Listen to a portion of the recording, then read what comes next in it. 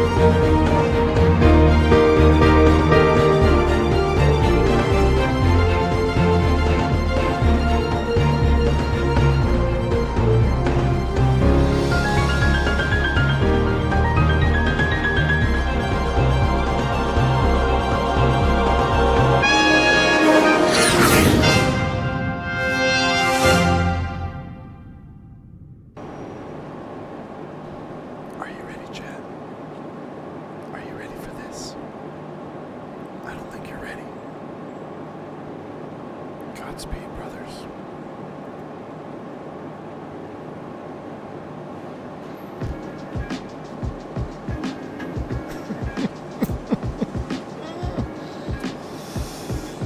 Ladies and gentlemen, welcome in. I got to turn down the sim a little bit here because it's pretty loud on my headphones here. Wow. Welcome back to the channel. Welcome to an X-Plane 12 beta stream. Yeah, you heard it here first. X-Plane 12 beta V1 sim. We're flying it tonight. So, I've got a lot of thoughts. I've got a lot of things I want to say. I also just want to reiterate, regardless of what you see visually with this simulator, the Felis 747 is probably the best 747 that I've flown with on a flight simulator. The Felis, as far as the systems go and the way it's just run, just the vibe. When you get in the Felis 747, there's a vibe, and you just get engrossed in the simulation. It is a fantastic add-on. However, we're still in X-Plane 12, and we're going to see the beta. We're going to see the new lighting. There's a lot of improvement here. I mean, come on, this isn't the worst I've seen. I mean, come on now. Look. We got reflections. We got puddles. We got Vareg Brasil. We are on Iveo Premium. We got an Air India triple over there. We've got anti-aliasing everywhere. So if you like that kind of thing, this stream is going to be for you. So listen, it's going to be fun. We're doing a semi-long haul. We're going to watch Green Dot in cruise, and it's going to be the Avianca one where they run out of fuel. It's an incredible thing that we can learn, and we can spend the majority of our cruise watching a Green Dot video, which is going to be much better graphics than looking out the window of X-Plane 12. But ironically, the Green Dot video is in X-Plane 12, so it'll be fun. We'll see. I think it's going to be a fun one. I did see the flock of birds over there. There's a cyclone of birds that has been hovering above the field, and I don't know what to do with it. So yeah, hopefully they're not in our way when we taxi out. Now, there is some controllers. There's center online, which is scary because we got to fly this thing online with the center controller, and I don't know what we're going to do. And this is a long flight. I don't want to take all day, so we're going to try to set it up relatively quickly and get airborne and just kind of enjoy and see what the sim has in store for us. So here we go. Cheers. Anti-licing, yeah. You all have clearances already. Well, that's great. You've all been on the ground since 2 o'clock or 1 o'clock. I have not been. So let's figure out how to get into the cockpit. Here we go. Into the cockpit we shall go. Welcome to the world of pitch black cockpits, ladies and gentlemen. So let's go ahead.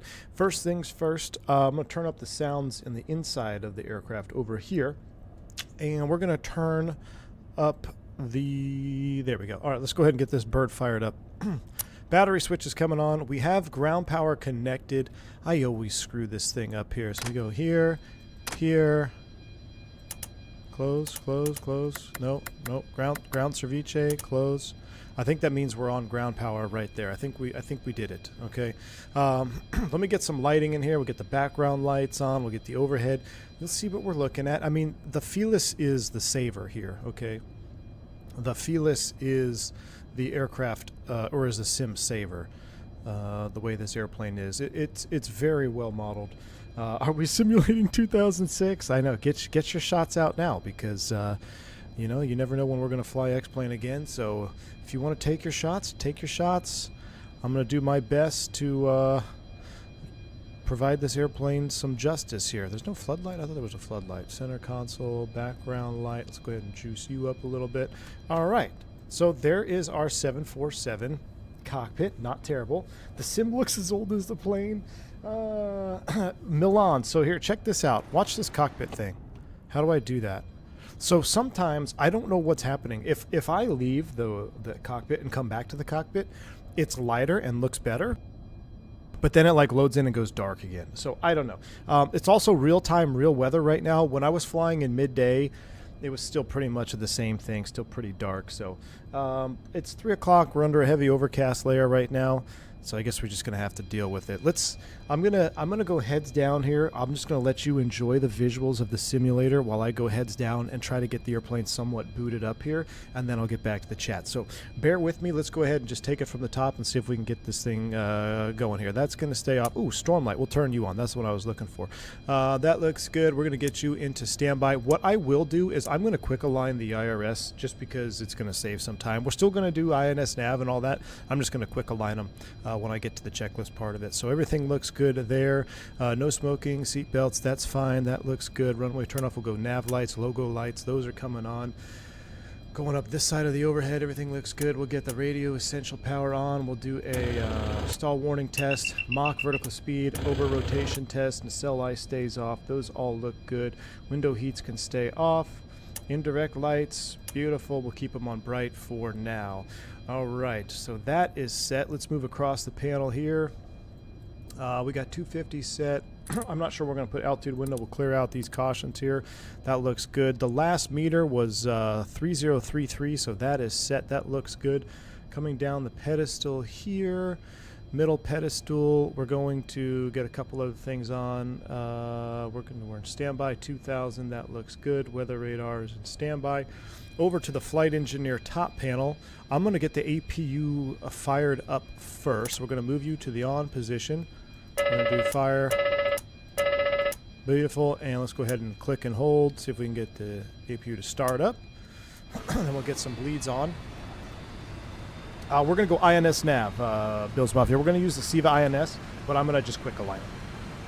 I'm running, are you running this on your TRS 80 10K? I've got the settings pretty much maxed out. I've turned them down a little bit though. They're all on high, not ultra, because I can't run the sim on ultra with my AMD card. My Intel card definitely ran the sim a little bit harder. Now I don't know if that's a beta thing or not, because I never did try my Intel card on the beta, but yeah. It is what it is. Why does it look grainy? That's the aliasing, and I don't know how to fix that, if it can never be fixed. It's just, it's the sim, because inside the airplane, you don't really see it that much, but it's outside, the water effects really get it grainy looking. Okay, so let's go APU air on. APU EGT is stabilized. We're up to speed. So coming down the electrical panel here, I'm going to kind of make S-turns. We'll go ahead and go galley power. We'll turn those on. Those are good. Galley chiller, those stay off. Galley lav fan, we'll put you in auto. We'll put DC meters on APU bat. Normal standby power, that looks good. Let's go ahead and get the Gasper fans on and the supply vent fans on. Let's go packs, half, half, half. Bleeds, come open. No, we're going to close the bleeds for right now. I'm trying to remember. We'll do half. Isolation valves open. That looks good. Fuel totalizers, we're going to get to that here in a minute. Coming across the panel. Squib left, squib right. That looks good. I thought there was a way to check all those. We're going to skip those tests. That looks good. We're at auto pack controls. Wonderful. Low pressure. Trying to remember here. Auto. I'm not getting any APU bleed air. What did I screw up here? There we go. Isolation. That's why. There we go. Wrong direction. Now I've got some hydraulic pressure there. That looks good. Coming around the panel. Coming down here. Fuel totalizer. We already looked at that. Okay, so we're pretty much in a okay state for right now. So let's go over here.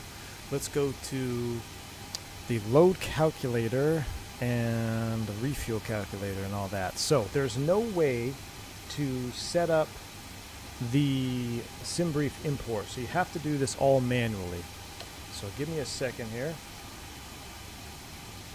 Let me get our actual fuel, look at the PDF file here. I forgot to put the PDF in, so I gotta scroll down here. Yeah, there's something like GSX. It's called Better Pushback, I believe, and that's what we have installed. That's what these little icons are on the left-hand side. Gate fuel calls for 124, but we're actually going to put in more than that. We're going to put in 140. We're going to do 140,000. We'll do a little bit more, 145, because the SimBrief fuel doesn't calculate it correctly. So we're going to go 145. That means we need to drain 40,000. Let's just do an instant refuel on that right there, since technically we would have been pumped up over that. We had to drain some fuel out. So we got 145,000 pounds on board on the fuel. That looks good. Payload, this is where we're going to load in our payload information. So let's see, according to SimBrief, we had 336 passengers. I wonder how long this would take to load. Can I turn down the background and up my mic? Well, I'm looking over here to read this. Give me a second. It'll be fine. It'll be fine. It's just because I'm looking over here to read. The X-Plane volume is too loud, though. I can turn that down. I can turn it down to like here. I can turn X-Plane down. I might turn off that fan because that fan is pretty loud. All right, 336 people. Cargo payload 73,000 pounds. So we're going to do 73,000 pounds. New CG 25.3. Everything looks good here. Let's do... How long does it take to board it? Board and load. I'm going to do it semi-real time. So cargo is loading. All right, INS, I'm going to do quick align, and then we're going to get into the waypoint loading right now. So, with that all said and done, I need to come back over here, and I need to get my nav log set up. So give me a second. I should have, what I should have done is put this in the sim. I totally forgot to do that again. So we could just look at it together.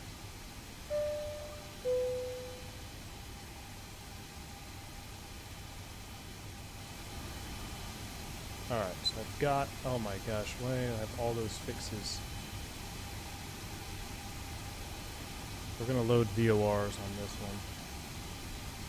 I don't want the sandbar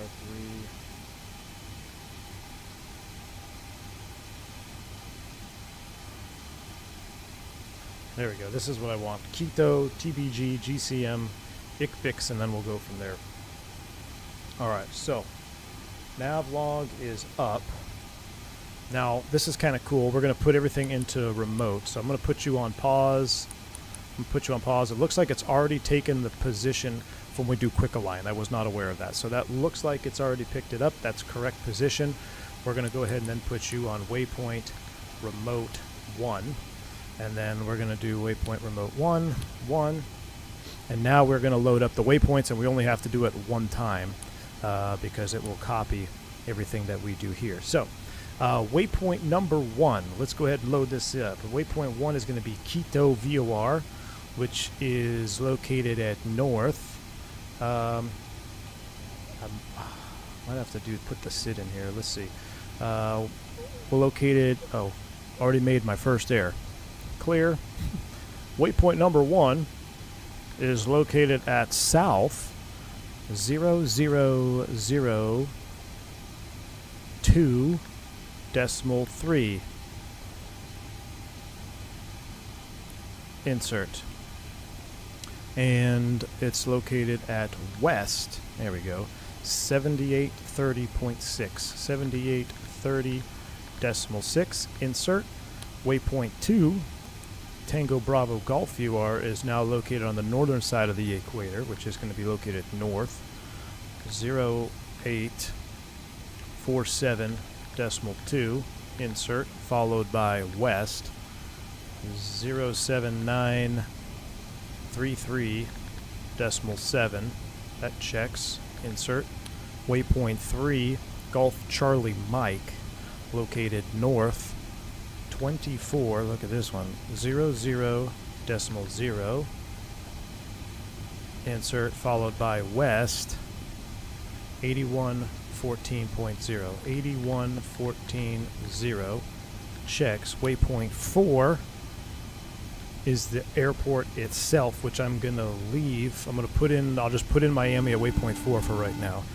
That's direct to Miami. We're going to have to change this in flight, but that's okay. This is going to get us going where we need to be going. So Miami Airport waypoint 4 is located at north 2547.7. Insert. West 08017.4. Insert. Boom. Looking good. All right, distance time. We'll go ahead and turn off the remotes. Remotes. I'll put you on the wind down there.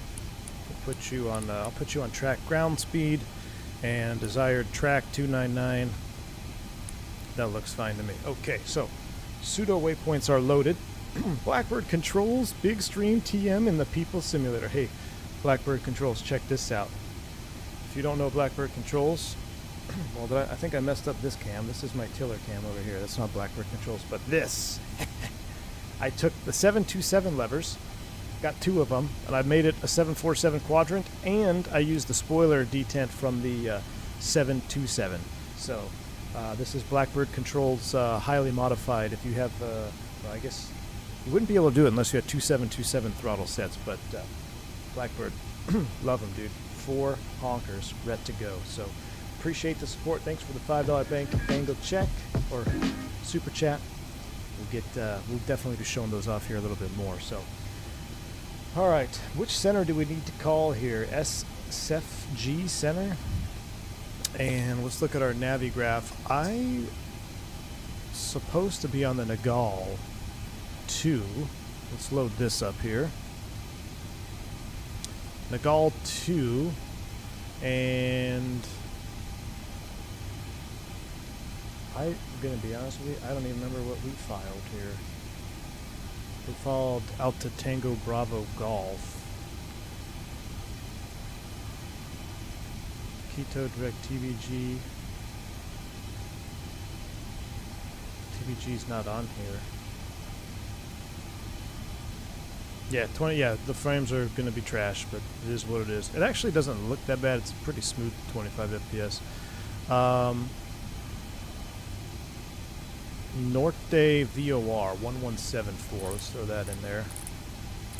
1174. Norte, and that should take us on our way out, hopefully. Where's QIT?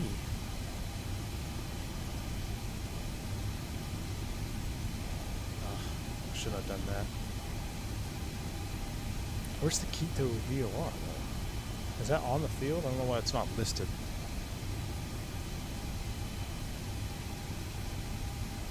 I'm not sure why it's not listed, but the Quito VOR is approximately 303 at 11, and that's 1153.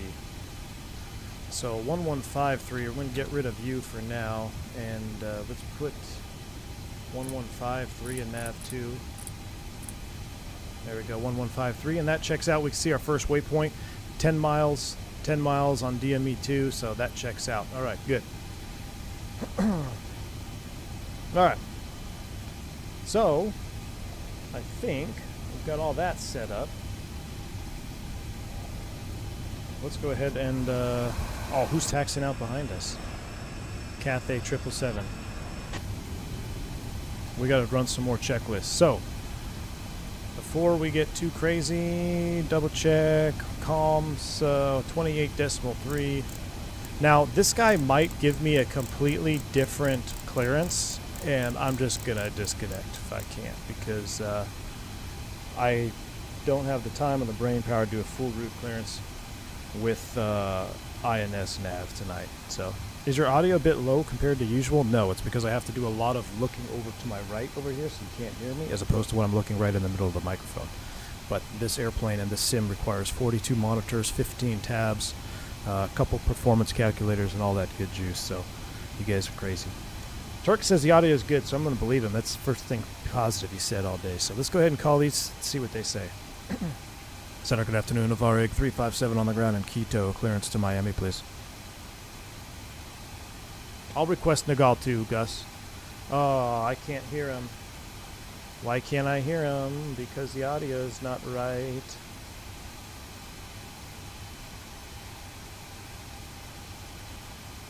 Oh, come on. Why can't I hear him?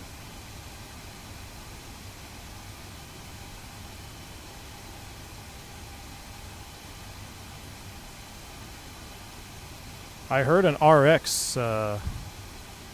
Hold on, let me try this. Come up on 22.8. Can I get a radio check? 22.8.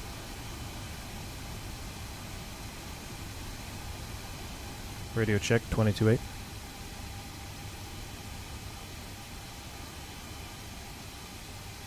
The HF1 is up.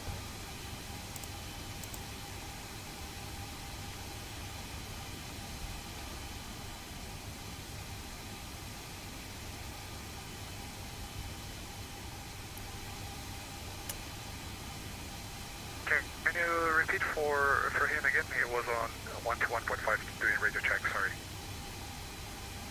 Okay, now I can hear him. Why is my audio... 357, copy, clearance clear to Miami and 5, initial climb 17,000, expect level final 340, Nagal T, departure, runway 26, squawk code 1504.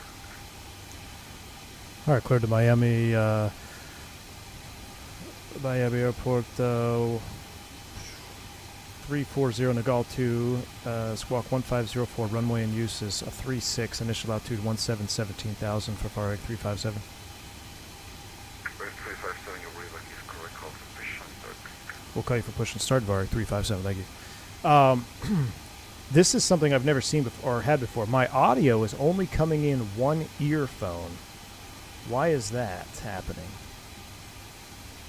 Split audio output channels. I'm going to turn that off. Maybe that was why. Okay. Let's squawk 1504. Thank you for the clearance there. As filed. This adds a whole nother level of stress that I was not prepared for today. But it's about to get real fun, so hang tight, chat. 1504, we're standby squawk. Put that in standby. That looks good. We do have packs on, right? Yeah, the packs are on. Let's run some checklists here. One earphone, that's just the Boeing experience. Okay, real quick. Load calculator. Nope. Payload. How are we looking? Are we done? 332, 333, 336. Done. All right, we are boarded. Let's go to performance calculator. I'm going to go data sheet from the sim, weather from the sim. We have wet numbers, where it looks like we're doing a flaps 10. We'll set our speed bugs. It's going to be 32, 54, 64, flaps 10, 26% Mac. Stab trim units is going to be 4.6. Okay, now let's run our before start checklist. This right here, ladies and gentlemen, if you haven't seen this before, this is the most exciting part of this airplane. When I said when you get in this airplane, it's a vibe, this is what I mean. Like getting in here and going through the setup and then running these checklists, you are engrossed by a simulation, not just an airplane. So let's go ahead and run this from the top. Before start checklist, please. Gear lever and lights. Approach to the holding Down and check. point of runway. I gotta mute Brakes. the mic for a little bit. Parked. Start levers. Off. Radios. On and check. Flight control hydraulic power. On. INS. Check and nav. Compasses. Slaved. Window heat. Damn. My bad. Forgot On. my flow. Seatbelts and no smoking. On. Emergency lights. Hold on. What? I forgot those? Yeah, I did. Armed. Right in front of my face. Exterior lights. Check. Flight instruments. Check. Altimeters and clocks.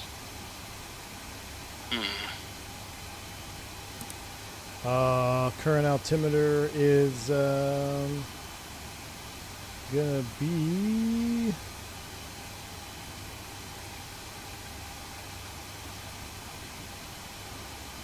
it doesn't tell me what the METAR is.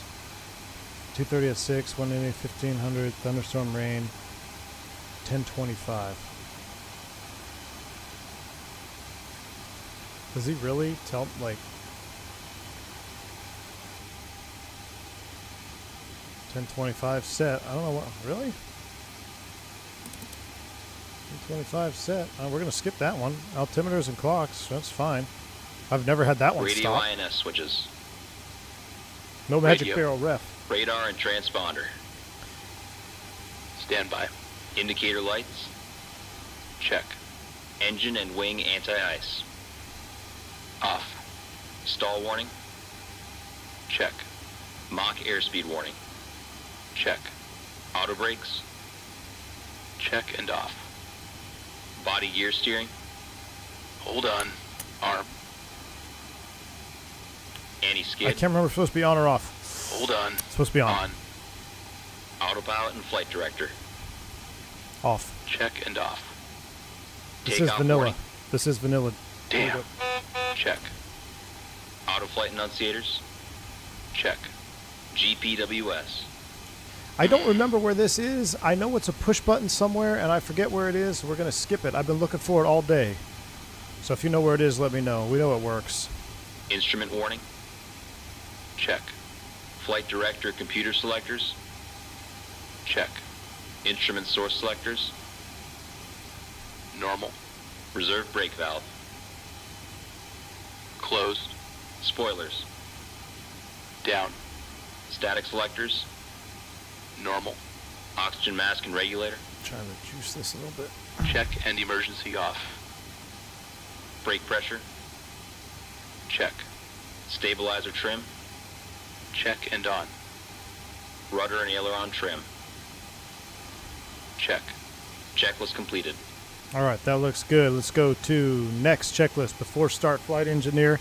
So flight engineer panel, we're going to go ahead and run through this one here. Battery on.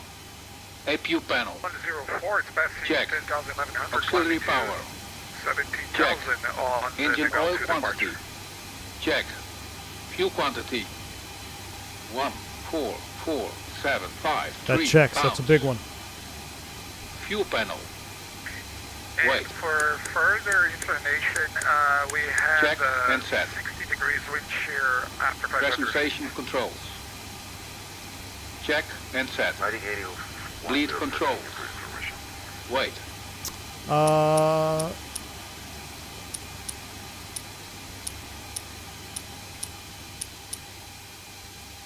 No. 1, 2.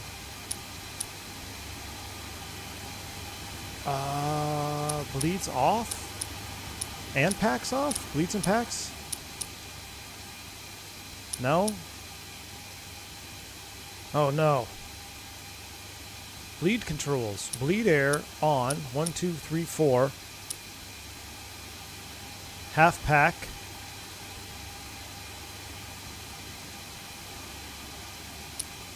Packs are off. Oh. No?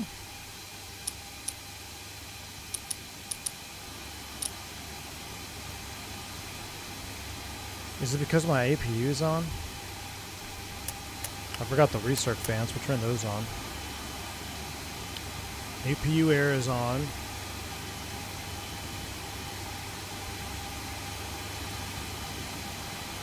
The pack valves are closed. Why are they closed?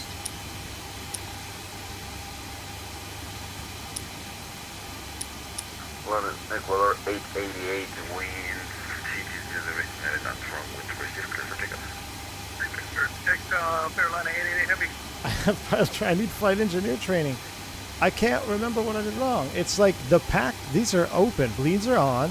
Pack valves are open.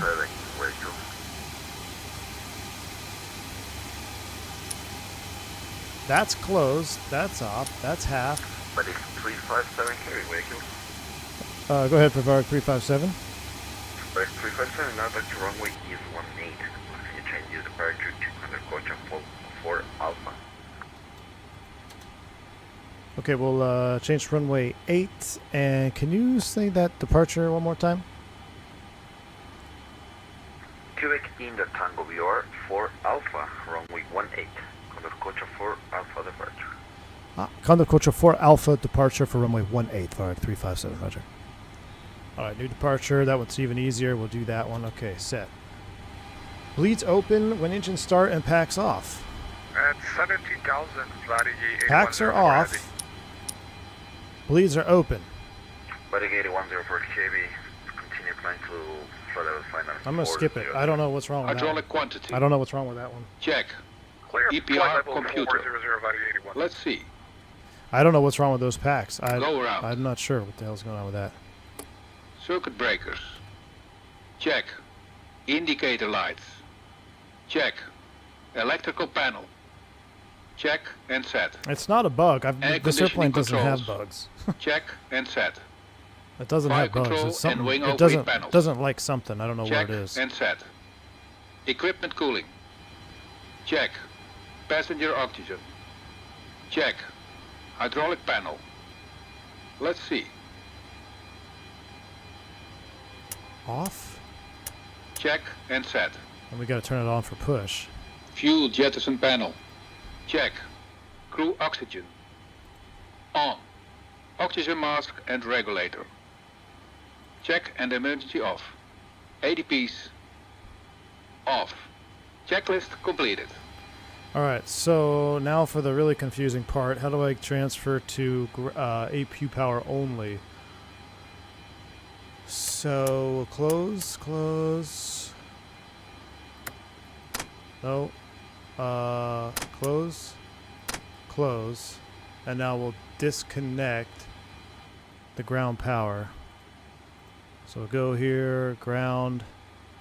Remove Cockpit to ground. chocks. Remove the chocks. Disconnect. Cockpit disconnect. to ground. Disconnect ground power. The bleed valve has to stay open to receive bleed air from the Chocks APU to removed. start. Ground power disconnected. And I'm pretty sure I can run one pack, so I don't know what this flight engineer is all freaking out about. Alright. We're pulling all that back. Let's go back to checklist. Pack control auto man. Did I mess that up? Pack control... Nope, they're all in auto. Maybe he wanted the gaspers on? Did he want the gasper fan on? Maybe. I don't know. We'll figure it out here. Next checklist. So that leaves us for after start. So this is where it gets spicy. We have to figure out how to push back and start here. So Shift G. Attach jetway. Call the tug. Cockpit. Please, show me where you want to go. That looks fine to me. Ground to cockpit. Tau is driving up. Now set our Varig 357 heavy ready if request push and start gate 12.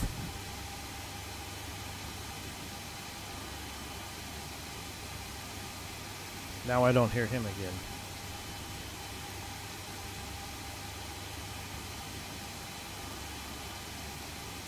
I can see the transmit light, but I got no audio for Varig 357.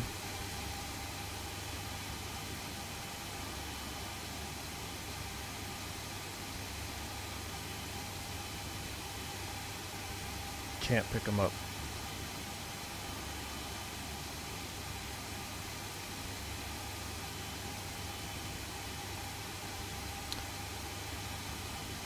Okay, all doors and hatches are closed. Ready to connect.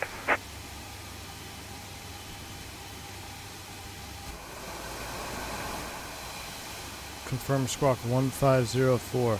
Why did it reset my squawk? That is that's new. 1504. 1504. We're still on VHF1. We're on 28.3. Yeah, I don't know why I can't pick him up on audio. I might just disconnect until we get airborne.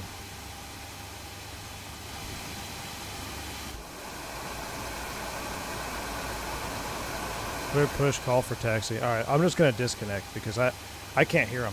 So, see, look, cockpit's not Tau dark. connected. Now watch what bypass being happens. inserted. Boom, Release done. parking brake. I don't know what's going on with that. I don't know if it's supposed to be that way or not, but Parking brake released. brakes release.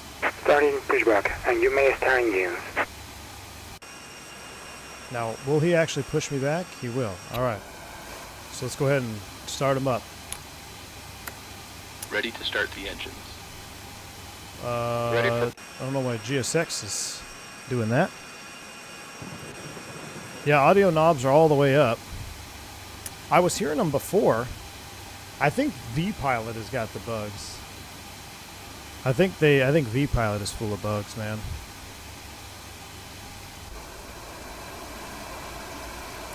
Alright, here we go. Ready to start. Start valve open. Starting engine 4. Start valve open. I disconnected Vodka because I can't hear him. Could you guys hear me talking?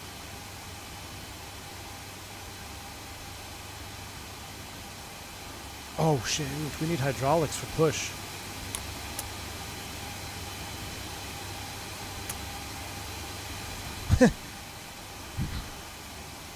Yeah, see, I don't know why you guys can hear me and I couldn't hear him.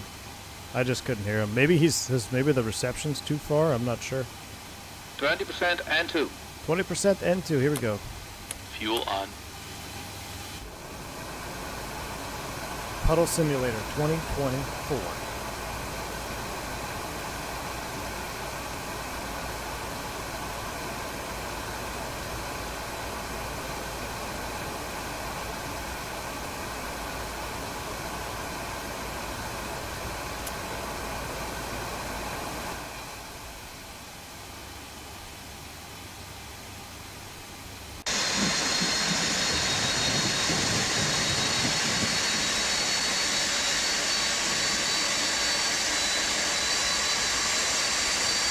Why does it look like I'm sloped? Doesn't it look like this on a hill?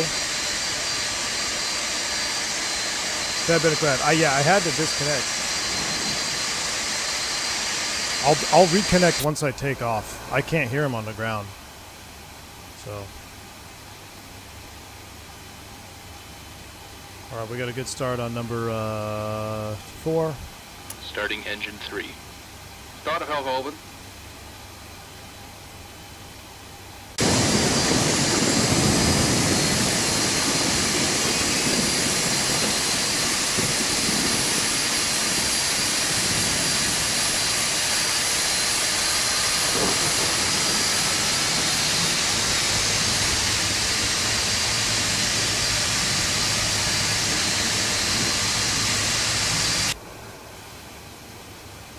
Operation complete.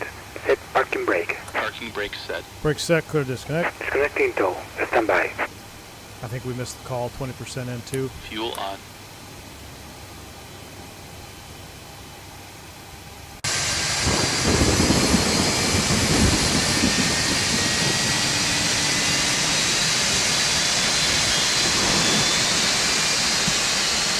Captain McGee, thanks for $50 super chat. My eyes. The best X-Plane has to offer right here, Captain McGee. Y'all voted for it, so here we go. Oh, look at that lightning straight out of FS9. Love it. Love it. Number 2, here we go. Starting engine 2. Engine stabilized. Start of valve open. Tower is disconnected and bypass pin has been removed. And signal on the right. We'll see you next time and have a safe flight.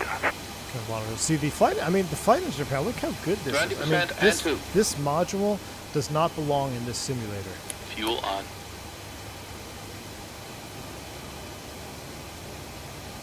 Lights up. I'm gonna try reconnecting.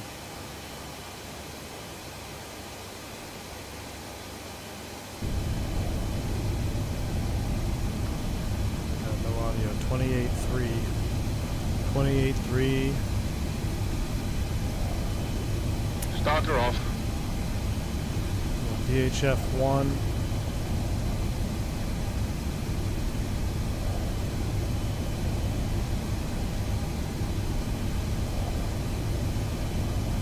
Engine stabilized.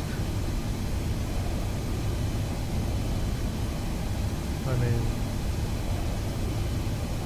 radio check.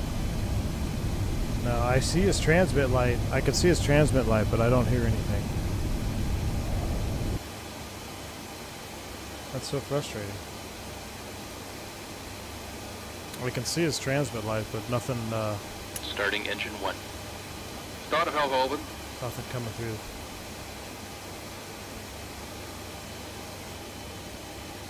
No, Errol, this is real weather and real time. What are the wipers? 20% and 2. Fuel on. Look at that, chat. Lights up. Alexander, can you imagine a 7.4 in Goat Sim 2024? This is the Felis developer. Felis 747 Classic and X-Plane 12.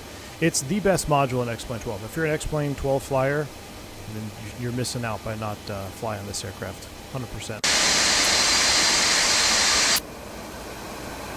It does have an FMS version, I believe. Yeah, you can toggle it. That's going to drive me nuts, though. So after engine start... Engine stabilized. Engine stabilized. We'll go back to normal. Leave those off for after start. That's coming on. That's coming on. Let's go over to flight engineer panel over here. Electrical close, close, close, close. Close you. APU bleed air off and stop. That's coming down. That looks good.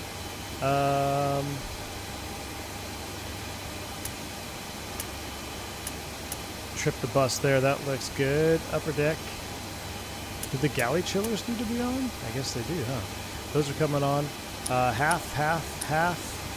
On the packs, that looks good. And we're going to go to auto, auto, auto, electric, off, and in auto. That all looks good, and I think those pressure lights stay on. Fuel 0. Let's go ahead and run after start checklist. After start checklist. Flight recorder. On. Start switches. Off. Beacon lights. On. Brake pressure. Check. Start levers. Idle detents. Engine and the ice. Off. Oh, our anti-skid light. Electrical panel. Check. Pack valves. Open. Dual warning lights. Out. Hydraulic panel. Check. Flight recorder. On. See one in the house. Start checklist completed.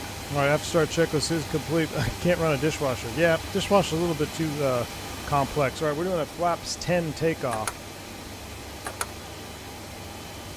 Flaps 5. Flaps 10 selected.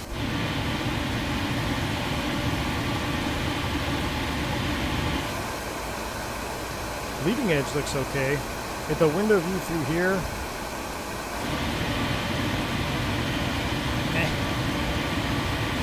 Check the V-pilot, reset, not reset audio. Yeah, I did. It looks normal. Maybe I should just shut it off and reboot V-pilot.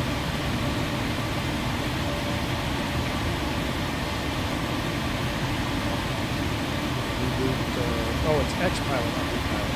X-pilot, X-pilot. Reboot it.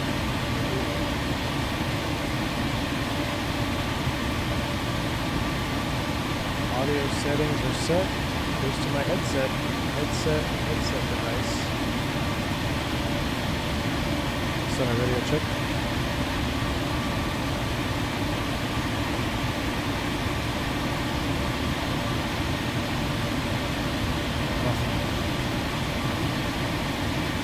I see his transmit light on. Oh, wait a second. Oh, try one more time. Center radio check. Varg 357. Nope. I thought if I clicked the headset button it would make it work, but nope, it doesn't make it work either. Nope. I got nothing. Why can't I have... Why does this have to happen right now? This is why I hate X-Plane. So dumb, man.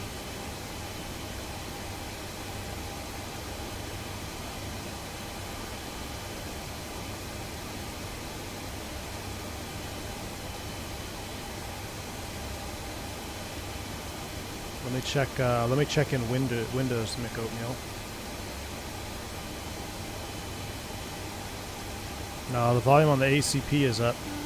Aha, I think this is it right here. Windows reset the audio. Okay, we reset our Windows audio. How about now, Varg 357 radio check? Flight 357, create a flight advisor. Ah, Varg 357 Roger, we got you now. We apologize for that. We had some audio issues. We push back and start. We're 1504 on the squawk, ready for taxi. Break 357, take taxi, holding point runway 36 by Juliet, version 1118, Juliet Alpha, complicated.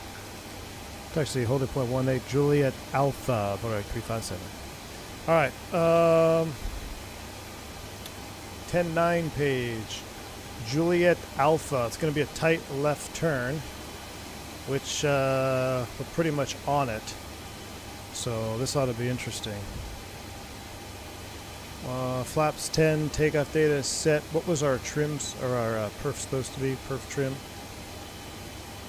Supposed to be 4.6. 4.6. Alright. Parking brake released. Let's go.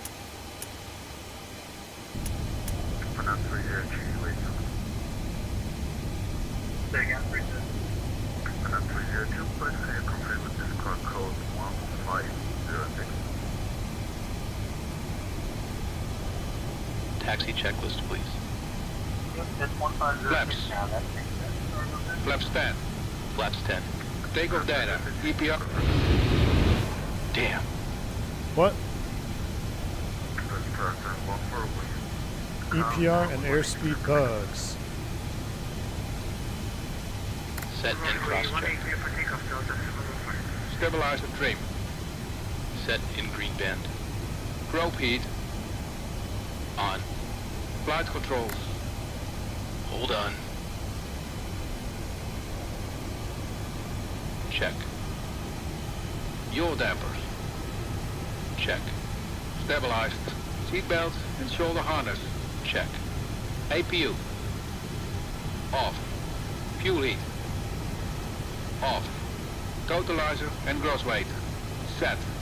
Flight engineer and pilot panels. Check. Aft cargo heat. I don't know where that Wait. is. Skipping that one. Seatbelt and shoulder harness. Been looking for the aft cargo heat for Taxi checklist 6 hours. completed. Alright, taxi checklist is complete. That leads us to before takeoff.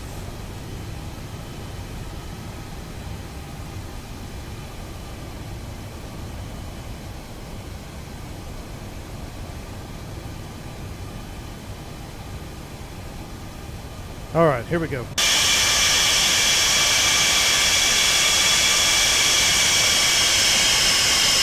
Oh. Almost took out some taxi lights there trying to get to our flyby cam. Who misses flyby cam?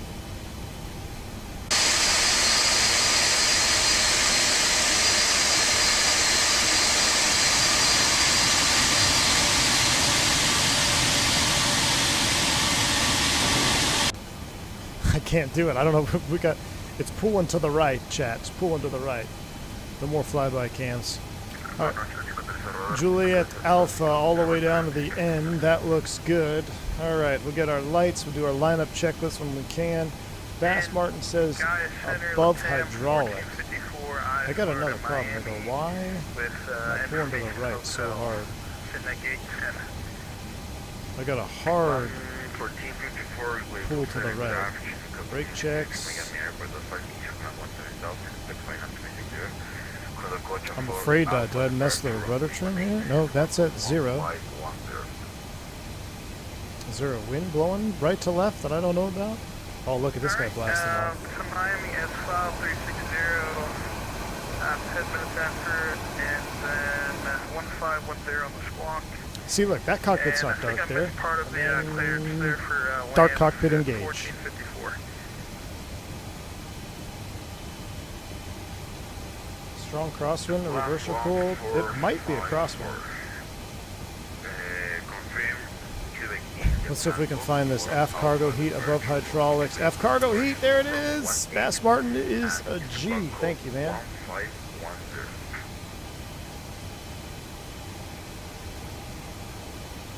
Alright, return to Quebec, India Tango 4 Alpha departure. Andre, I don't know. It does that all the time, man. It'll go to light cockpit and then it'll go to dark cockpit again. So I don't know why.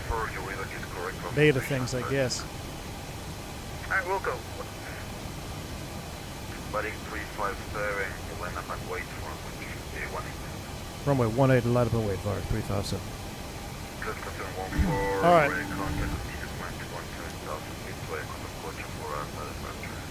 What is this? A right turn after takeoff.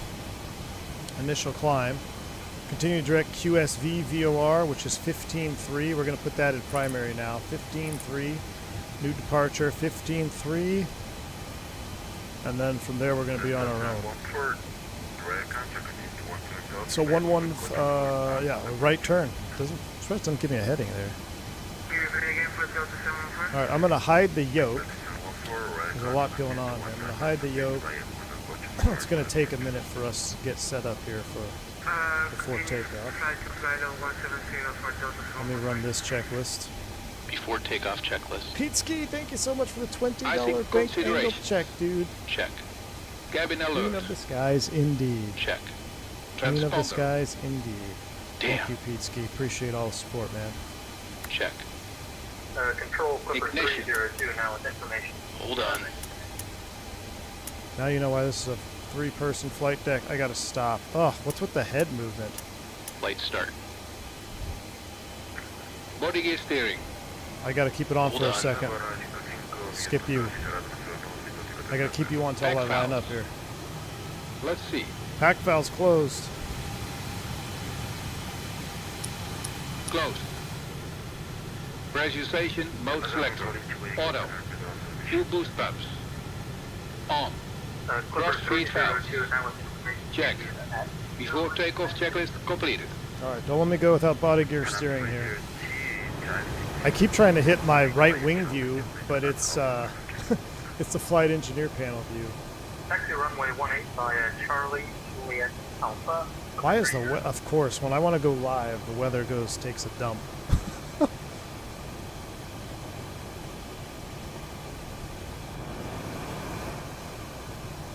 Alright, right there. Body gear steering confirms off. Wipers are stowed. Heading. It's going to be a right turn, climbing right turn. Let's call it 300. 357.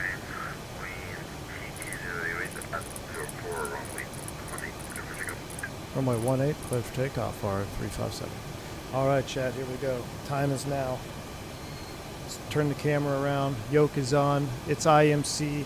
Is there weather radar in this? Can I turn weather radar on? Does it work? Normal? I'm not sure where it would even populate. Down here? I don't know. Let's go. Spool them up, chat.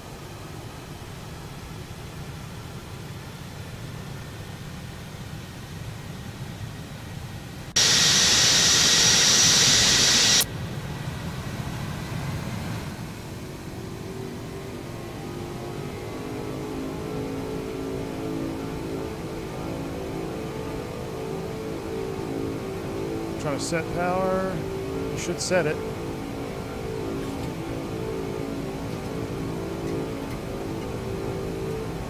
Cross set. All right, here we go, baby.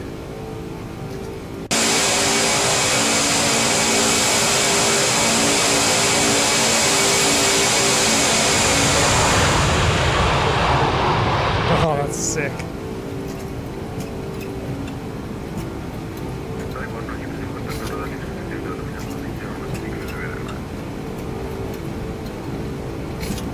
Bump in the runway here.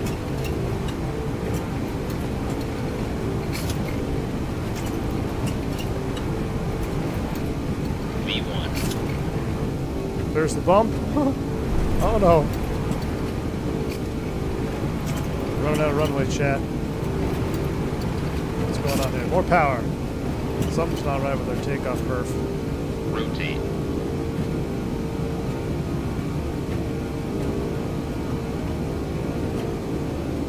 Golly. Positive rate.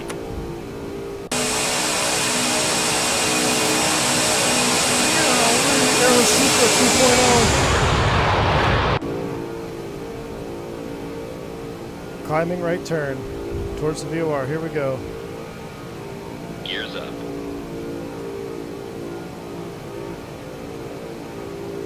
Straight IMC. Did not want this. Oh, Jesus. Pull up. That doesn't look good. Pull up. Pull up. That doesn't sound good, chat. We might this might be the end of it all, chat. Anybody see any goats out there? I see trees. Oh, Jesus. This is not good, chat. This is not good. I'm scared, chat. I'm scared. I'm not prepared for this. I'm not typed. I'm not typed on this aircraft, chat. I'm scared. There's thrust reduction. Terrain. I don't like the sound of that. Chat. I'm scared. Second, Empire 357.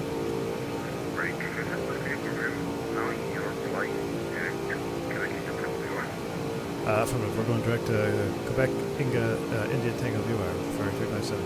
Oh, chat. We're supposed to.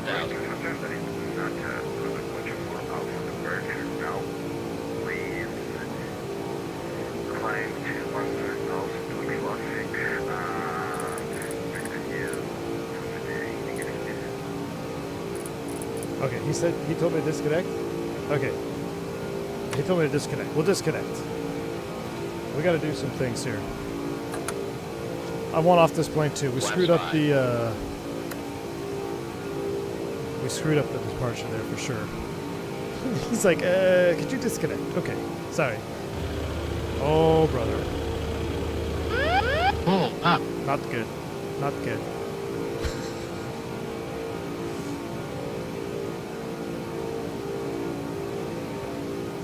We might have been too heavy for this takeoff.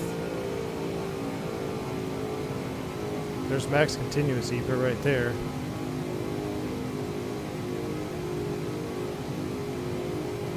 Why are we hard IMC on this, man? What is going on? That sucks. I was not wanting to do that today.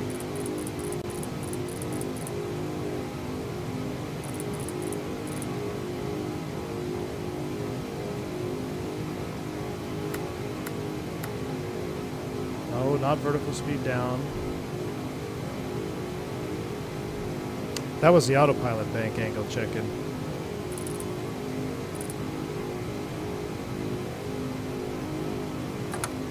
Now we clean it up here slowly. Flaps 1. 500 feet per minute. Let's dial down this vertical speed. Why is the hold on. Icing joins the chat. Don't tell me that.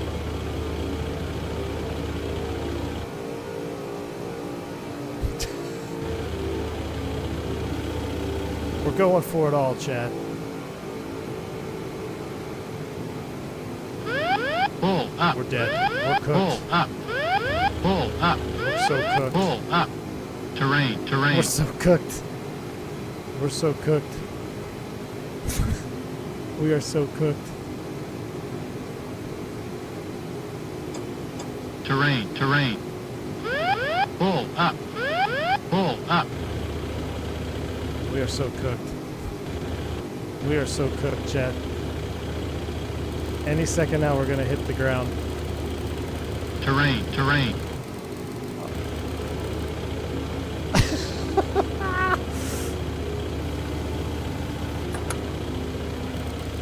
Flaps 5.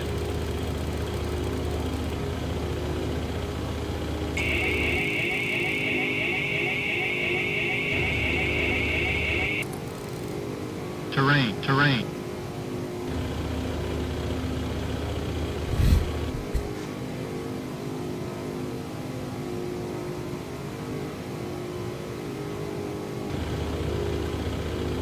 I am right in the shaker at flaps 5 here. It's all we got.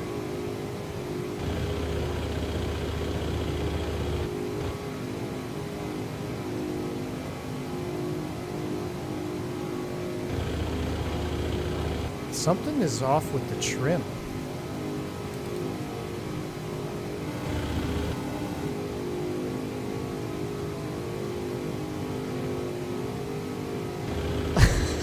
We're not. Oh no, Flight Deck, the Sim's here. We're gonna hang on to it. We're hanging on to it, man. We're climbing away from this here. We're gonna be fine. Don't. The density altitude just must be. We just must be way too heavy for this departure. Either that or we've iced up. I'm trying to just maintain 13,000 here and speed up a little bit.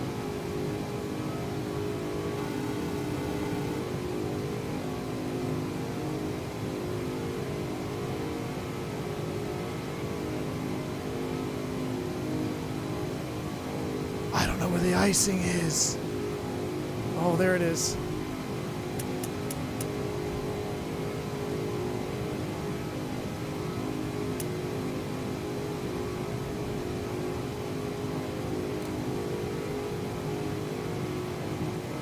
Okay, now we're getting somewhere.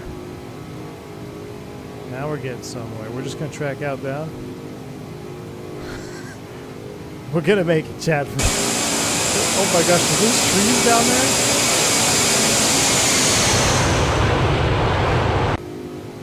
Oh my goodness. Oh my gosh. Something is like, look, we are so like just not ready for this here. Decompression. Oh, our packs aren't on. I'm sure that'll help our performance. We're gonna lower the nose, we're gonna speed up anyway.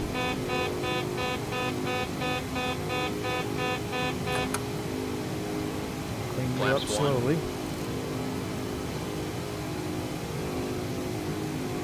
Packs were off. We must have just been too heavy. We must have just been too heavy for that takeoff, even though we got perf data for it.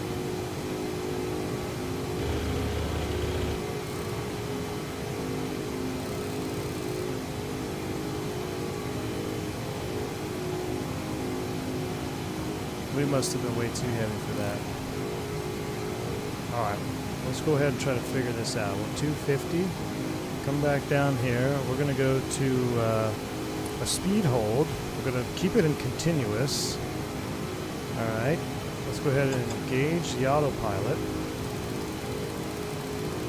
Autopilot speed. Auto throttle thrust. Push to reset.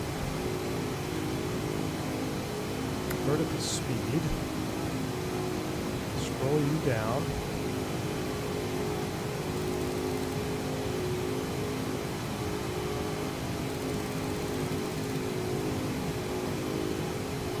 Clean up the rest of the airplane here. Flaps up.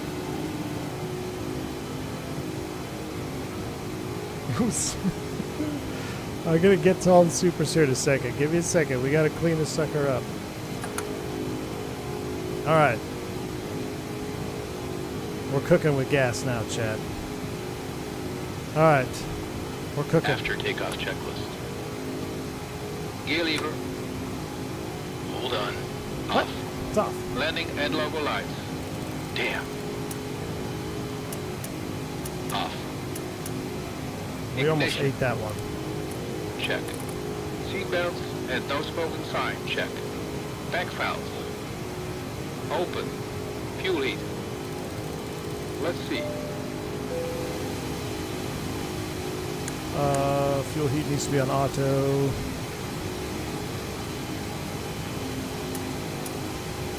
Auto. Off the takeoff checklist completed. Alright. Waypoint change 03 insert. INS. Desired track 354. Course line 354. Let's go. We're on our way. My goodness. Are we shakering again? We're on the shaker again. You know what? I know what it is. I bet you it doesn't like playing with my force feedback yoke. Down to level up. What? Oh my gosh. I can't. I gotta reinitialize, reconnect. I can't see the screen when I'm bringing up my yoke. Stall recovery. Lower the nose. Roll wings level. We're locked.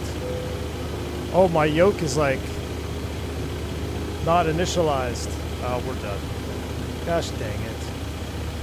The note it's not initializing an X-plane. 10,000. We're done. We're cooked. Oh, now it decides to Pull up. Pull up. Pull up. Pull up. Pull up. Pull up. Too low. Terrain.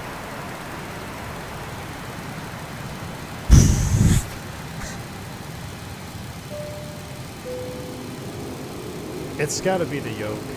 It doesn't play nice with the yoke. It doesn't play nice with the yoke. 10,000.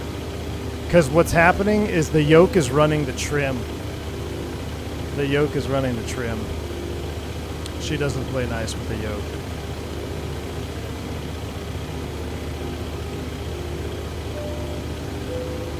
We're going to eat it here again.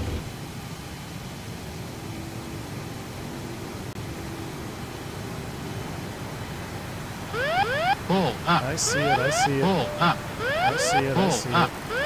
Pull up. Pull up. Pull up. Pull up. Pull up. Too low. Terrain.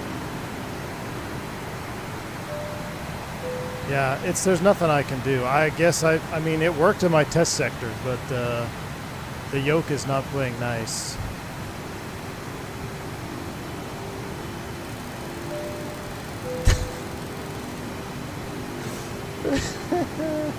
Felis Leopard is here, my man. Most amazing airplane and X-plane we had. It's not a Felis problem. It's a yoke. It's just X-plane doesn't play nice with the Brunner yoke. I think I got it semi-stabilized now. Let's try this. No, see. Actually, let's try heading. I'm diagnosing flight control issues here that are not Felis problems. I see mountains on the horizon, though. I don't like that. See, when I go to heading mode... Okay, now it's accepting it. That's good.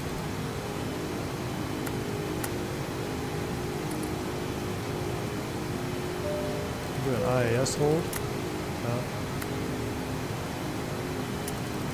Auto throttle speed 250.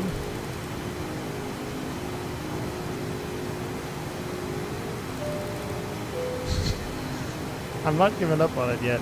I'm so mad. Oh, I'm so mad at this airplane now. Not the airplane. I'm just... It worked fine in testing.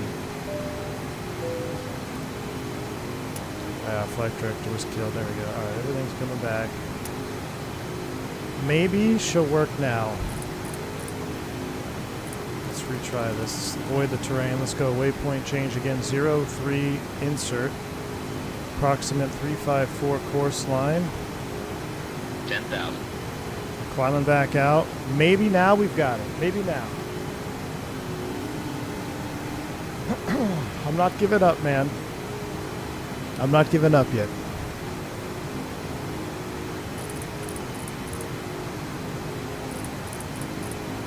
Let's give it some...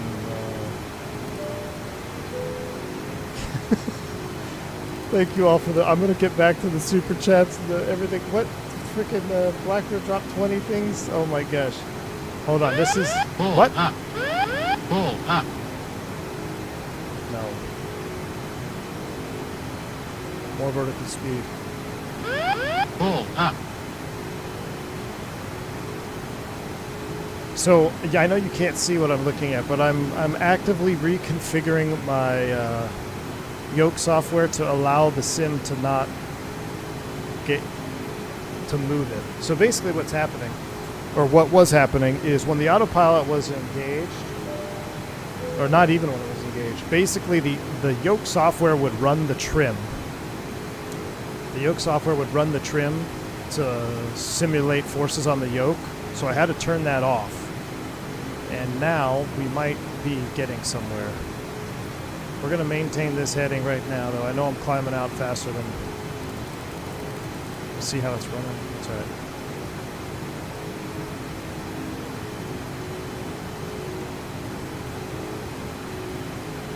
All right.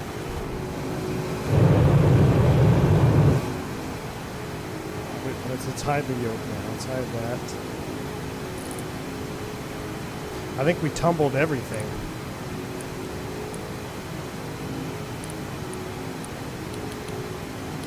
Waypoint 4 was the airport, right? Waypoint 3. Waypoint change. 04. Insert. Desired track 356. 1,500 miles. We're going to make this heading 356. 356.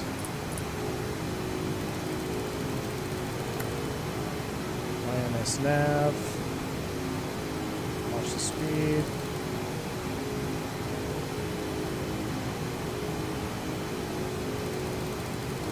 Speed down. Let's do like 500 feet per minute here.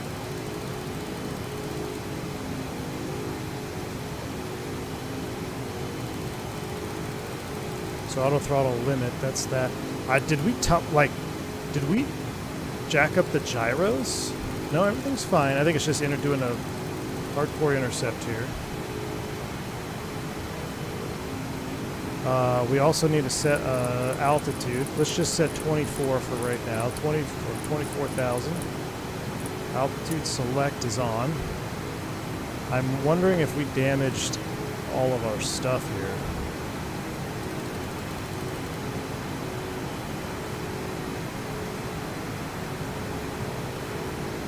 I don't like that it doesn't appear to grab the nav.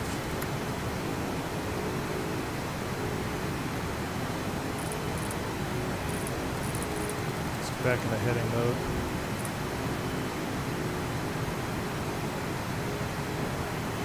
All right. Now, we're still in speed hold.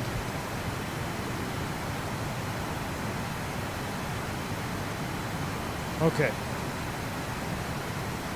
I'll do direct again in the INS, but I still don't. I'm gonna go back to waypoint 03. That should have been waypoint 02. Insert. That one's 352.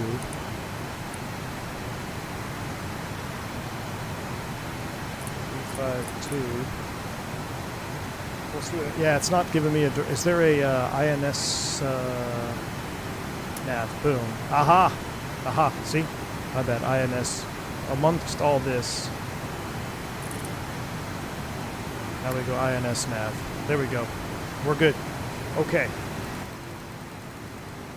Okay. I'm going to get to everything I missed. Enjoy X-Plane 12 beta breakout. My heart rate was pumping and also pissed off, though, because, like, I did 3 test flights. Everything was fine. It all got screwed up when vPilot reset my audio, and then, of course, it's freaking hard IMC departure. Like, come on, I didn't want to do that. And everything else going. Then the yoke thing causing issues. That's why we were stalling, is even though my yoke was feeling like it was neutral, it's kind of hard to explain without force feedback. It really wasn't, so it was demanding a full elevator deflection, even in the neutral position. That's what caused performance issues. Okay, plus AMD. I don't know how we didn't die. If you guys are still here, just hit the like button because we didn't die somehow. I'm scared to put this into IAS hold.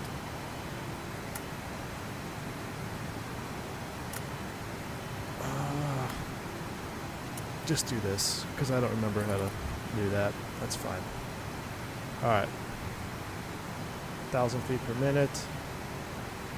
Okay. Flyby view. Of course, and then all I see is Flight Deck to Sim popping by the chat, dropping the popcorn emoji. Thanks, Flight Deck to Sim. I was at, oh look, we got rain above the clouds. I gotta love it. Can I pull up the map page to see what our flight? Look at this. Taking off in a freaking level 5 thunderstorm. We were supposed to go. I did the wrong departure. We were supposed to go QSV and then the right turn. So then he told me to disconnect. So we disconnected. We did a 180. Is there a way to see a vertical track? I don't think there's a way to see it. Is there like any way to do vertical track here? Oh my gosh. I can't. Let me get back and let me get back to what I missed. All right, we're climbing fine now. Let's bring this up here, 1,500 feet a minute. Let's climb, please. Press show on the ILS. Oh, but because I didn't have an approach selected, I guess it didn't show it because we weren't on an approach mode. I think if we were on an approach, it would have showed a vertical track here. That's all right. Okay.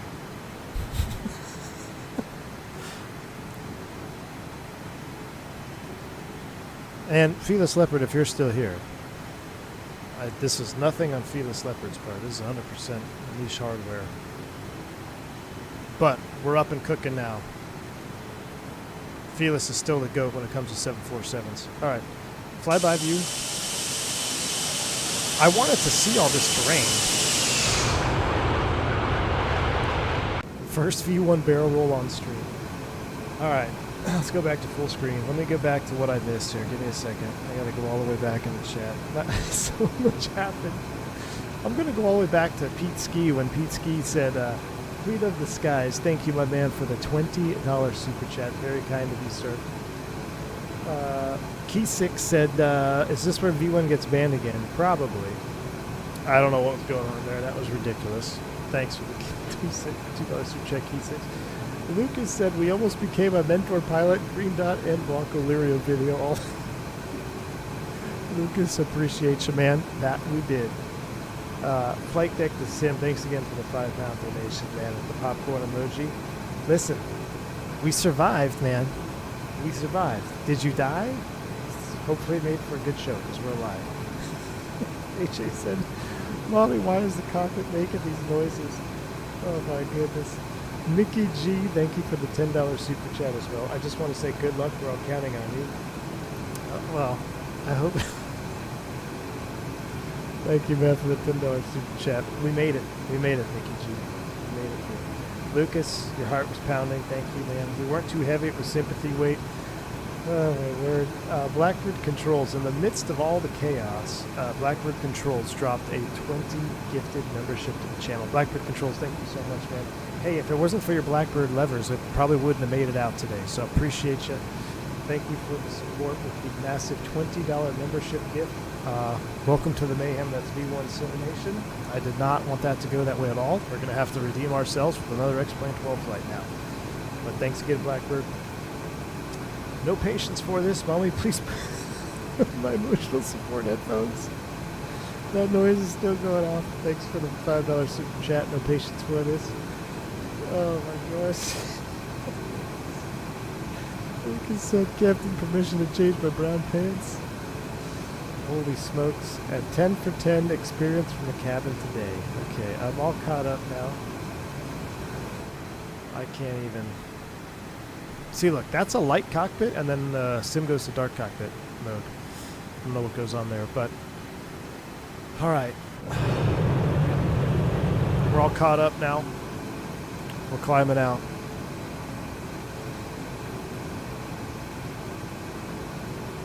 I think what I can do with force feedback yokes is to add an option to disable yoke input when the autopilot is engaged. Then it should not interfere with autopilot stuff, but still might receive yoke position, maybe not. Felis Leopard, you know what? That would be a wonderful option at the very least. I don't if it's I mean I don't know how much effort it would take to implement something like that. It may be a good option. I'm thinking with the software that I'm using right now, I think I fixed the problem just on my own software end with CLS to Sim. I'm going to have to do a redemption flight for sure and try again.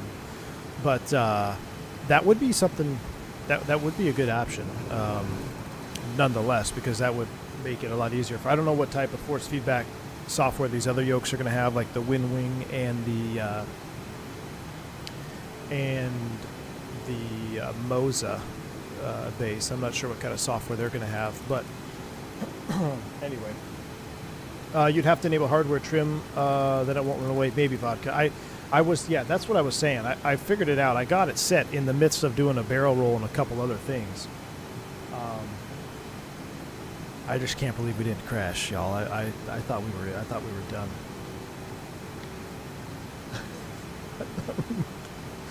I thought we were done, chat. Chief, we had some freaky turbulence out of Quito. I don't know. The FDR have gone funky. I don't know what these beat speeds are about. Dale, I don't know what we did there, man. We're going to level off here at 24,000 feet, and then I'm going to settle my brain back down, and we're going to figure out how to do a Mach hold climb. Felis says, yeah, at least the plane would still be flyable. Absolutely. Well, I mean, testament to Felis, your plane is still flying, dude. We rolled it. We stalled it. We did all kinds of things to it on that departure, and she's still flying. So we'll go ahead and turn the ice off. Those stay on. Oh my goodness. I'll turn off the engine and ice as well. We'll level off here at 24,000 feet, accelerate. Mach mode selects the Mach speed on its own and doesn't react to the speed you set on the MCP, if I recall. Yeah, so I remember there's some funky things here. So let's get back into it. So right now we've got a couple of mode options. We can do IIS. Well, that's going into outcell. That's why that just tripped over. Mach hold and IIS hold. So we'll come down here, and what we can do is we can select climb thrust Mach. All right, and now after we level, I will attempt to Mach hold climb here. IIS on the MCP can only be selected when EPR mode is selected on the lower pedestal. That's correct. Maybe I should just do an EPR climb out, and it will respect the IIS mode, right? Because it's kind of backwards.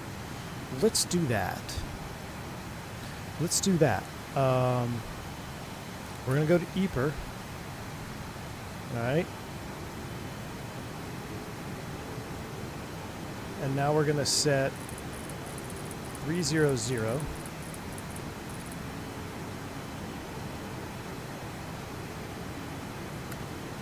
IAS hold. And up we go. And now she'll pitch to maintain about this at 6.2 Mach or so right now. This really made me chuckle. I was going to try the 747 highball. You got to try it, dude. I'm telling you, that was a terrible.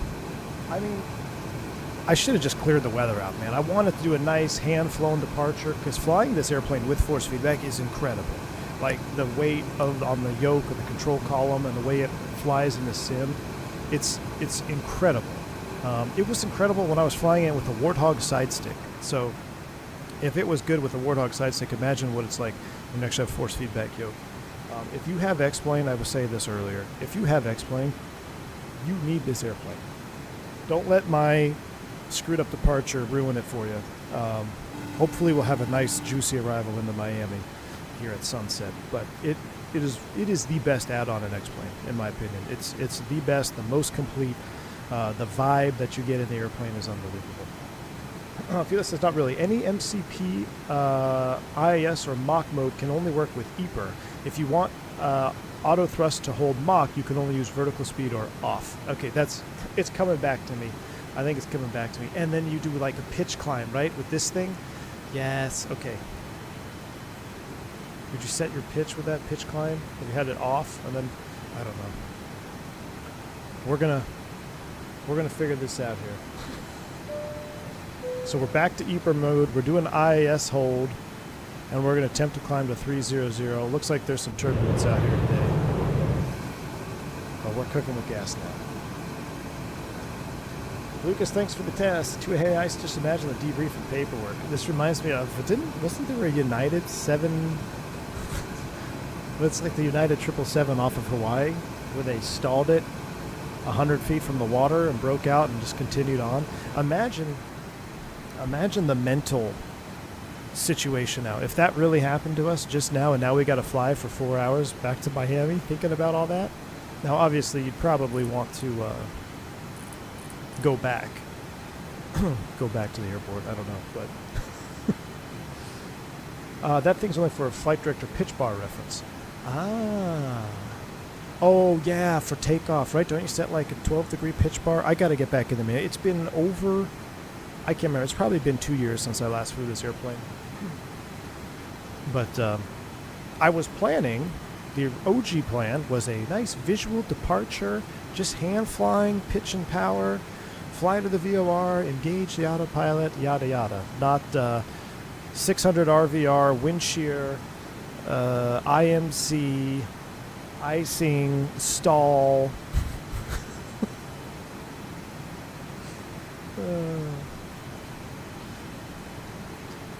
Alright. Is there a checklist we need to look at? No. Descent approach checklist. There we go. Performance calculation.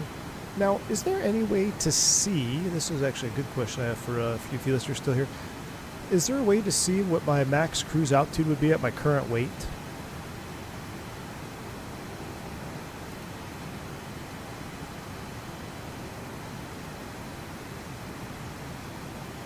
Desire 50350. Table on the flight engineer station. Oh, I totally forgot that this is... Look at this. Here we go. Here we go. So there's max weight. So yeah, max weight at 0.85 cruise thrust would be fine. Yeah, we could definitely get up in the 30s. That's max. Well, max cruise weight. What is max cruise weight though? I need the flight engineer to tell me what max cruise weight is. Right now our gross weight is 651. We're actually not that heavy, so we should be okay.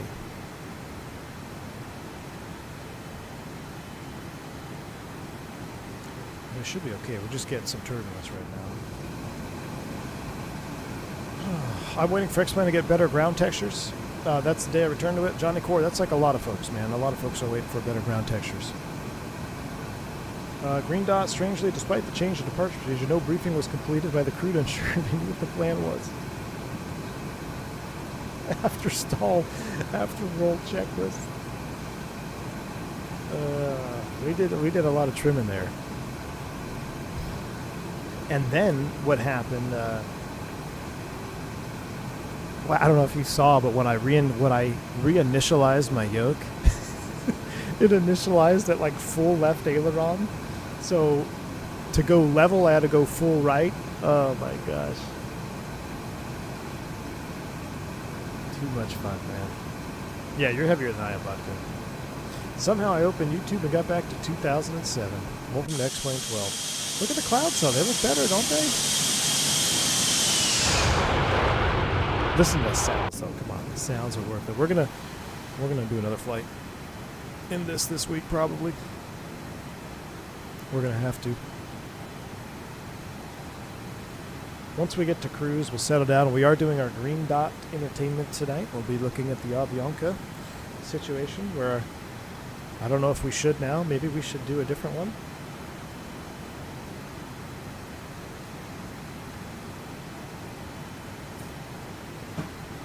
Oh my goodness. Turn off head shake. How do you do that? Is that in the settings?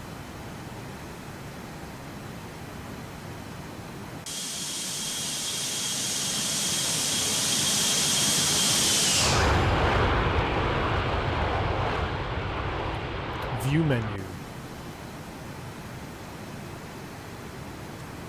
G loaded camera. This it right here, I'm assuming? Oh, AJ. AJ. Of all the trolling you do, it's the best thing you've done on this channel.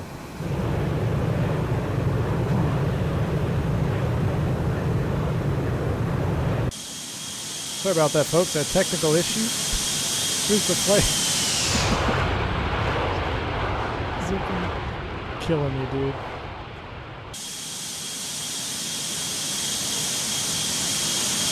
Look how beautiful that airplane is, though.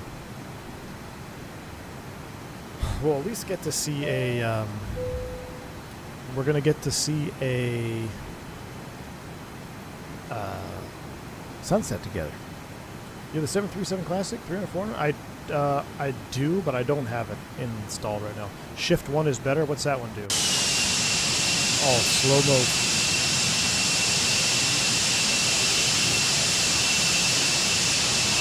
Gosh, I love that one. No shot at bringing this to Microsoft 2024, is it? It'd be my favorite add-on.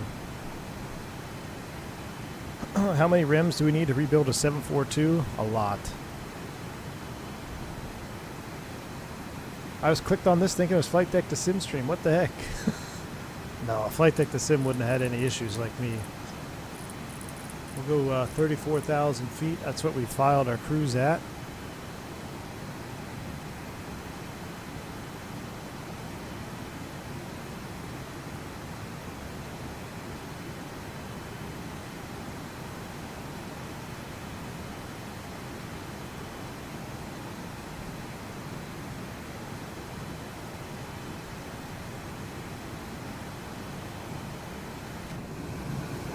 I find the clouds look way better when you use a preset. When live windows on, they look odd. Choose a preset after you land, have a look. Okay. Perhaps.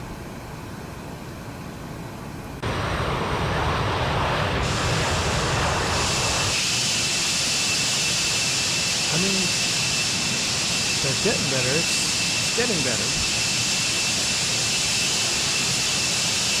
Look at those consoles. We have 4 of them? Yeah, they're kind of blended. 1, 2,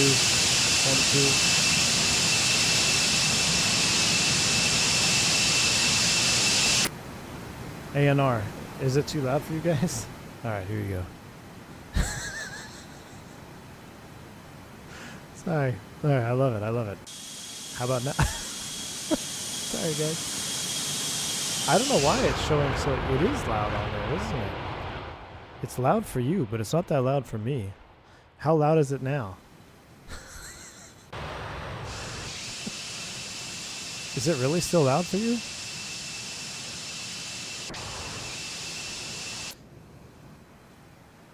All right. Well, I can see it on the mixer that it's louder for you in the stream than it is for me. I don't know why it's kind of just AMD audio problems, you know, just AMD audio problems. Look at this cockpit though, man. Come on now. What I was talking about earlier, this flight engineer panel, you could put this is better than like the DC-9. This is better than the Mad Dog that we have in Microsoft 2020 and 2024. This flight engineer panel is excellent. The overhead panel is excellent. It's all excellent. See how it stays light here and then it's going to get dark. I don't know what that's an X-plane thing. It's an X-plane thing. Now this is a beta, but I mean, this panel is excellent. You zoom in, how nice and crisp the gauges are. All right, we're settling down. In terms of preset weather, I have a recommendation. What you got, Maya? I want to see XP fly this beast. Goodness, I want to see Flight Deck to Sim roll it, stall it on his next departure. Come in here, give him. I know he was hoping I was going to crash it. He was hoping.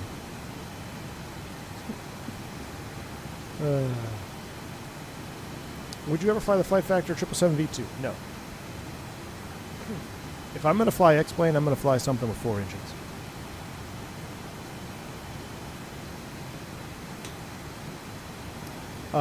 The fix was supposed to be on the initial beta, but they postponed. Oh, you mean the dark cockpit bug, Gustavo? Bill's Mafia. On that departure, you nosedive harder than the Jets franchise. That's savage, dude. Savage. My cabin cruise level is not set correctly. Cabin cruise level. Pressurization. Flight cabin. We're going to go to 34,000 feet, which would be 4.5. Thank you. We're in auto. Cabin is climbing. We're below the max diff. I think we're good. Look at the fuel just melting off this airplane. I'm going to buy X-Plane 12 just to fly the 1900 with me. Hey, pick up the Felis 7.4 while you're at it, man.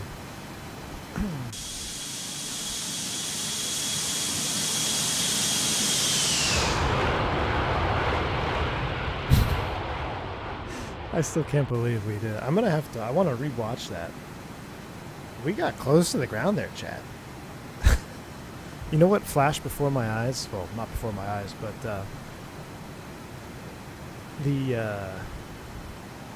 when we talk on a serious note, the American Airlines 757, when they got the Jip Whiz down there in Bogota,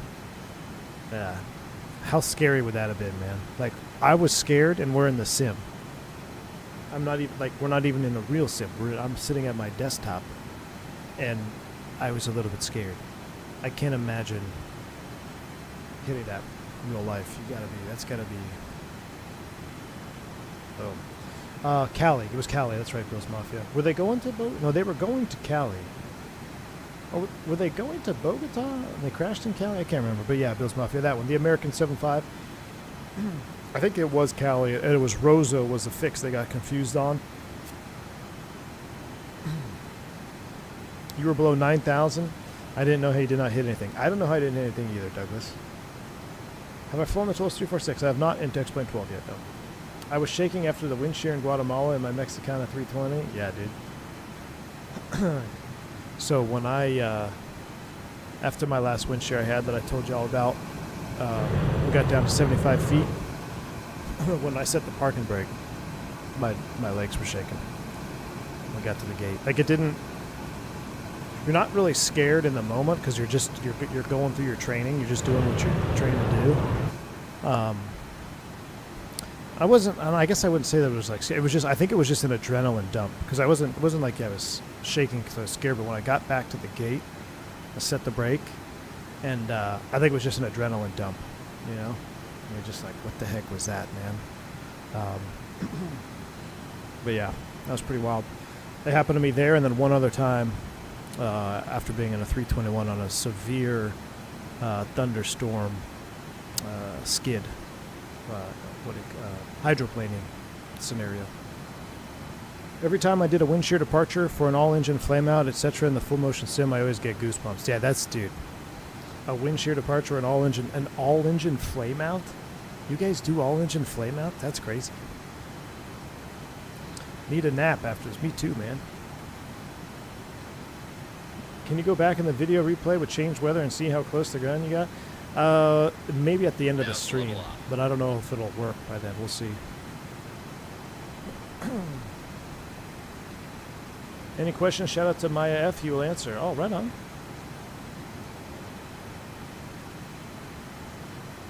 I did an auto feather in-op engine failure at V1 on an icy runway. I was sweaty. Oh, yeah. Yeah, that's a no good, man. That's a no good one there.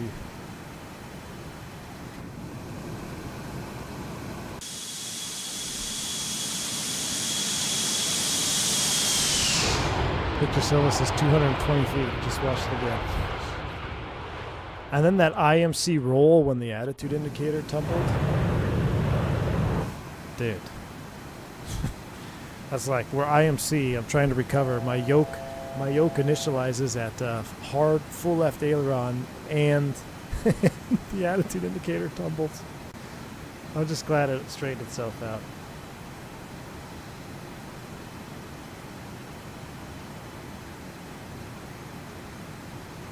No, I'm offline, Ricard. I'm offline. Oh, you mean like just to go back in and replay it? No, I can't do that. I'd have to bring up a separate window. All right, we're going to level at 34,000 feet. Let's make sure everything settles in. I'll run my speed up here.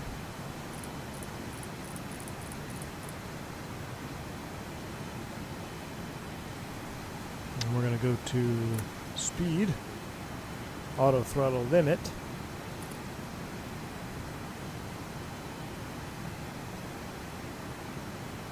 Just going to maintain max power here, I think. 200 more feet. V1 back in X-Plane. Did I die and go to heaven? You might have lost in space. Long time no see, my man. Welcome back, dude. Welcome back, man. Let's go to the upper deck cabin. So we like climb through the floor here.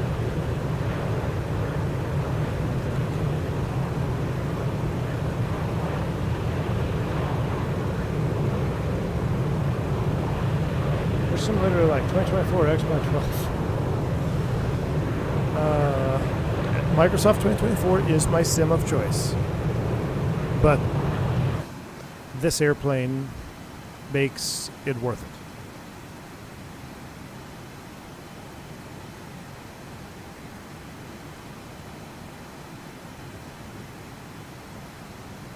I love how the next video recommendation when I open the stream is 20 worst plane near misses.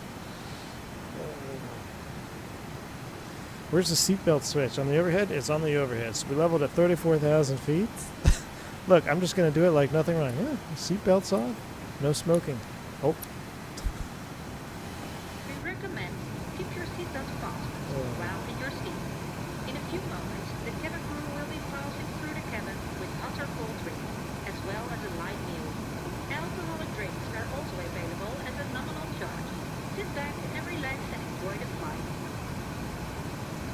never happened. All right. Once we settle in here, we're going to start our green dot episode today. We are outcell nav. That looks good. We're 329 miles to waypoint 2. That looks good. Can I connect? Let me see where I'm at in the center right now. Is anybody online where I'm at?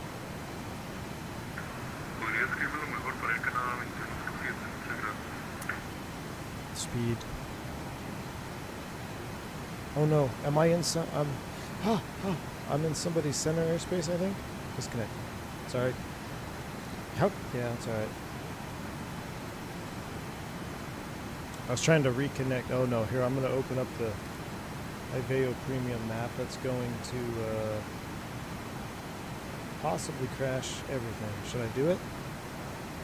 Gus, are we in a... Am I in a center range right now? I think I am.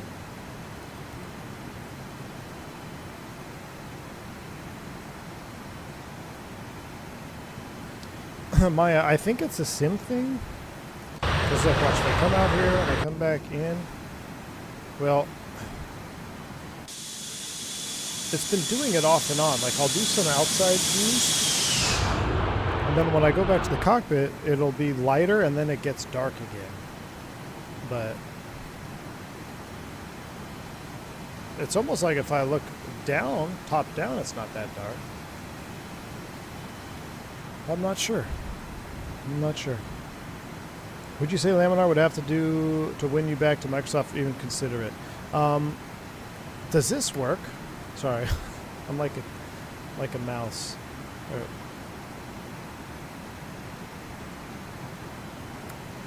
Does that actually work? Weather radar? That would have been nice to use. What Laminar would have to do would have to get ortho streaming. If they got ortho streaming or some sort of ortho package, even if... See, look, see, it was a light cockpit there. So, even if Laminar was like, hey, go to this website. Here is your 1 terabyte of ortho that you can download from our server and put it into your sim for the whole world. There you go. There's your ortho. That would bring me back to X-Plane. It doesn't even have to be streaming, but just put it all in one spot on a server. Heck, charge you $10 for it if you want, you know? But if I have it all there where I could download it, put it on my PC, and I've got ortho for the whole globe, done. Auto ortho exists, but it's just, it's too buggy, man. It's crashed many of PCs with auto ortho. So maybe an improvement of some system like that, perhaps. But that and so ortho is one thing, and the second thing that would need to be fixed to really bring me back is, like you guys saw at the beginning of the stream, all the anti-aliasing issues we had. Well, not we had. It's just, it's always there. Like you see grainy stuff on the ground. The puddles are grainy, all that stuff. So that would be another thing that would need to be fixed.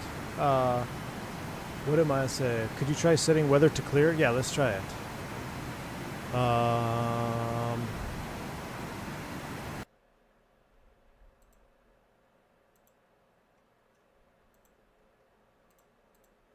So this better not stall us out. Oh! Yeah, weather clear.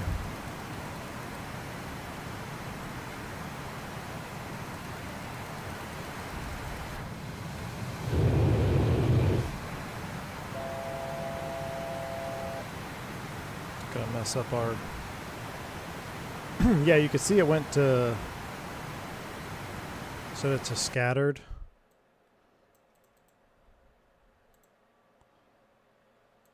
VFR scattered.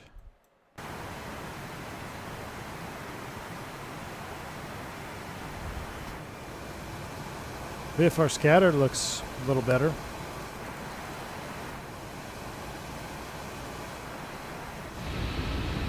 I'm trying to do that thing. See, like now, see, light cockpit and dark cockpit.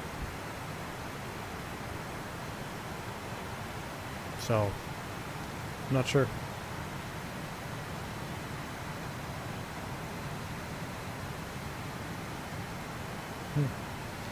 So I'm going to go back to real weather anyway, because we're going to fly it into Miami. And once we get clear of a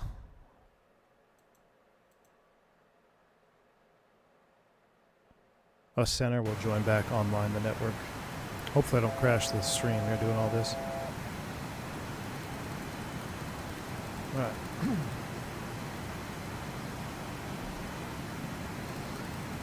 Your computer is used to Microsoft 24 graphics. It loads into X-Plane system. I know it, right? Have I tried X-Plane map enhancement? No, I have not. This is literally my first X-Plane 12 flight in a very long time. Looks like you're enjoying the X-Plane experience. It's okay. I think the trailer, I don't know where they get all the video from the trailer. Because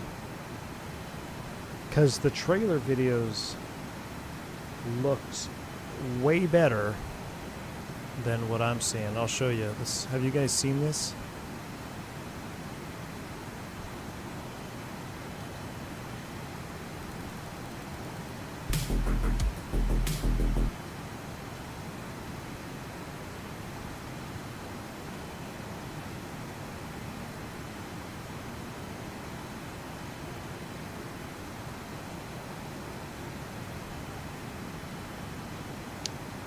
Filmed on an early alpha version.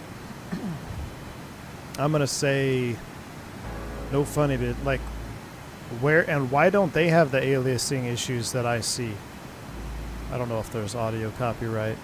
So I mean, this, like, that looks pretty good. I can kind of believe that. We kind of had similar vibes. I think we would have had similar vibes on the ground in Bogota, or excuse me, Quito, if we didn't have rain. I think the rain really messed it up for us. But that looks pretty good. I mean, that looks pretty good, but still, even there, you could see, look at the little aliasing things going on. I mean, obviously, Lancer looks amazing. That looks good. I've yet to see that in my sim. We're going to see a real, sunset, or real-time sunset, I should say. So maybe we'll be able to judge it from there. So we'll keep it trucking. Check back here in a little bit for real-time sunset into Miami. Should be pretty juicy. Those clouds, I don't know where he got those clouds from. Those aren't what my clouds look like. There's definitely some ortho down there, so there is some mods going on. So that's fake news advertising in the beginning.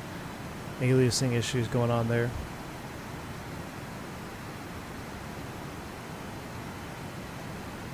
We'll see. This is what I'm curious to see about, like, this blue hour. We'll see this on this stream, so I'm not going to speak to this because I haven't seen it yet. That looks kind of believable. I mean, it really looks like it's dependent on the type of clouds that are formed or being generated in the sim, you know? So, because there's a definite improvement. I mean, shoot, this looks really good right here. Like, well, I can't. Just kind of, I mean, these high-level clouds out here, that looks pretty good. Is that blasting your ears? Sorry. See that? I mean, those look good out there. That looks good in the distance. What's the water look like? I can't really tell. Where's the sun at? Hey, at least the sun isn't the. At least the sun is in that circle thing that we had from many moons ago. Still see some stuff going out there. I mean, it's a definite improvement. And we're going to see a lot more, I think, once we get closer to sunset. The cockpit lighting, I know, it's something's going on. See, look, that would look amazing right there, but then watch. Then it gets dark again. We'll see. This is my first flight in X-Plane 12 Beta, like a full flight with the sun changing, light angle changing, so we'll get back to it. I think we should start watching our green dot, though, while we got some time. It's like that on TNCS, Gus says. The ortho is actually like that in the sim over at Saba. Very cool. All right, well, shoot, maybe we should go there next time. Chatting with the newish hired graphics engineer guys at Laminar Research. They're aware and working on the SSR screen space reflection sample that count the issue right now. Okay, very cool. Very cool. I mean, so this actually, did this just get brighter? Oh, this looks pretty good. This looks pretty dang good, man. Zippy says, I almost have the same oil hydraulic strengths on the roll spoilers as your 7.3. Yeah, that's good, man. It means we're tight like that. Andre's meh. I thought the sun was going to look like the sun baby face from Teletubbies.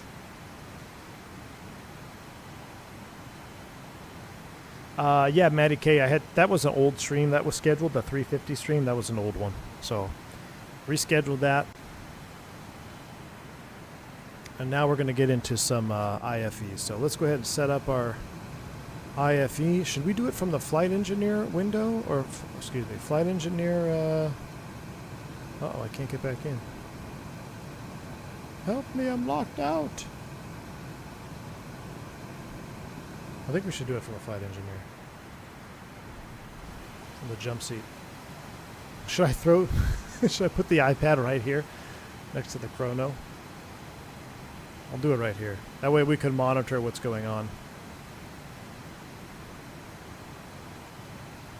Isn't there a fourth jump seat? Yeah, let's go over here.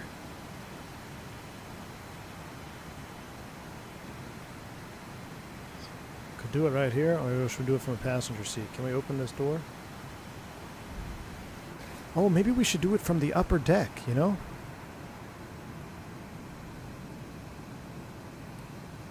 I kind of like doing it from a window where we kind of see what's going on. Okay, that reflection off the engine looks pretty good down there.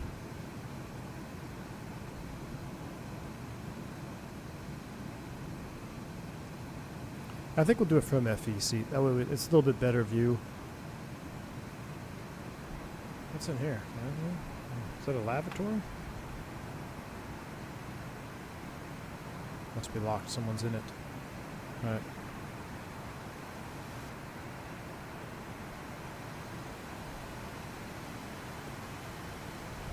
We'll do it from right here.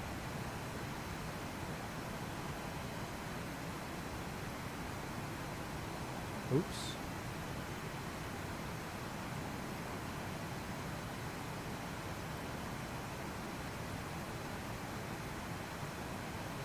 Oh, I don't want to do that.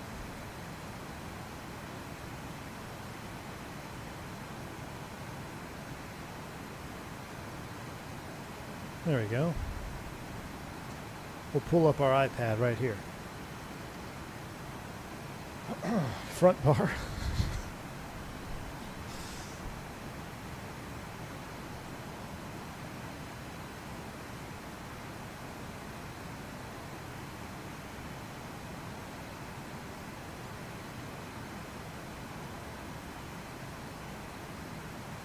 Alright, before we get going here, let's do this. Maybe we should watch...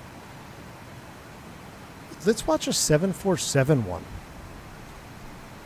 I think we should do that one. Let's watch a 747. I have just the one. We're going to change the video today. Again, if you guys like this kind of stuff, please go over to Green Dot Aviation, hit them up. Let them know that you saw the video here and you enjoyed it. Korean Air 007. Actually, hold on. There's one where the 7.4, the engine comes off. Give me a second. I think we should do that one.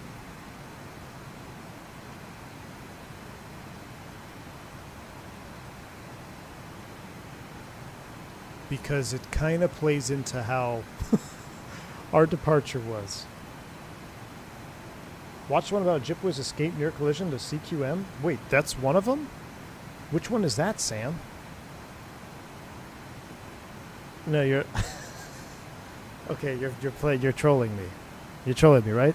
Or is there actually one like that? Okay, yeah. Good. Thanks for trolling me. You got me.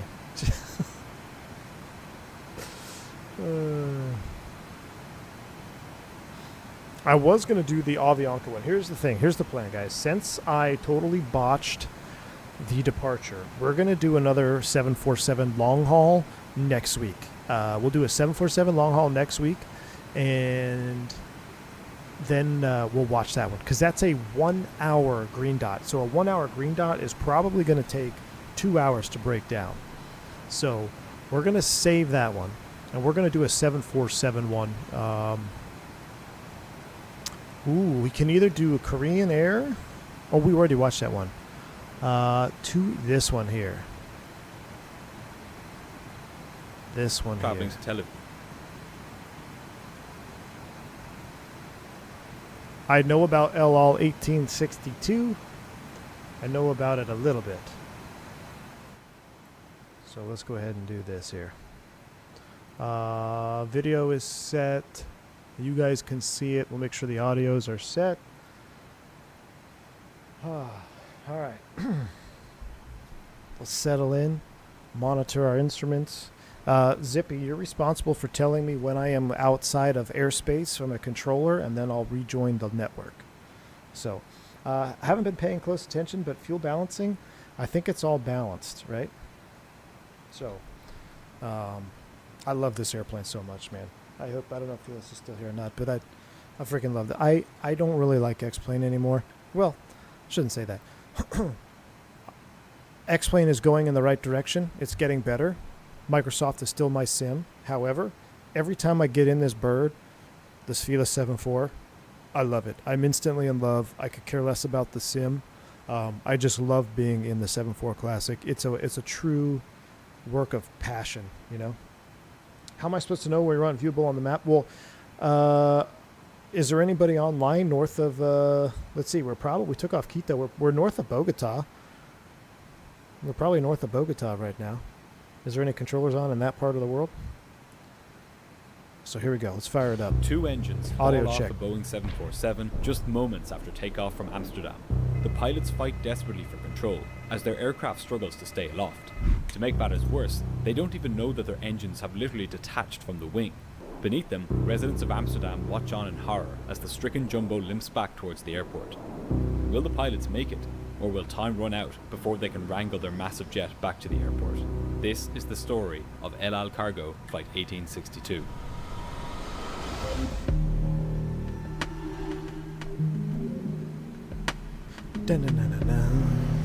All right. So, 2 engines fall off. You said reconnect? Let's see. Let's reconnect.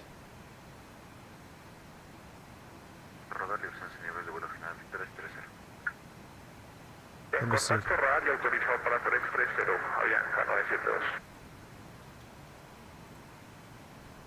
Let me see if I pop up on the Aveo Premium map here. Hopefully it doesn't crash my sim.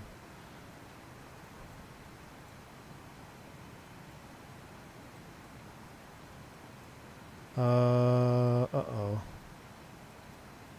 I don't see it. Let's see.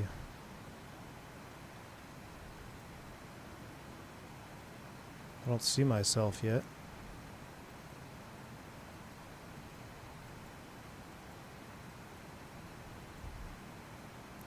I'm just leaving his airspace now.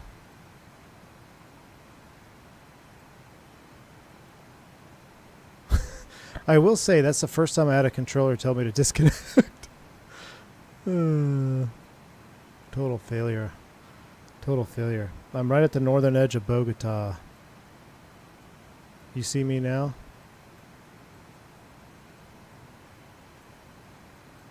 Okay, so am I clear? Am I clear to stay on right here?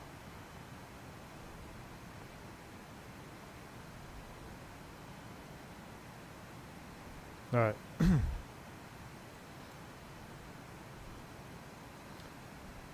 I'm clear. Let's go. All right, we're back on the network. We're flying to Miami. We've got, oh no, did I just close? I just closed the freaking, there we go. All right. I just like having a little ATC in the background. I'll turn them way down. Here we go. The 4th just of in time, October flight sim guy. 1992 began like any other day 1992. for Captain Yitzhak Fuchs, First Officer Yitzhak Arnon Fuchs. Ohad, and Flight Engineer Jadalia. As the 3 men relaxed and enjoyed the last few hours of a 20-hour layover in the Dutch city of Amsterdam, high above the Atlantic Ocean, a Boeing 747 was at the airport in New York. From there, the Atlantic Ocean, a Boeing 747 was making its way east. The aircraft was arriving into Amsterdam from John F. Kennedy Airport in New York. From there, it will complete the final leg of its journey to Ben Gurion International Airport in Israel. At 59 years old, Captain Fuchs was an El Al veteran. He had amassed over 25,000 flight hours, 9,000 of which were on the 747. His first Dude's got more time on the 7.4 than I have total time. That's crazy. 25,000 hours, man. officer for the flight was 32-year-old Arnon Ohad. Ohad was much less familiar with the 747, with just over 600 hours on the aircraft. The third man in the cockpit on this day would be 61-year-old flight engineer Jadalia Sofer, another veteran of the skies. Jeez, look at that, 26,000 flight engineer, 26,000 hour flight engineer. Vasilos, good afternoon. Yes, this is serious training airplane, and it is full implementation of all the systems, especially on the flight engineer panel with checklists and a virtual flight engineer.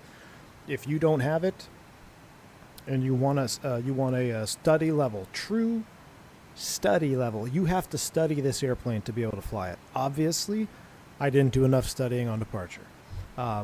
You will not be disappointed if you pick this airplane up, though. I promise you. It's one of those that I can just guarantee you will love it. It's kind of like it's the Duke and Fenix of X-Plane.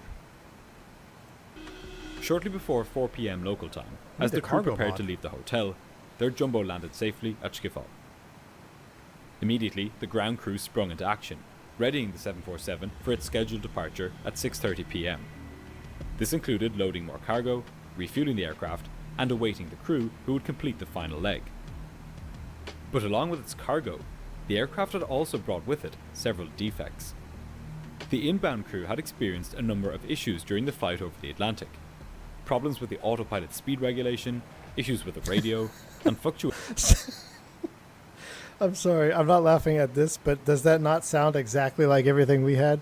I had audio problems, I couldn't keep my speed. What else is fluctuating? In the voltage of the electrical generator on engine number 3. IDG's over voltaging. Okay, I'm sorry. It literally sounded like our departure. Okay, I'm not going to laugh. Hold on, let's watch this. Be serious. The inbound crew had experienced a number of issues during the flight over the Atlantic.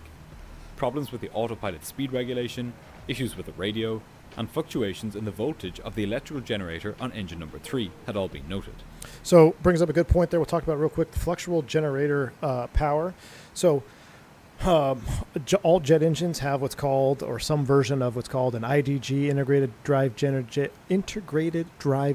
or CSD, constant speed drive, or something there of the same, does the same thing, different phraseology. Basically what it does, it will take varying engine output, so it doesn't matter what your thrust is doing, but it will provide a constant level of electrical power to run whatever load that engine is providing, whatever electrical power that particular engine is running to. It'll send a nice constant load of energy so you don't have those fluctuations. So if you have fluctuation in amperage and stuff, something's probably going on with the IDG or the CSD or whatever they call it on this aircraft here. None of these issues were deemed serious enough to keep the aircraft in Amsterdam, however, and the ground engineers had provisionally repaired them by the time the new pilots had arrived at the aircraft.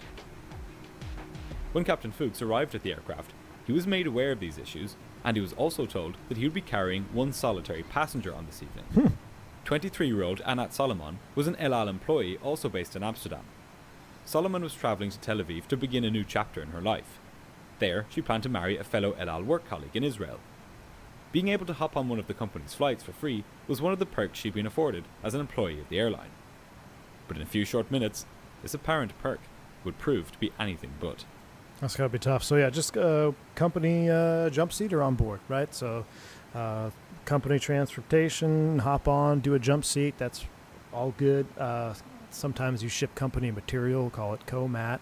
So they got the passenger on board. Now, when I flew freight, I actually hopped on a couple of my own freight airplanes as well, just because I wanted to check out different airplanes. So when I was flying the Chieftain and the Navajo, when I first started flying freight, I was obsessed with the Metroliner. I wanted to see how it works. So I jumped around on a Metroliner a couple of different times, sit in the jump seat, check it out, and it's pretty neat. It's a pretty cool privilege that you can get flying freight, because, I mean, there's really no other passengers competing for the jump seat, right? There's no one else out there competing, so as long as there's not a line check or some sort of training event, you can hop on and try to go where you want to go. At 5 minutes past 7 that evening, slightly behind schedule due to a slot restriction, His engine's Flight 1862 was finally ready to go. On board were more than 74,000 litres of fuel and 114 metric tons of cargo. The aircraft commenced the first few feet of its journey He must have courtesy a of mod the on pushback tug his. and team as the pilots started the engines. Once the 4 engines were up and running, they completed the after-start checks, and 6 minutes later, the captain began taxiing the massive Gosh, it looks aircraft so good out though to at the night. I runway. can't wait for the sun to set a little In a bit. few short minutes, they would be lined up for departure.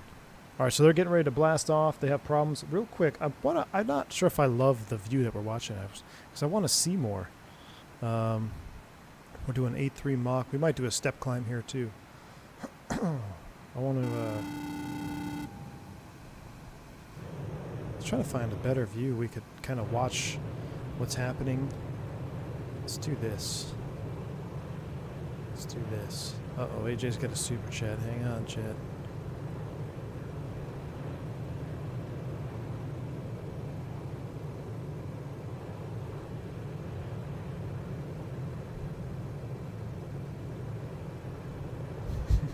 Well, that doesn't really help us see out the window, does it? Oh well. Let's bring it up here.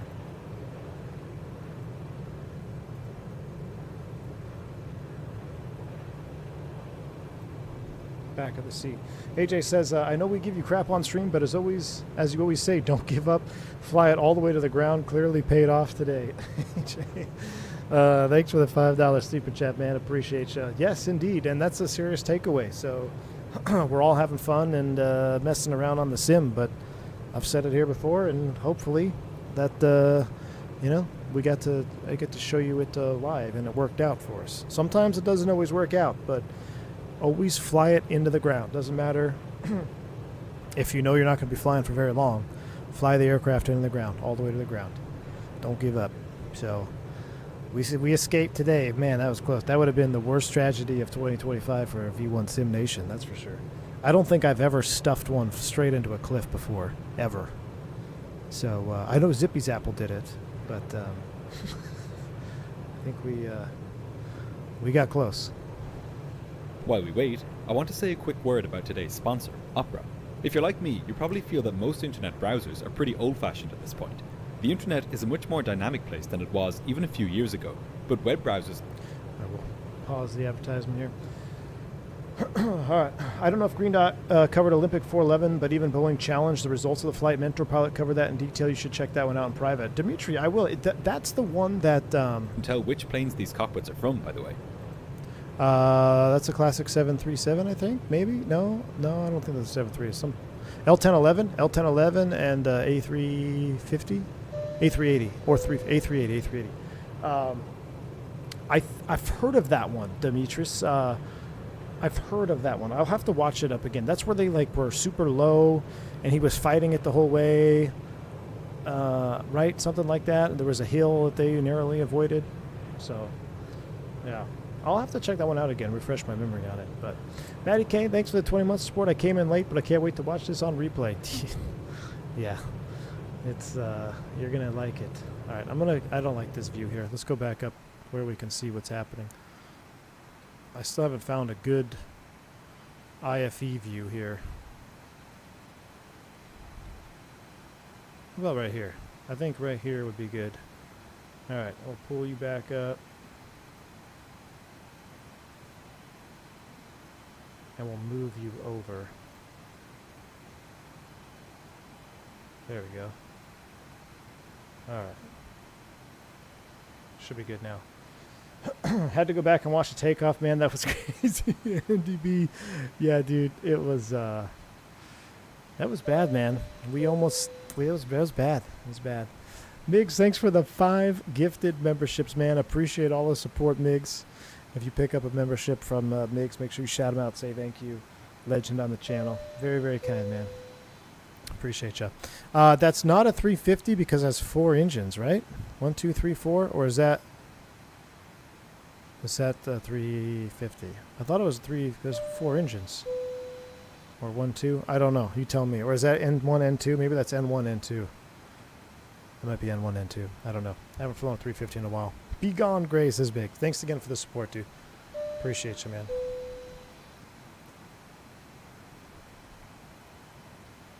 I love the sleek modern interface. All the apps I use are within reach on this sidebar. Have you ever seen a 380 with let's those say displays? I've got my Yeah. usual million tabs open, and I hear the WhatsApp notification go off. The Thanks to Wire the has the sidebar, same there's displays. no need for me to go hunting for the right tab on top. Oh, it's I can just N1 click and WhatsApp Power here. 1. That's right. Okay. In the same vein, 350. I find the Same Tab thing, dude. Islands feature really useful. It's the same I use it to cockpit. group similar tabs together. So here I have travel bookings in one group, entertainment here, and of course, most importantly, green dot aviation stuff here.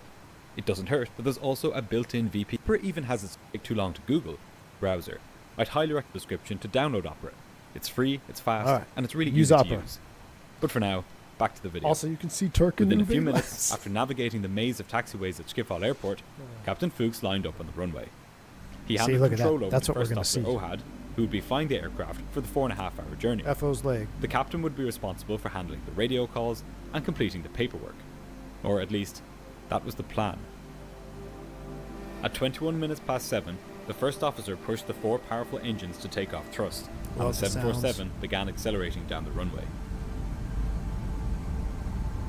Before long, Ohad pulled back on his control column and lifted the plane into the evening sky.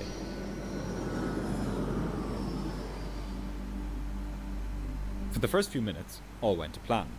The powerful jumbo climbed rapidly into the sky above Amsterdam, and the pilots raised the landing gear and then raised the flaps in stages. Flight 1862 was well on its way. But just minutes after takeoff, as the plane reached 6,500 feet, this normality was shattered. Without warning, the inboard engine on the right-hand wing violently swung off. Whoa. It then slammed into engine number 4, taking it with it.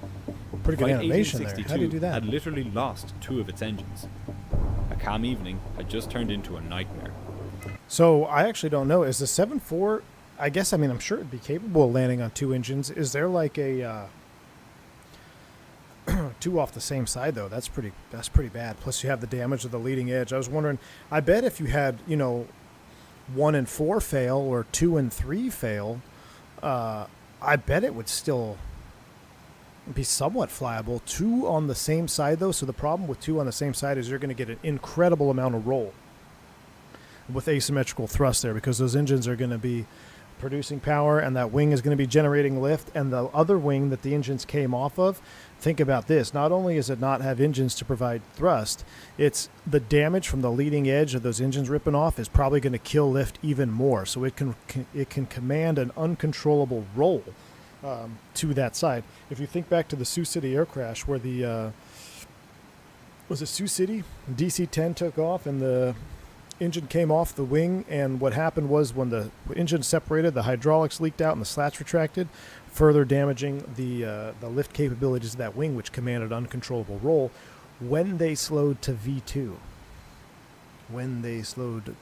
So that's why that crash changed our procedures to, if you lose an engine on takeoff, maintain V2 plus 10 or as appropriate. Before, it was slow to your V2 climb out speed. So once they slowed to their V2, they didn't have enough lift to keep that wing and keep it flying.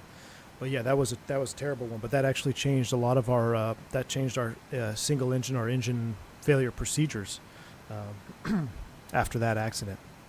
Immediately, warnings blared in the cockpit. The stunned pilots tried to make sense of what had just Oh, that was American. You're right. Sioux City was united with Al Haynes. You're right, Harris. Yeah, so that was American. American something, right? I can't remember the call sign, but yeah, DC-10 was it? And same, yeah, DC-10, American 191. That's what it was. American 191. Yep. happened. They had trained for engine failures, even double engine failures. But this was nothing like any so scenario double they had engine ever trained failure is for something in that they do train for, but now this is going to be pretty gnarly. simulation. I can only imagine. And worst of all, they didn't even know that their engines had fallen off. What? From the cockpit, it wasn't possible to see the engines. And there's no instrument which tells you that your engine has fallen off. The instruments naturally assume that the engines are attached. The pilots were flummoxed. Yeah, because you're Captain not. Fuchs took over. They were flummoxed. Well, so let's think about this real quick. This is a good topic here. How can you determine severe damage and separation, right? So in the Airbus, there's an easy way to tell, and that's when you have amber X's. That means it is damaged and separated. You're not getting any readings. We do have some juice ahead here. Look at this. We're entering some clouds, perhaps. Let's turn the weather radar on.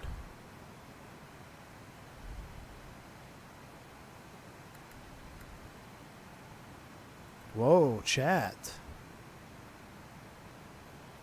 Whoa, chat. Do we actually have some weather some cloud? Oh, gross, behind us.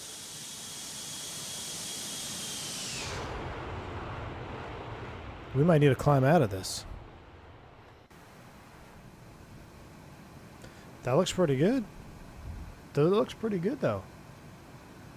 That looks pretty terrible. But so does Microsoft, to be honest with you, when you fly into thick clouds. Wow, we're in it, though. Well, we're going to pop out the other side. Okay. I'll tell you what. Let's keep dash cam on like this. We'll watch it like this. We'll put our iPad on the dash. From his colleague. He was far more experienced on the side. Anyway, so yeah, if your gauges, now obviously the 742 is going to be a little bit different because you don't have amber X's, but loss of hydraulic fluid, loss of fluids, when the fluids are showing 0, you have some type of catastrophic failure, most likely, maybe. So that's a way to somewhat determine if you have a separation or severe damage. If you have indicators on the Airbus specifically, so let's say everything is indicating, but it is at a level that's in the red or not where it's supposed to be at, that could indicate that the aircraft is not damaged. It's just you have some sort of other failure happening. So we also take that into account for engine relight. So when you do a V1 cut, engine failure, first thing first, aviate, right? So you aviate, you're flying, you fly away from the ground, you get everything cleaned up. Then during the next procedure is to identify if you're going to do an engine relight or if you're going to do an engine shutdown. And the determining factor there is going to be, do you think the engine is damaged? Because if it's damaged, you don't want to restart it. But if it's not damaged and it just flame out, you know what? Why not try to give it a restart? So flying a 747-200, I'm sure the technique is similar, trying to identify if you want to restart it or not, but if they don't exist on the airframe anymore, you're going to have some other problems. Also flying cargo, guess what? You can't see your wings. You can't just go back there and take a look because you got a bulk cargo door. You're not going to be able to see what's going on damage-wise. I'm just trying to take a look at the clouds here, X-Plane. What's X-Plane doing here? What are you doing here, X-Plane 12? What are you doing here, X-Plane 12? Don't be trying to look all juicy now. What is this? Would there be any noticeable drag difference between engines attached but working and detached? MiGs, it's hard to say if it would be noticeable or not because it depends upon the scenario, right? How damaged are we talking? I don't know. I would have to default to my saying, MiGs, that situations are situational, because you could have an engine that's attached, but the damage is creating more drag. So say what happens if, say, the engine through a fan blade, it blew up, but now the way that it blew up, the fan cowls are peeled back kind of like a banana. Now you have extra drag because the fan cowls are blown open, but you still have an engine on there, so that could create more drag. So it's very situational. So that's a good question, but like I said, the situations are situational on that one. Okay, X-Plane. This is the weather that I've been mocking you entire the time. These clouds were since 12.1. Okay, Gus, all right. Gus, how many G's are we flying at? Okay, X-Plane. Chat, if I can get that wind wing yoke, we might have to become Felis 747 experts and just fly X-Plane 12 747. Okay, X-Plane.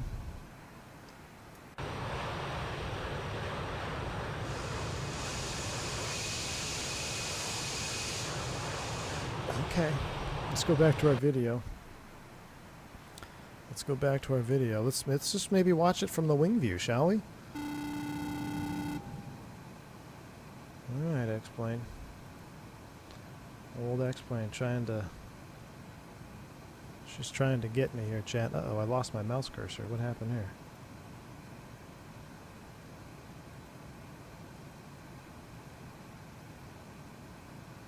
Let's do that instead. I like that.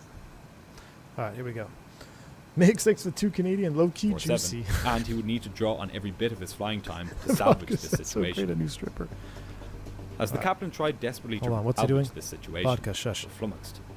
Captain Fuchs took over from his colleague. He was far more experienced on the 747, and he would need to draw on every bit of his flying time to salvage this situation. As the captain tried desperately to regain control of the 747, the first officer transmitted a distress call. Hello, 1862, mayday, mayday, we have an emergency. Hello, 1862, Roger, Quake Column 237, turn left heading 090. God, that's heartbreaking. That's the real black box. You know, that's the real recording. Golly. Hello, 1862, do you wish to return to Schiphol? Mayday, mayday, mayday. Turn right heading 260, field behind you to the west, distance 18 miles. Despite the noise and multiple warning bells and light, So you can tell he's under pressure. They don't seem panicked. He just seems like, hey, we got a big problem right now, and we're trying to fly the airplane. We're declaring a mayday. Some people might jump on that and say, oh, you're supposed to aviate first, navigate, then communicate. Well, when you're in some sort of a failure where you're losing control of your aircraft, it's going to behoove you to notify ATC sooner than later so they can move traffic out of your way. That's what the controller automatically gave that KLM a vector to get out of the way, because even though, yes, you're supposed to aviate first and deal with the problem, if you can't control your jet, flying into another jet is just as bad as flying into the ground. So great job right out of the gate here. He's obviously, he's working hard. He's trying to get control of the aircraft, and he's transmitting that they got a problem here. What's the black line on the cockpit window frame post? I'm not sure, Captain McGee. But this looks pretty dang good right here, though, I tell you what. Some little lighting issues, but okay. Okay, explain. lights illuminating the cockpit, none of the crew were aware that the two engines had already separated from the aircraft. However, it was self-evident by how the aircraft was handling that they had lost all thrust from the two engines on the right-hand side. And, as it would turn out, the engines weren't the only things they had lost. How did Witnesses those on the engines ground just heard come off multiple like banging sounds and saw objects falling from the sky. Incredibly, they knew more about what was going on than either the pilots or air traffic control. Back in the cockpit, Captain Fuchs struggled mightily with the controls. With all of the thrust now coming from the left-hand side of the plane, it was beginning to turn to the right. To prevent this and keep the plane flying level, the captain had to practically stand on the left rudder. As he wrestled with the plane, the other crew members were trying to figure out the extent of the damage. This was a confusing task. When the two engines departed the wing, they also ripped through numerous wiring looms, one of which was the wire bundle for the fire warning system. The logic of the system was that if both wires were damaged, it would trigger the fire warning in the cockpit. Boom. That's a big one. So because both fire loops were damaged, automatic engine fire goes on. So if you can fly around with one engine fire loop deferred, but so that way if one fails, then the fire detection is going to go off. But if both fail at the same time or within, within 10 seconds or something of each other, then it's considered a fire and it will send a fire alert. Obviously, if you rip it off the wing, both loops no longer exist. It's going to trigger a fire bell, which can be misleading, obviously, in this scenario. But, they gotta do what they can with the information they have in front of them. So I've had fire loops fail in flight before, just one loop, like, engine 2, loop A, fail. Now then you wait there for the next 30 seconds, your hair starts to stand up, and then you realize, okay, just one failed, no fire, normal day, ride it up, defer it, continue on your merry way. So pull both loops off, there they go. I don't know where they are on the 7.4 on the Airbus. You got the N1, you got the pylon, and the leading edge, so 3 separate locations. And on board Flight 1862, that's exactly what happened. Roger, we have fire on engine number 3. We have fire on engine number 3. Not only did the crew not have a fire on engine number 3, they no longer had engine number 3, or 4. Roger, heading 270 downwind. 270 downwind. The pilots had no idea how bad their situation truly was. According to Boeing's training manual, even with the loss of 2 engines from the same wing, the 747's huge rudder alone would be enough to keep the plane level. That's crazy. So that answers my question. So according to Boeing, 2 engine failure is still flyable because of the rudder. That's insane. I gotta love Boeing. I mean, this was when Boeing was legit, 7.4 Classic. That's when Boeing was making good airplanes. So theoretically, this is still flyable here. No ailerons would be needed. But this is not what happened on this evening. I know, look at these clouds, Chad. I know I want to keep watching, but look at these clouds, Chad. Gus, what is happening here? Why are you doing this to me, Gus? Damn. They're all still legit? No, they're not all still legit. After the 737 700, they're all junk, in my opinion.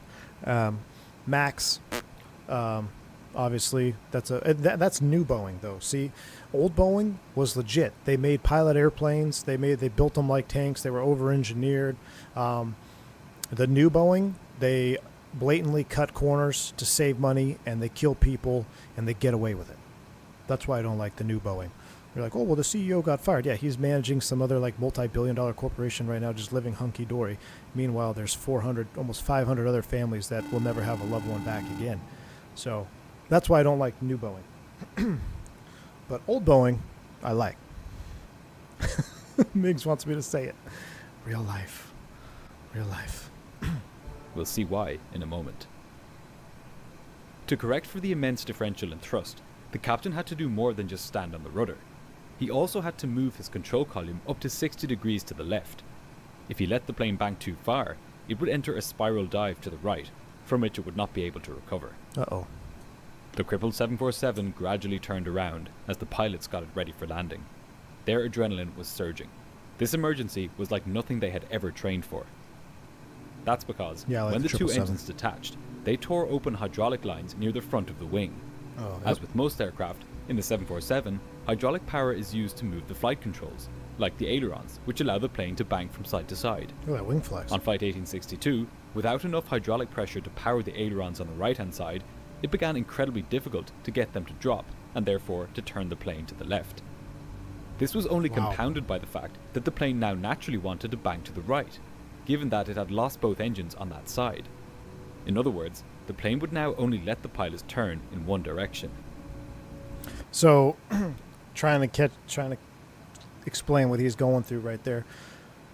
So not only do we have an asymmetrical lift, asymmetrical thrust problem, the flight control surfaces that would normally create lift on the right wing are not going to be deflecting because the cables that run for those flight control surfaces, or the hydraulics, whatever it is not allowing those flight control surfaces to move. So you're probably limited to whatever you have on the left wing, roll spoilers, aileron, whatever it is on the left wing, and you're doing that in conjunction with the rudder to do everything you can to keep the airplane from rolling all the way over.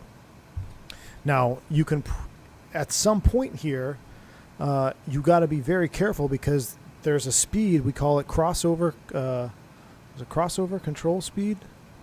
Where basically if you get too slow, it doesn't matter if you have full input the opposite way, the airplane will continue to roll over to the dead side and it will roll over to uncontrollable and into the ground.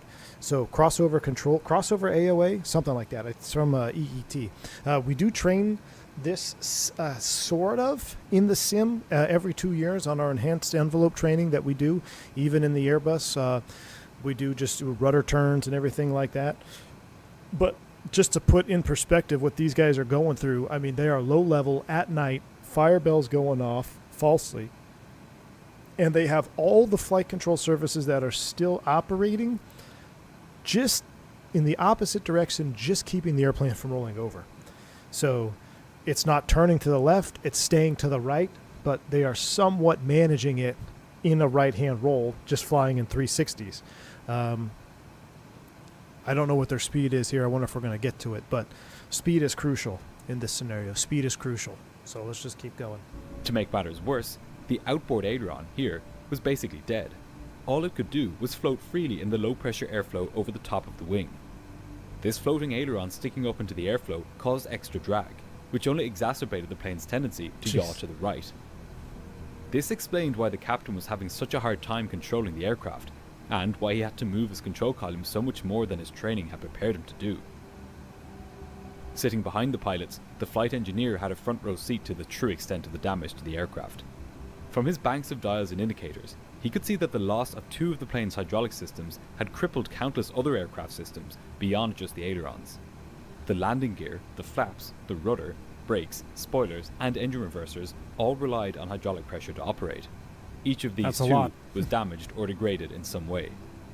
This was an incredibly daunting situation. All of these systems are vital for slowing the aircraft down during its approach to the runway, and for bringing it to a stop on landing. Even if the pilots somehow did manage to get the plane lined up with the runway for a landing, and if they could manage to control it, they would have to battle with a plane that felt completely different through the controls than it normally did. This combination of failed and severely compromised control surfaces resulted in the captain having to physically wrestle the heavy and unresponsive jumbo. Air traffic control instructed the crew to I can't imagine that feeling right there. You've got full control deflection to the opposite side, and the aircraft is barely responding to your inputs. Like, that has got to be a pretty harrowing moment right there going on. You got to be like, this is what is happening, trying to process that, feeling it on your body, plus all the other alerts that are going off, talking to ATC. These guys have a full plate in front of them. to contact the approach frequency so that another controller could guide them in. The first officer went ahead and radioed the new frequency. Triple 1862, we have an emergency number 3 and number 4 engine inoperative, request 27 for landing. Runway 27 was far from an ideal choice. It was experiencing a significant tailwind, which would greatly increase the plane's speed relative to the ground on landing, further increasing its landing distance, as well as the forces it would experience on touchdown. The controller was surprised by the crew's intention to land on the westerly runway, but given the severity of the emergency, it was not his prerogative to question their decision.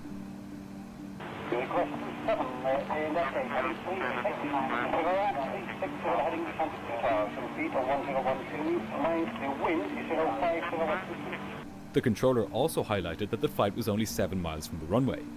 That might sound like a lot, but for an aircraft, it's less than 3 minutes flying time. From their current position, the crew were way too high, way too fast, and, to top it off, the runway had a tailwind.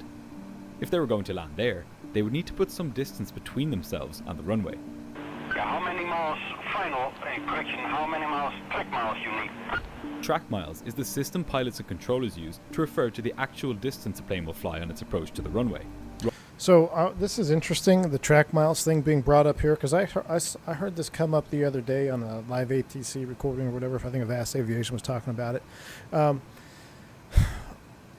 I think track mile stuff is more prevalent in European EASA aviation over there. I mean, we know what it is, we talk about it, but I don't think I've ever had an approach controller tell me how many track miles I have to the runway, or because I've heard them say that in Europe too, where they're like, okay, clear to this fixed, and then they give you the track miles remaining.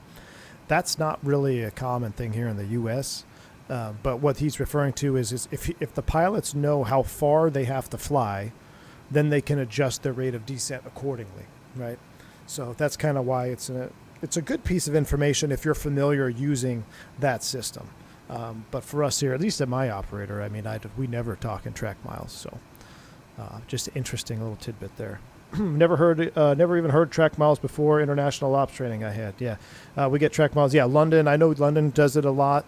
But what I heard it, I want to say it was a JetBlue or something not too long ago, declared some emergency in Boston, and it was on Vast Aviation, and the controller gave him track miles, and I was like, what? Why does he care about that? But anyway, it's like I said, if you're used to that system, if you're used to that, then it's going to be, it's good information for you. You can kind of help you out. You can judge how far or how fast you have to descend down. Rather than just the direct straight line distance. We need a 12-mile final. Yeah, see, so he's looking at he's doing his mental math right there. He's like, we're at this high, we need about 12 miles to do our landing. So now the Schiphol ATC is going to give him vectors to get him to that mileage so he can make his descent down when he needs to. Right, heading 100. Right, heading 100. Heading 100. The controller came They up sound with a in plan. control.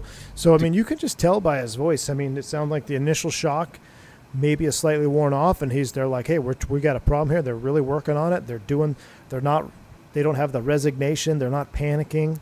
So the crew is doing a hell of a job here, and they're trying to get her down. To give the crew the time and extra track miles needed to slow down, descend, and configure the aircraft for its final approach, the controller vectored the 747 onto an easterly heading.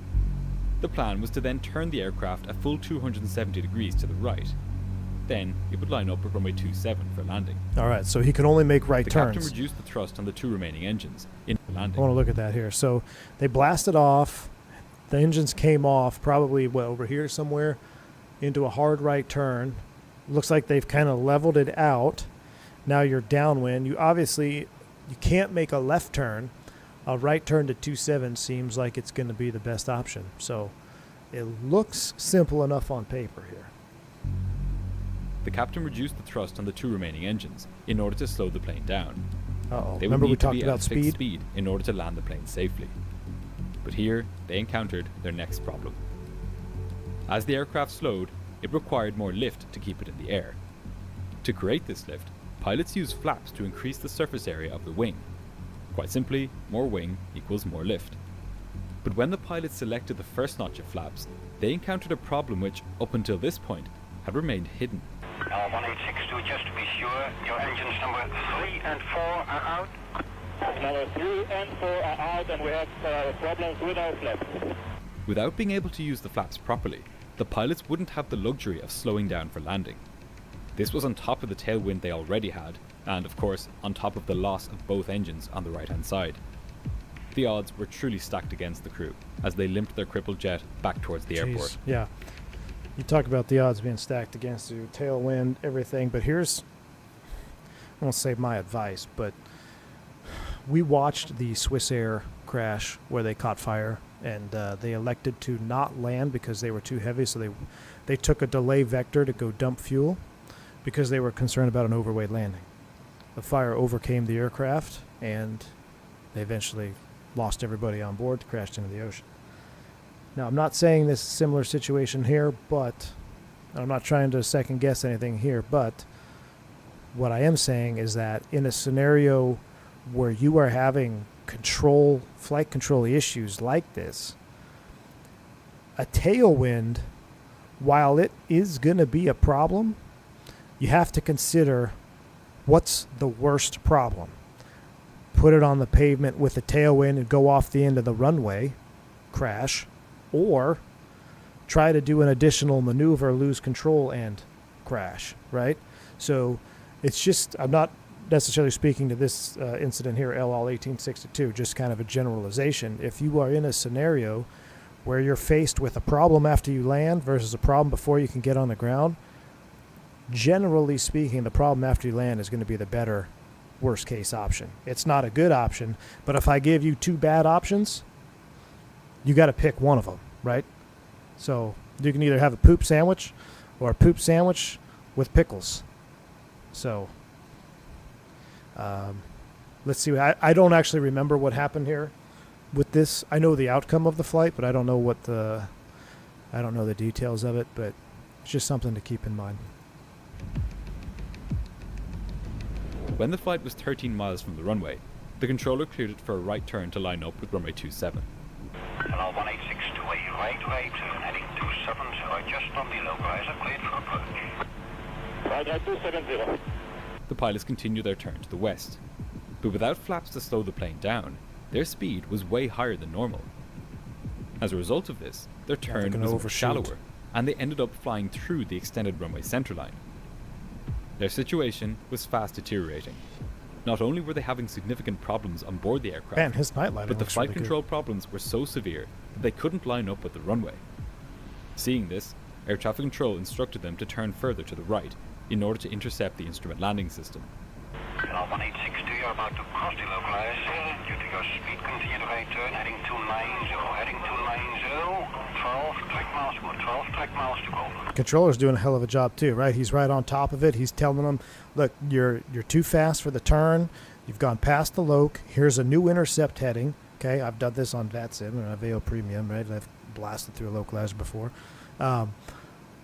He's also getting the track miles. Okay, still 12 track miles to go. ATC is doing everything they can. Now, they got a problem because if you think ahead here, try to think ahead what's going to happen. If you have flaps that are only going to deploy on one wing, which wing would you not want those flaps to deploy on? Okay, think about that for a minute, and then we'll see what happens. The pilots were all too aware that their approach wasn't going to plan. Just 12 miles out now, they were tantalizingly close to the runway. But what lay ahead of them was a nearly impossible task. Still too fast and too far south of the central line, the pilots needed to turn further to the north to get back on track. If they were going to land, they were now just minutes away. The safety of the airport was clearly in view. But to get there, the pilots would need to overcome some enormous obstacles, and these obstacles only became fully apparent once they started reducing their speed. Without flaps to provide lift at a slower speed, the pilots needed to increase their angle of attack being the angle between the wing and the oncoming airflow. The greater this angle, or in other words, the more the plane pitched up, the more lift it would create. Pitching up was the only way the pilots could fly at a low speed without using the flaps. But this pitching up had a nasty side effect. All of the airflow hitting the now exposed bottom surface of the wing caused it to slow down. The captain needed to strike a perfect balance here. What happens when you increase angle of attack? You increase lift. What happens when you increase lift? You increase drag. So it's kind of a paradigm or catch-22 almost, right? You don't need any more drag, but you need more lift as you slow down. What are you going to do? Right now, to Monday morning quarterback, it's easy to sit here and say, oh, all right, well, we've got damage on this swing. We can't slow down. We're going to have to fly it fast. Runway is not an option. Let's go ahead and find ourselves something that is straight and try to put it down in control somewhat and maybe survive. I don't know. But that's, I mean we're Monday morning quarterback in here. They don't even have that information. They don't even know that their engine's ripped off the wing. As far as they know, they just had a normal engine failure. So they're doing what they can to try to get the speed back. I'd be curious. This is 92. When was American 191? When was American 191? Was that after this? I have to Google that. Let's see. Here. He needed to slow the plane down just enough that it would be able to land, but not so much that it would stop creating lift and fall out of the sky. If the only problem the pilots had was malfunctioning flaps, the solution to this predicament would be... That was in 79. Okay, so that was before this accident. So, shoot, 20 years. Yeah. American 191 was over 20 years earlier where they had the problem where they knew when they slowed down, that was a nail in the coffin. So, slowing down is not always your friend. Be straightforward. They could simply keep the speed higher by increasing thrust on the engines. But on this day, this solution wouldn't work. Both of the remaining engines were on one side of the aircraft. If the captain tried to increase the thrust on the engines too much, they would throw the plane onto its side. Captain Fuchs knew that he would need to draw on every... Did you catch that problem too? So, okay, so we said we increase lift, we increase drag. How do we overcome that? Well, add thrust. Well, if you add thrust to the only remaining engines that you have, what's that going to do? It's going to further roll you over to the right. So it's a triple-edged sword. There is no good option for this crew. There is no good option. Every bit of his experience and lots of quick thinking in order to bring this plane safely down. And even that might not be enough. The fact that they're still flying after all this, the fact that they even made this 360 is absolutely incredible. It's absolutely incredible that they're still flying. I mean, that is a testament to his experience over 25,000 hours of flight time. It's insane that they're still aloft right now. The maintenance on AA-191 was done in the Tulsa Hangar 5. DC-10 line was next to mine when I worked on 767s. Wow. That's crazy, man. That's it's got to be kind of an eerie feeling, man, right next door. Mr. Gain, they crashed because they slowed down to V2 plus 10. They slowed down to V2. So at the time, if I'm remembering it correctly, the procedure was to to slow to V2. That's your single engine climb out speed. They slowed to V2. Once they slowed to V2, that's when the induced drag took over and it rolled over and it was uncontrollable. Had they have maintained their speed, they had control. They just had a crazy, they had to have 30, 40 degrees roll in there to fly level, but they had enough speed to help keep the aircraft controllable. Once they slow down, the induced drag picks up. Eventually, it becomes what we talked about, crossover AOA. It becomes too much. The AOA required is too much. You actually cross control over. The further you try to roll opposite, the worse you make the scenario instead of helping it. And then it rolls all the way over. Yeah, the slat retracted. Yeah, it's because they lost the hydraulics. Now, I'm curious to see if it's going to be similar here or not. But yeah, not a good scenario. As the aircraft's speed reduced further to the final approach speed, the rudder and remaining ailerons had less airflow over their surface. With less airflow, they were less able to do their jobs. It was a losing battle.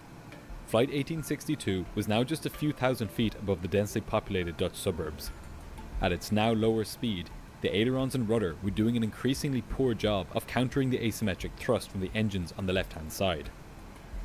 As the plane got slower, it pitched up.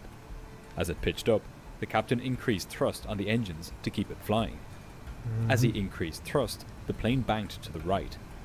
And when it did this, he had to use even more force on the controls to bank back to the left.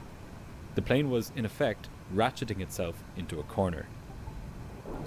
Think about the effect of a figure skater, when they do that twirl maneuver and they have their leg out and they bring their leg in, they go faster and faster and faster and faster. That's essentially what's happening here. You're tightening up this turn here and there's nothing else. It's just getting greater and greater. You're up on your edge, your knife edge, and eventually, if this goes uncorrected, you will hit crossover AOA. Residents of Amsterdam could hear the jet struggling overhead and could see its curiously bare right-hand wing as it turned. It was still 13 kilometers from the airport, or about 8 miles. Before long, the inevitable happened. The speed of the 747 had decayed so much that its control surfaces could no longer overcome the thrust asymmetry from the engines. The aircraft banked sharply to the right. Its nose pitched violently down.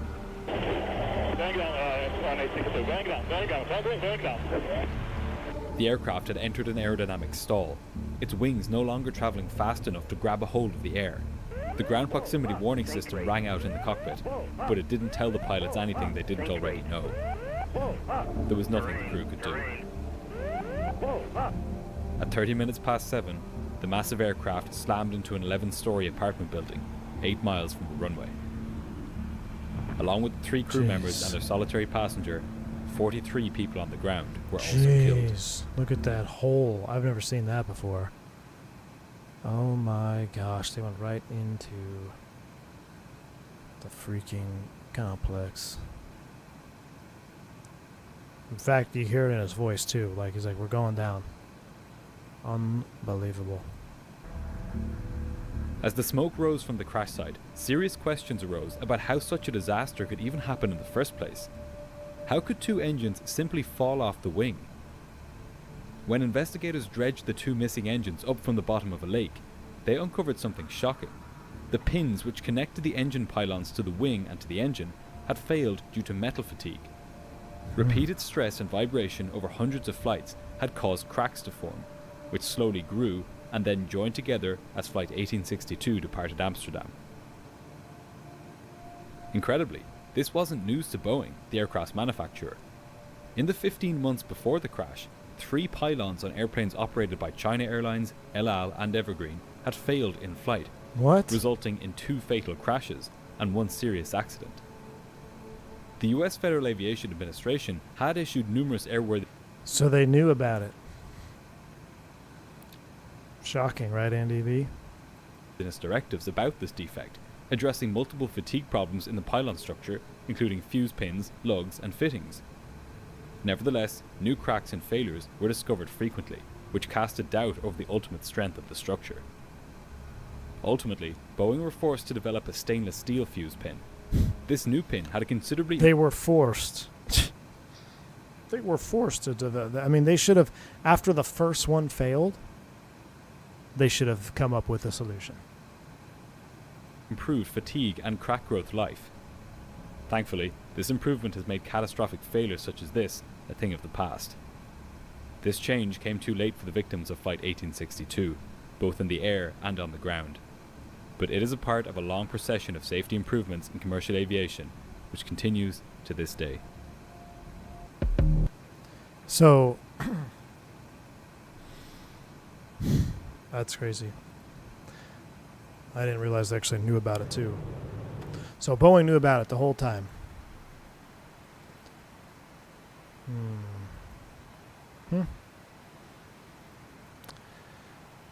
We're going to step climb up here. We're going to step climb up to 38. Let's see, we're at 34. Yeah, we're going to come up 38,000 feet. Vertical speed. We're going to go EPR hold. And vertical speed it up here for a minute. We'll talk about that. Altitude select is on. Up we go. Let's do a check over here at our fuel. Everything looks good. Everything is balanced because we took off with balanced tanks. We didn't have anything in the center tank or anything like that, right? Let's see. 37, 16, 21. Actually, no. Do we have to do some balancing? I'm going to have to check the... I'm going to have to burn some inner wing tanks, right? I think we burned from the outers first. The issue is how the engine is hung and fatigue on the bolt of the engine. That's ridiculous. So I knew that I knew the outcome of that accident. I knew they crashed. I didn't know that Boeing knew about it, and I didn't know that they found the cause so quick. Was the pin you're saying, the over center lock in the there's a fatigue. The issue is how the engine is hung and fatigue on the bolt. Earl, wasn't that? I think I remember that now because they said the way maintenance and mechanics were doing something, the way that they were hanging the engine, they weren't using the proper loaders or something like that. Or am I thinking of a different engine pylon issue? Because I remember something, I think it was American, where they were using the procedure to hang the engines during maintenance. They weren't following it. They were using, I don't know if it was not a belt loader, but forklifts. Yeah, forklifts to hang the engine instead of going through the proper steps. And that fatigue on the engine. Looks like we've got some cracking happening here on our pylon. Look at that. That's ridiculous, man. That was American 191. That's why the DC-10 went down. Yeah. Okay, so that was a different one. All right. Either way, though, the fact they still knew about it, it just makes me sick, dude. Makes me sick. Let's go outside and enjoy. What's spot view? Do you remember what's spot view? Shift 5? Uh-oh. Please tell me I didn't just crash. I went to like some tower view.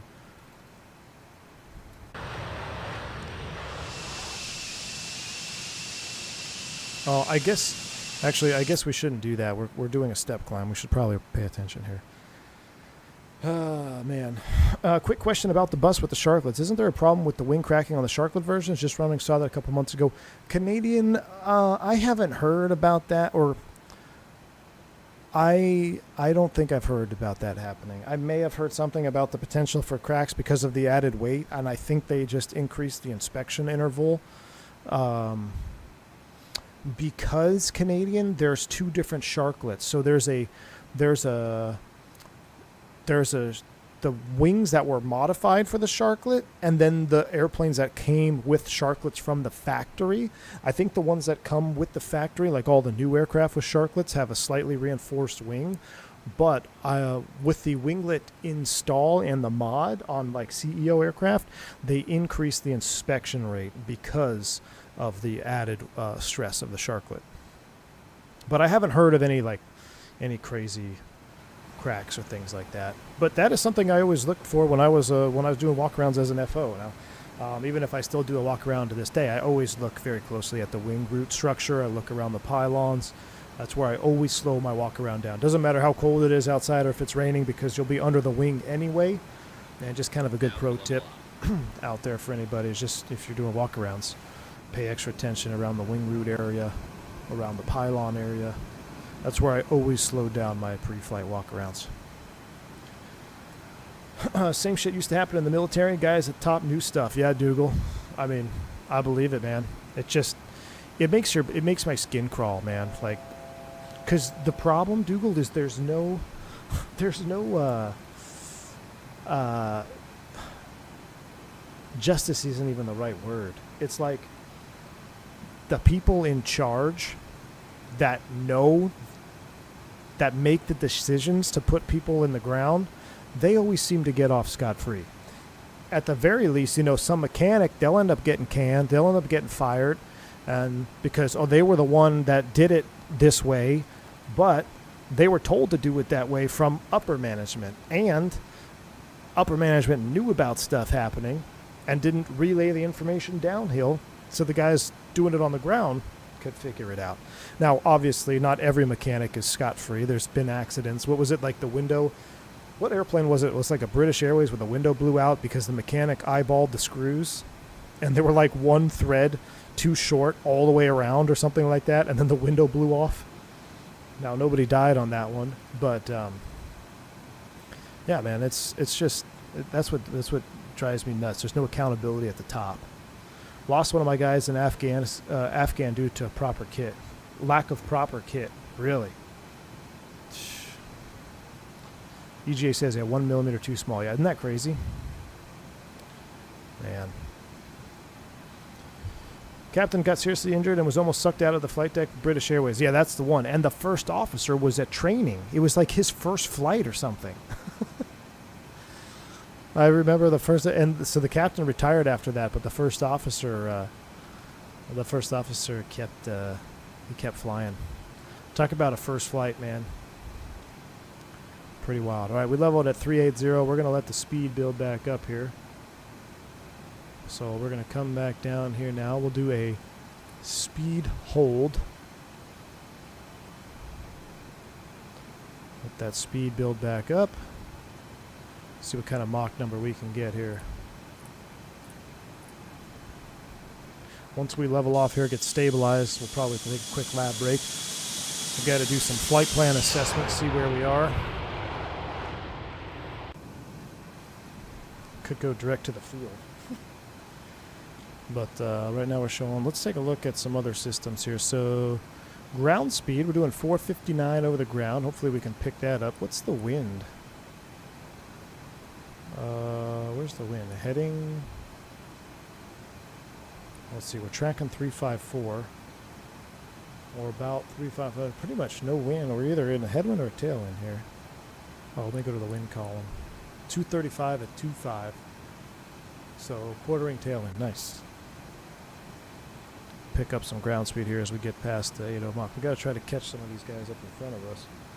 I don't think we will after all our shenanigans. We're also going to have to monitor our fuel, because I guarantee you we burned a heck of a lot more fuel than we were supposed to. 79,000 pounds? 79,000 pounds of fuel. I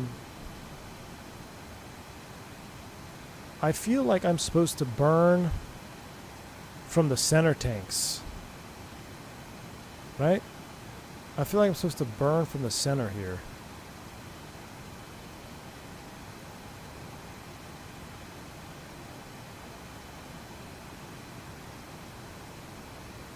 I'm going to need to pull out the manual. Anybody got the manual handy? I just dropped down to 360. You're going to blow by above me. All right. Sounds good, diabetic lad. Yeah, we're ETOP certified. How long until landing? I'm trying to figure that out for you right now. Stand by.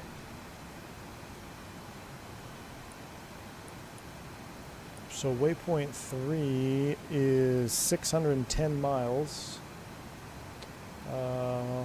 Let's see, 1, 2, 3. Waypoint 3 is technically GCM VOR. So if I go back to Sky Vector,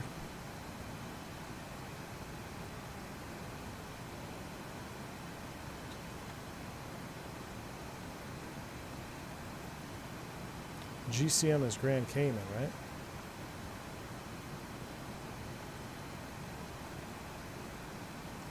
Grand Cayman is only 400 miles from Miami. We're still 1,000 miles out. Does that really make sense? We still have that far to go.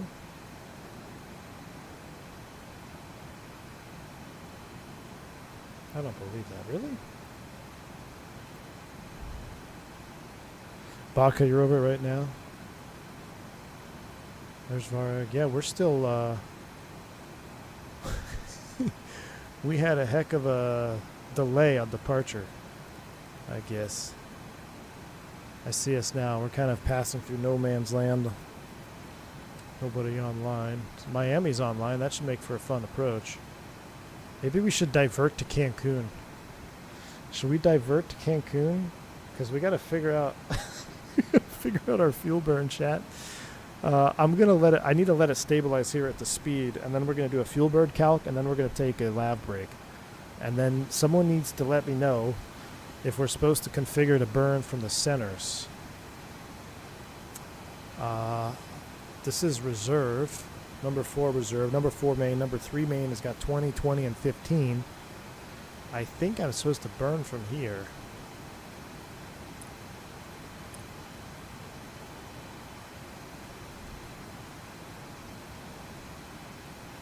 Are you still okay with X-Plane? Are you going back? Are you dying to get back to Microsoft? Earl, I'm not dying to get back in Microsoft because I love this airplane so much. As far as is the sim there? Not yet.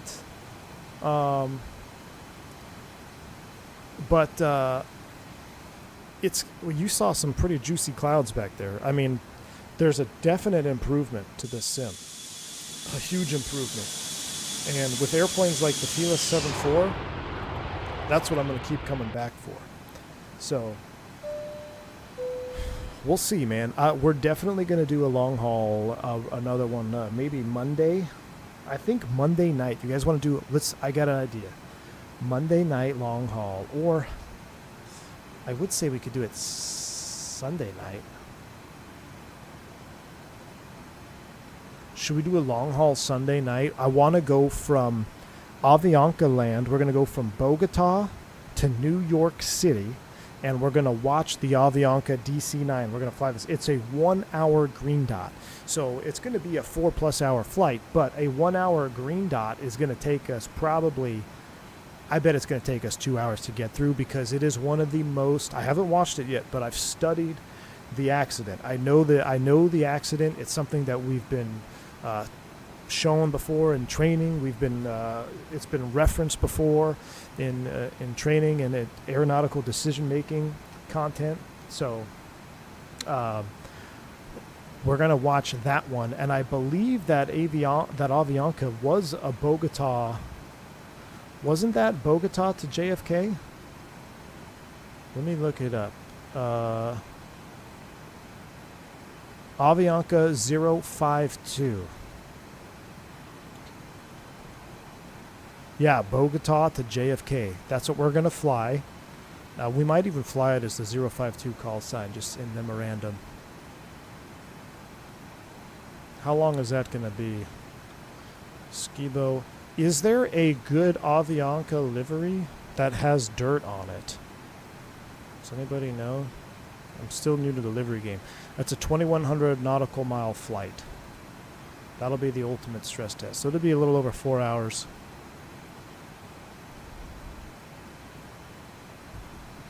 I'm planning, Matty K, I think we're going to do Sunday night, maybe. Gus says I have 3.25 hours of endurance remaining so far. That's me or you? Let's do some math here. So right now, fuel flow, 6.3. So 6, 12, 18, 24,000 pounds. 3, 6, 9, 12, 24, 25. Let's just say 26,000 pounds. 26,000 pounds an hour. And we have 77,000. So 26, 52, 3 hours. Yeah, Gus is pretty close. 3.2 hours of fuel remaining. With 3.2 hours of fuel remaining, we have 1 hour remaining till that waypoint. How can I check? We have just enough gas to get there. I think we have enough there.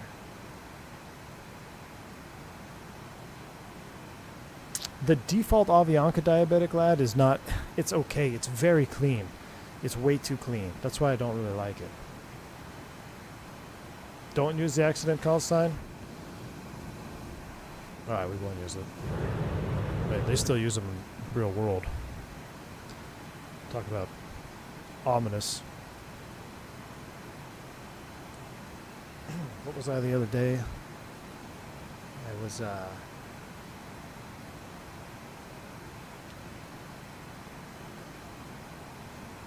what was the Lockerbie number? Pan Am. What was that Lockerbie accident?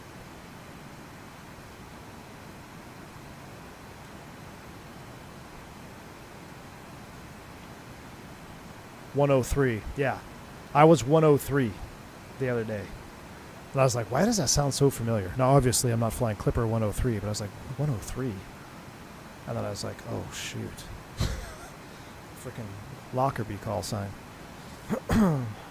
Yeah, it wasn't an accident. It was bombing. Target 7,000 pounds per hour per engine. Let's see where it goes. I'm pretty much juiced out, man. 714, 21, 28. That'd be 28,000. I'm pretty much juiced out here at 8.5 Mach. Now we could climb up, try to get some more speed under us. Ground speed 500.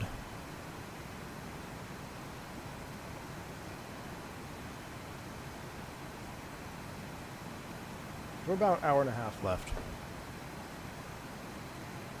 I guess we could divert to Cancun. Alright, I'm going to go pee, and I'm going to put a pole up.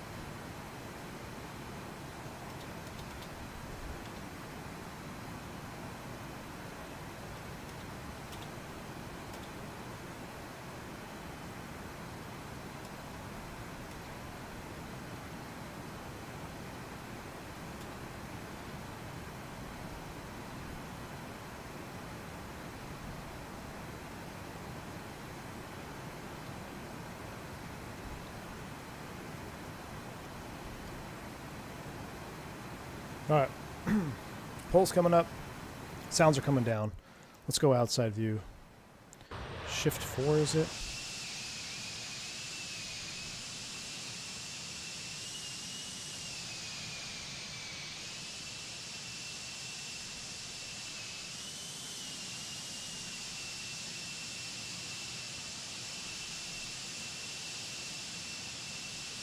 Trying to find a good view.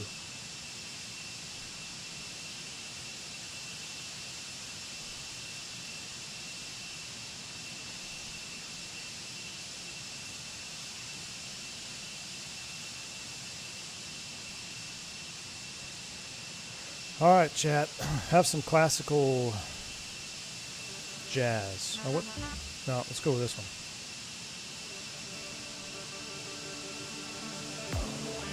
Nope, that's not what I wanted.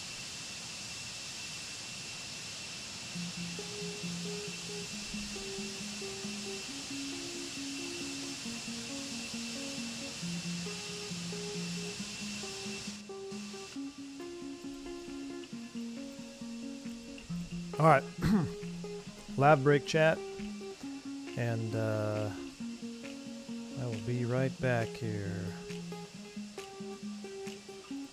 Oh, stream crashed. Just kidding. I was trying to find my lab break icon.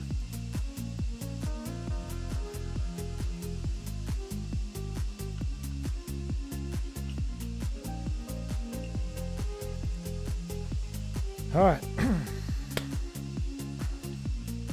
Hung Start, what's up, man? Good to see you. Long time no see. How come you decided to do 747 stuff? Because the 747 is the best airplane to ever exist. I love it. And the Felis 747 is the best add-on to ever grace X-Plane.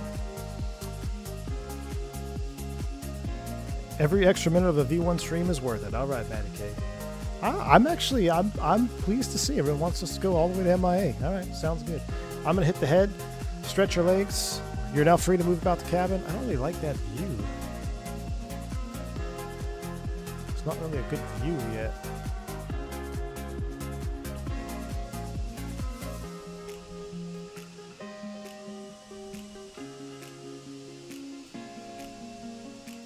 That's because the water just looks mid. Okay, there we go. That's a better view. How about that? There we go. All right. Use a water bottle like a trucker. Well, I really don't have to pee. I just want to. I've been sitting down for how long we've been going live for? 3 hours. I've been sitting here. Plus, I've been at the office since 9:30 this morning trying to get this stuff set up for y'all. And I got to sit on my butt all day tomorrow. I'm doing a Cancun turn tomorrow, man. So, all right. I'll be right back. Stretch your legs. We'll continue this in a few minutes. Force Raptor, you have control. Don't let Gus touch anything.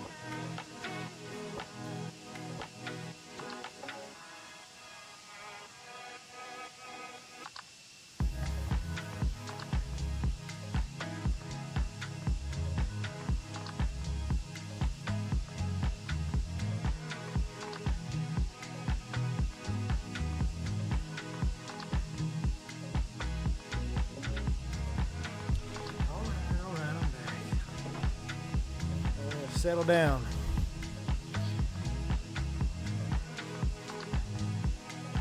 Let's see. All right. Turn the music down a little bit, yeah? A little loud there.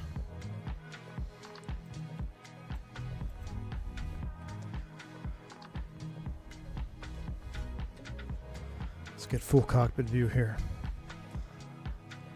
Juice. All right. Yeah, it was a rough one, wasn't it?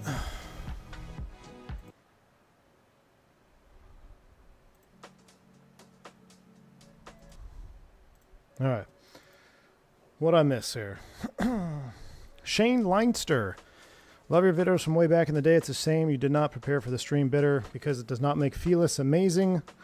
747 look good or show how good the X-Plane update is. Well, Shane, it's a shame your mother didn't teach you it. If you don't have anything nice to say, you shouldn't say it at all, because that is not constructive nor helpful.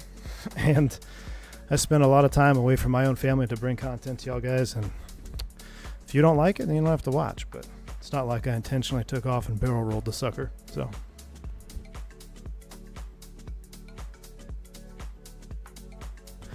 V1 needed a break after a roller coaster ever started. Dude, I'm over here doing like squats and push-ups so I get the blood flowing.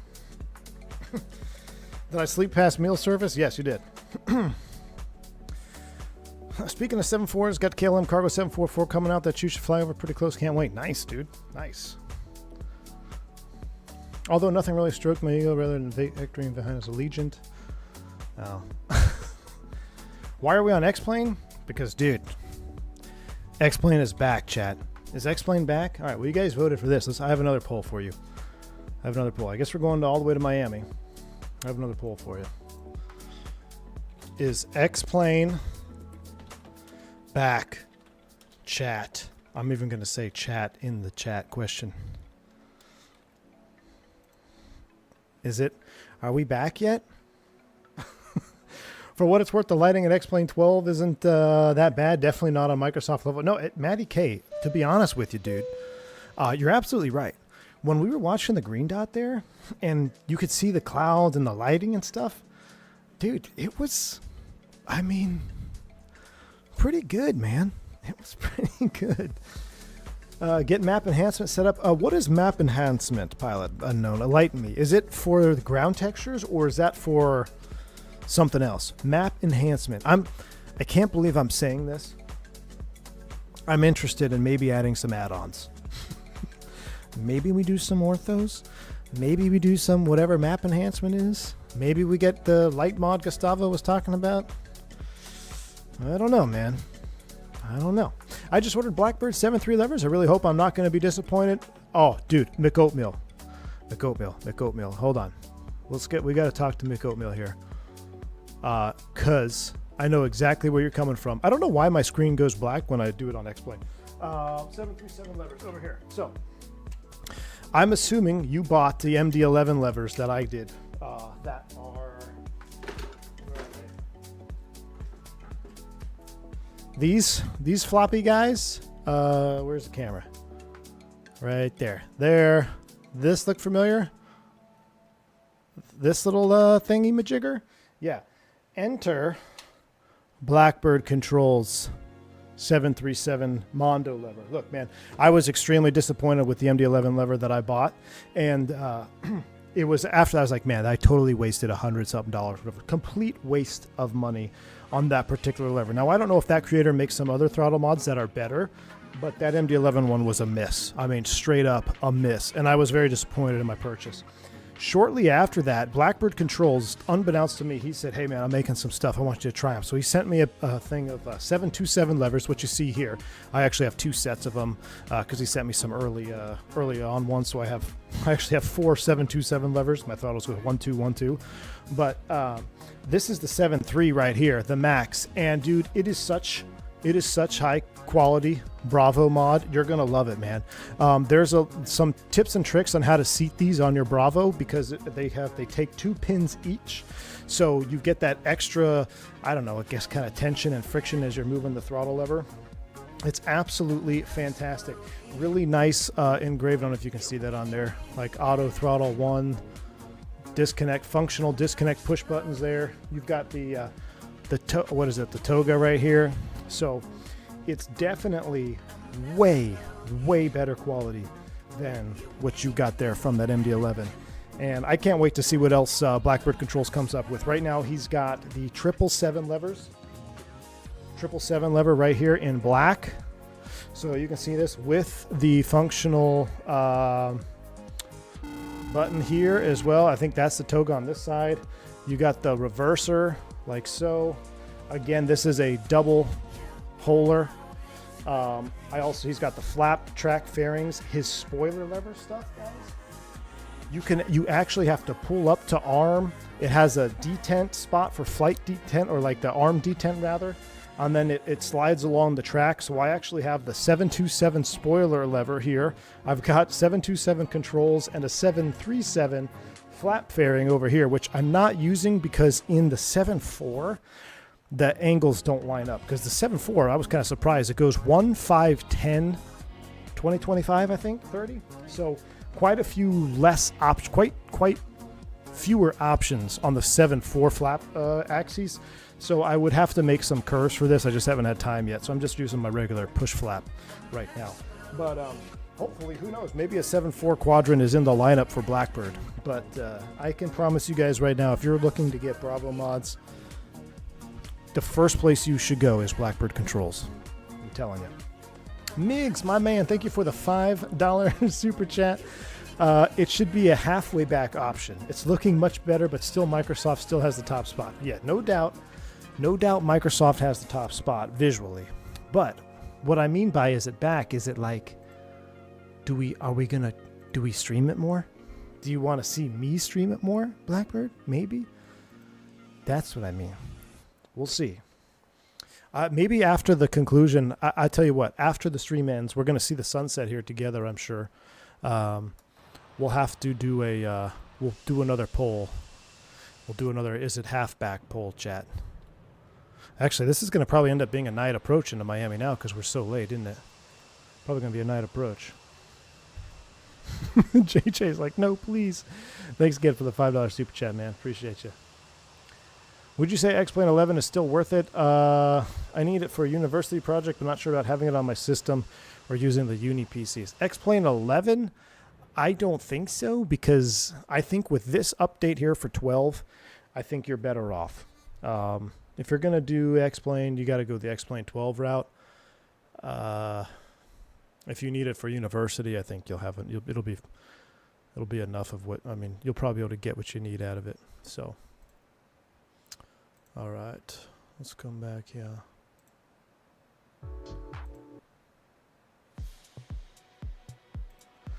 All right, how we looking? Fuel checks. Let's check our flight engineer panel. We're 64 aside now. Ground speed is 489. Gosh, why are we so slow? Wind 285. We don't have a tailwind, man. We have a headwind to just about. Why do we have a headwind up here, Chad? That's unacceptable. Unacceptable headwind. 489 over the ground. Maybe we should take it up. Maybe we should step up. We're doing 8.6 Mach. Should we step up to 40? Can we do 40?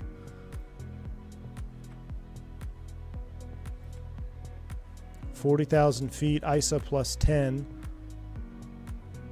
Max cruise weight, 534. We're 601. No, we can't do it. Is it ISA plus 10 though? That's the lowest one we got. We're kind of maxing us out right now. We're 38, 594. Yeah, we're kind of above our recommended max.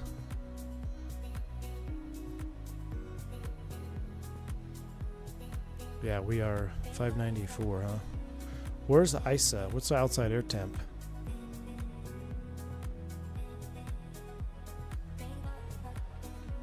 Outside air temp right here.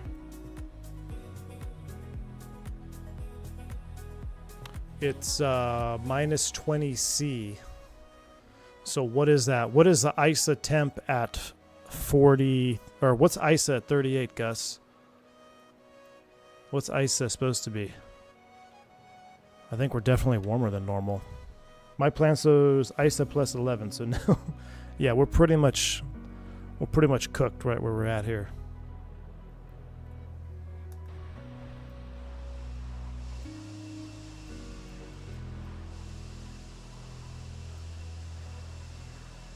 Minus 60? That seems awfully warm, doesn't it? Is it really only minus 20?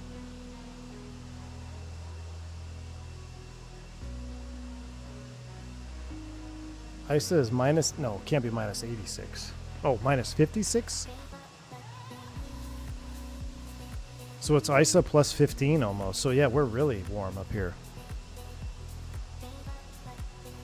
I really want to look, see how the sunset and blue hour. Right now, I'm not impressed.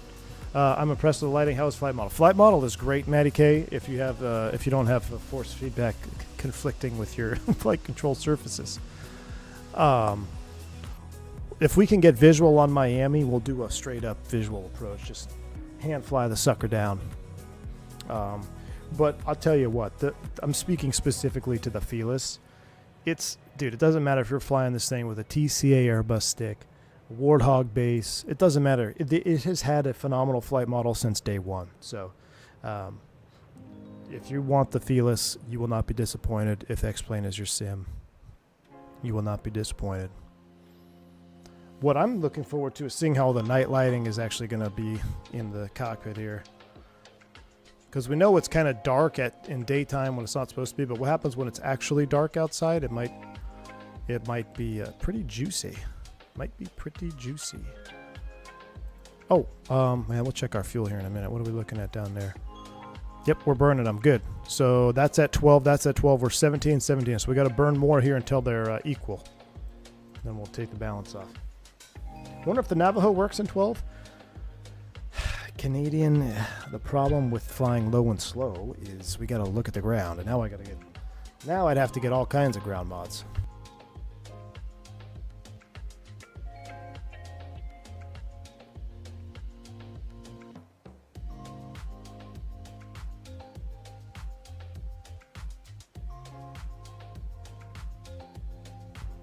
Just fly hard IMC, yeah.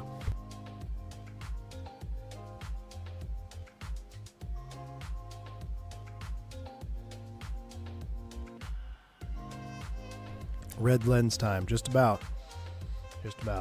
I haven't been on X-Plane since X-Plane 8, but this makes me want to try it again. Matty K, give it a shot if you want to try it, man. I mean, I'm just going to let here's a phrase you might be familiar with. I'm going to let the sim speak for itself. What is this? Is this a deck angle roll?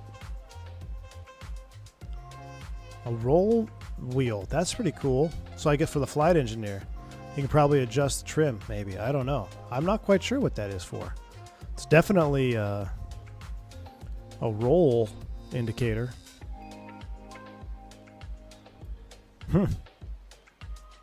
Ooh, I can always reinstall. AJ, does it work? Does Orbix SoCal work in X-Plane 12? If it does, I probably would, dude. I probably would. There's one for pitch. Oh, there's one here. So that's got to be pitch, because that's what, 5 degrees? Nose up, that jives. And that's 0. Oh, very cool. So flight engineer can pay attention to what's happening. Maybe with when he's balancing fuel, I don't know. We need some 7.4 flight engineers to join the chat. Ooh, that's kind of a vibe view right there. Hold on. I found a vibe view.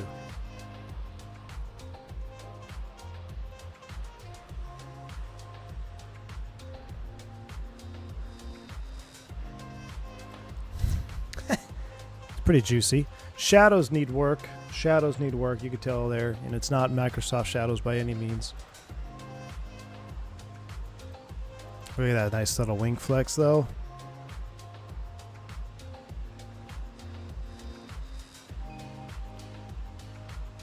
You have to trick X-Plane or Orbix to think you have X-Plane 11.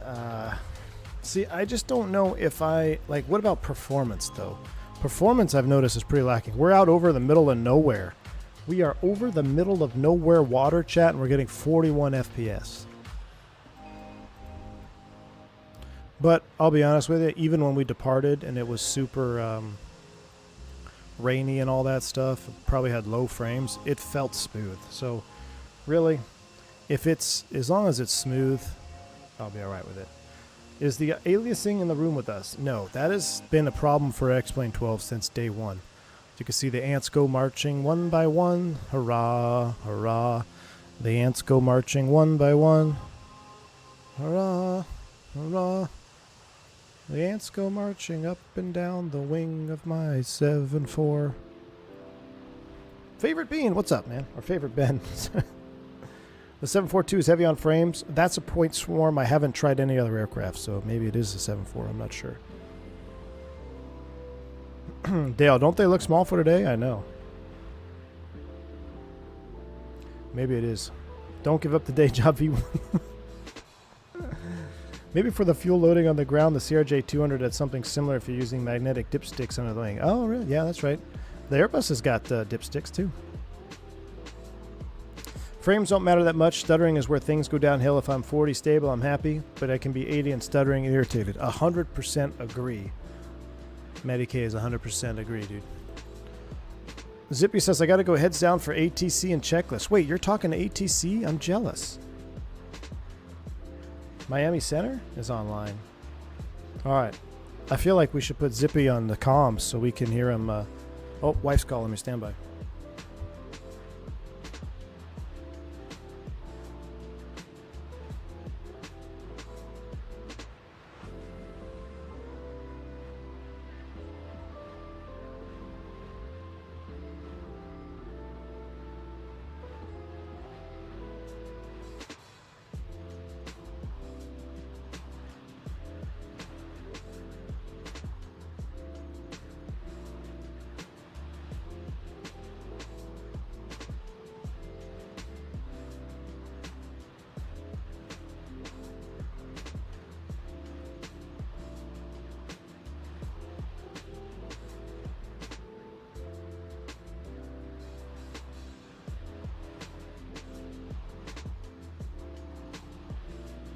All right, we're back. We're back. All right, we should probably... I gotta go heads down as my bed is calling.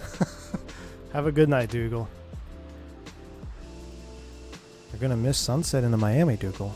You're gonna miss the approach, Dougal. Whoa, what the guy looks... That's sus. What's happening?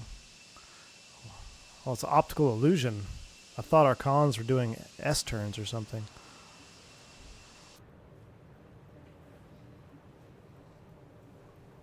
We should probably think about an arrival here for Miami Center because, let me pull up Sky Vector. He's going to want an arrival. I think I filed the Sandbar 3 off of Ibex. Let's take a look at that. So let's get rid of Quito. I have PTSD. Excuse me, I got hiccups and PTSD from Quito. That was a debacle, wasn't it?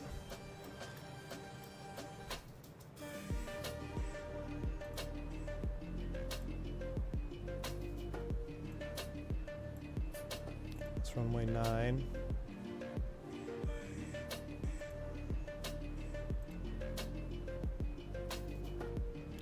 Sandbar 3 is RNAV. We can't do it. What about the Palms?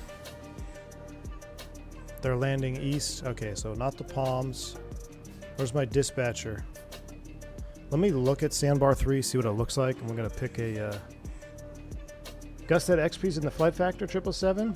Oh, is he streaming right now? I figured he'd be streaming some, some X-Plane. We'll have to bring him up on the IFE. Is it the Bonefish? Can we do the, that's RNAV. What can we do here without RNAV? Don't want to do that. Annie 4? Nope, that's from the north. Coastal 2 RNAV. Duval 4. Duval County, no. Palms 2, no. Man, is it Duval? We might be host, chat. There we go. Duval, that's what we're going to do. We're going to plan for this. So let's plan for Key West.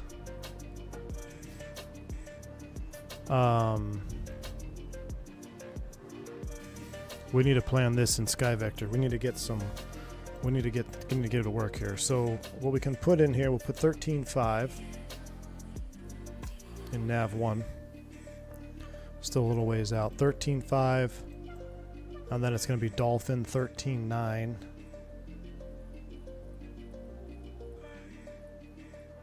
13.9 for Dolphin. That's fine.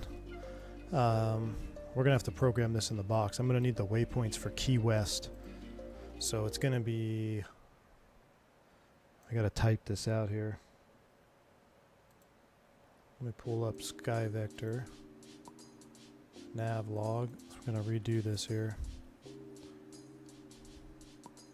So GCM...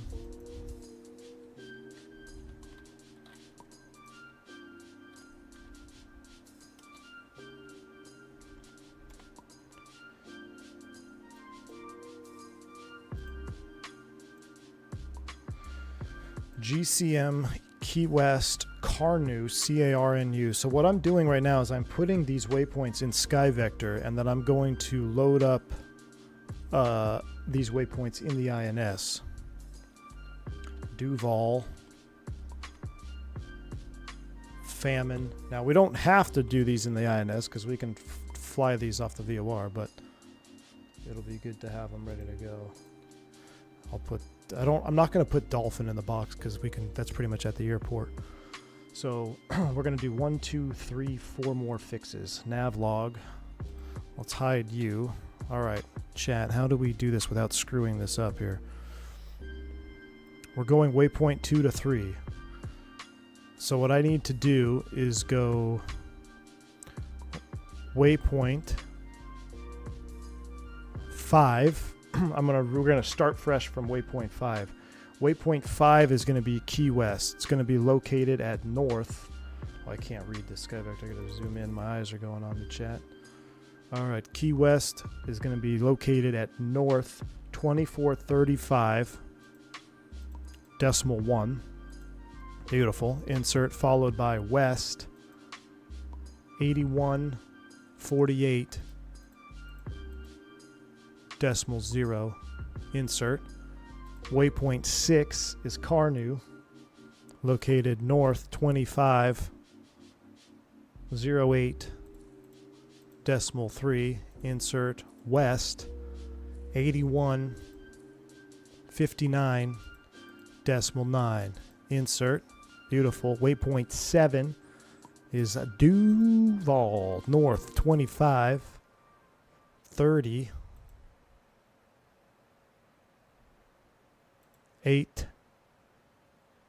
2530.8. Insert. West 8059.9. Insert. Waypoint 8 is Famine. So waypoint 8 is located north 2535.1. Insert. West 8050.3. Beautiful. Waypoint 9 is Miami Airport, which I'm going to put back in there. Waypoint 9, direct to the field, located north 2547.7. Insert. West 8017.4. Beautiful. So waypoint 9 is Miami, Famine, Duval, Carnu. Key West is waypoint 5. So we're going to go direct to waypoint 5 right now. Let's see. Desire distance 267. Waypoint 5, 353. That's about checks out. So let's do this. Waypoint change 05. Insert. We're going direct to Key West now.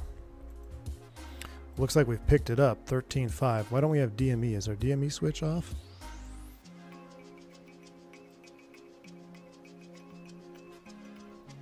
Heading out to dinner. Catch the approach on replay. Take it easy, Zach. Thanks for being here, my man. Appreciate you. Why am I not getting any DME?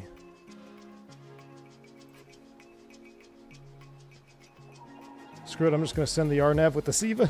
Hey, if you've got it all plugged in, there's no problem with it. I just didn't want to plug it in. X-Plane's flying Vancouver to Vegas. He's starting in 5. Sweet. Make sure you check out XP. Shout him out. Say, hey, at least he didn't crash. Ooh. Like V1 almost did. Chat, is this almost real life? Is this almost real life? Chat. Gus. What is happening in this blue hour? Hello, my 7-4. Hello? Where's the book dead to me? Hello, blue hour. Now, if the aliasing could get fixed, Gus, is there a fix for that? Why? This is a bigger breaker than even ortho, I think, because ortho is a personal problem. I don't want to spend the time on ortho. This, if we could clean up these like dots everywhere, we're gonna have to clean up these dots. We can clean up those dots. See, look at that. Look at the reflection right there. That looks awesome. What is happening, Chad? I've been mesmerized by X-Plane.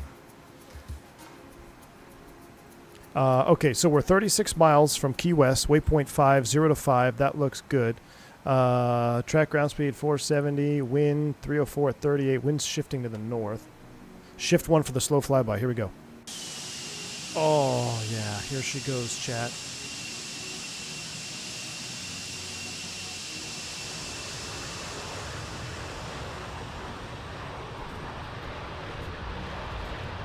I'll check it out, Pilot Unknown. I'm definitely going to check it out, man.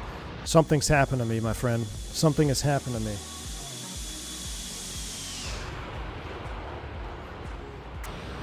Something is happening. I don't know if it's just my love for the 747. It's probably blasting your ears out, isn't it? Something's happening to me. Tola stream? Nah, dude. I can't. The sun is a little bit suspect. So, okay. Back to reality. Reality is set back in. Hold on. Ladies and gentlemen. We found the emoji sun. Somebody screenshot this and make it an emoji, because that looks exactly what it is. We found the I love it. I love Flight Sim. I found it. I found the ping pong. Look, if somebody tuned in right now, they'd be like, what the hell is this? You wouldn't believe that I'm flying the most complex 747 ever created for Flight Sim, would you? Oh, man. Too funny.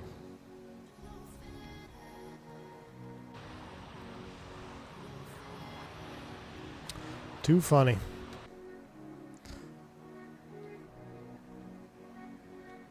All right. So we are, let's say, we're only 34 miles out, right? No, that's distance time. 34 minutes. 273 miles out from Key West. So bringing this back up, Key West. There's no altitude restriction. Where is the altitude restriction? It's going to be landing east. 250 at 10. Weaver at 10,000 feet. So let's keep this in mind. We're at 38,000. Minus 10 is 28,000, right? 38 minus 10 is 28 times 3 is going to be 84. I don't like math. Let's round it up to 90. Okay, and I suck at flying, so let's just call it an even 100 miles from Weaver, which I'm pretty sure I forgot to put Weaver in the box. Did I put Weaver in the navlog? I didn't, of course. Go figure. That's only 5 miles post Duval, though, so let's just call it Duval. So let's just say 95 from Duval County. We better be on our way down. Now, typically Miami's going to drop you down early coming in from out here. They tend to get you down lower earlier. There she goes. There she goes. Captain Benny was like, I tuned in. I was like, what the heck? Well, I gotta say, I thank you all for hitting the like button. We've got 439 likes here. That's the highest like button count that we've had in quite some time. Maybe y'all just missed X-Plane. Maybe that's what it is. Maybe that's what the channel needed. We need an X-Plane streak. We're doing Avianca. Sunday night long haul chat is coming back at you. Sunday night long haul Avianca. We're going Bogota to JFK. Fly along with me. Probably shoot for, 3 p.m. departure? 4-hour flight done around 7, 8 o'clock. That way everyone on the East Coast, Europe can fly too. We're going to do real procedures, real ATC this time.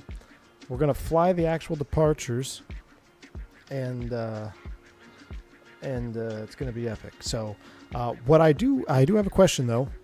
All the livery painters out there, is there a dirty Avianca livery out there? Because the default one is okay, but it's quite clean. It's pretty clean. I was really hoping we'd see like a dirty version Avianca. If you know of a dirty version Avianca livery, just post it in the Discord. I will check it out. So, but this is sweet. Yeah, Gus, I'll tell you what, Gus, I'll wind it back on the arrival. We'll wind it back. We'll kind of do a blue hour arrival. I'm going to let it set right now real time. We'll go into the night together, and then I'll wind it back for the arrival and approach on the descent. When are we thinking next Tour de Americas? Oof, I was going to do it tomorrow after my Cancun turn. That's the other thing I forgot to mention. We might do that tomorrow afternoon as well. So for the Tour de Americas, Radial Engine Mafia needs to be on high alert for tomorrow at 5-ish p.m. Central Time. Because I'm going to get back at 2:30, 3 o'clock. By the time I get back here, it'll be an hour 4. We'll see. Isn't there a really high balloon over Key West? Have you seen it, Flight? No, there is a balloon, but I have not seen it. I've seen some weather balloons before, though. I have. Yeah. Tour de Americas is always on Aveo Premium. Vitor, what's up, man? Good to see you, dude.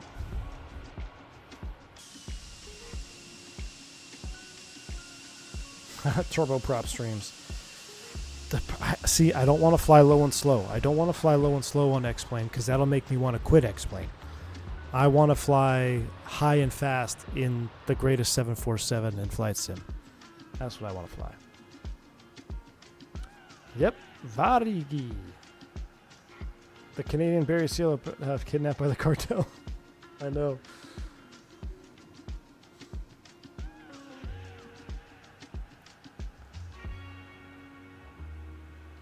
I'm done with golf by then, so I can join up. Sweet, man. What's your handicap? You hardcore? Trying to get my little girl. She's pretty good at swinging a golf club, so she's going to start taking lessons here pretty soon.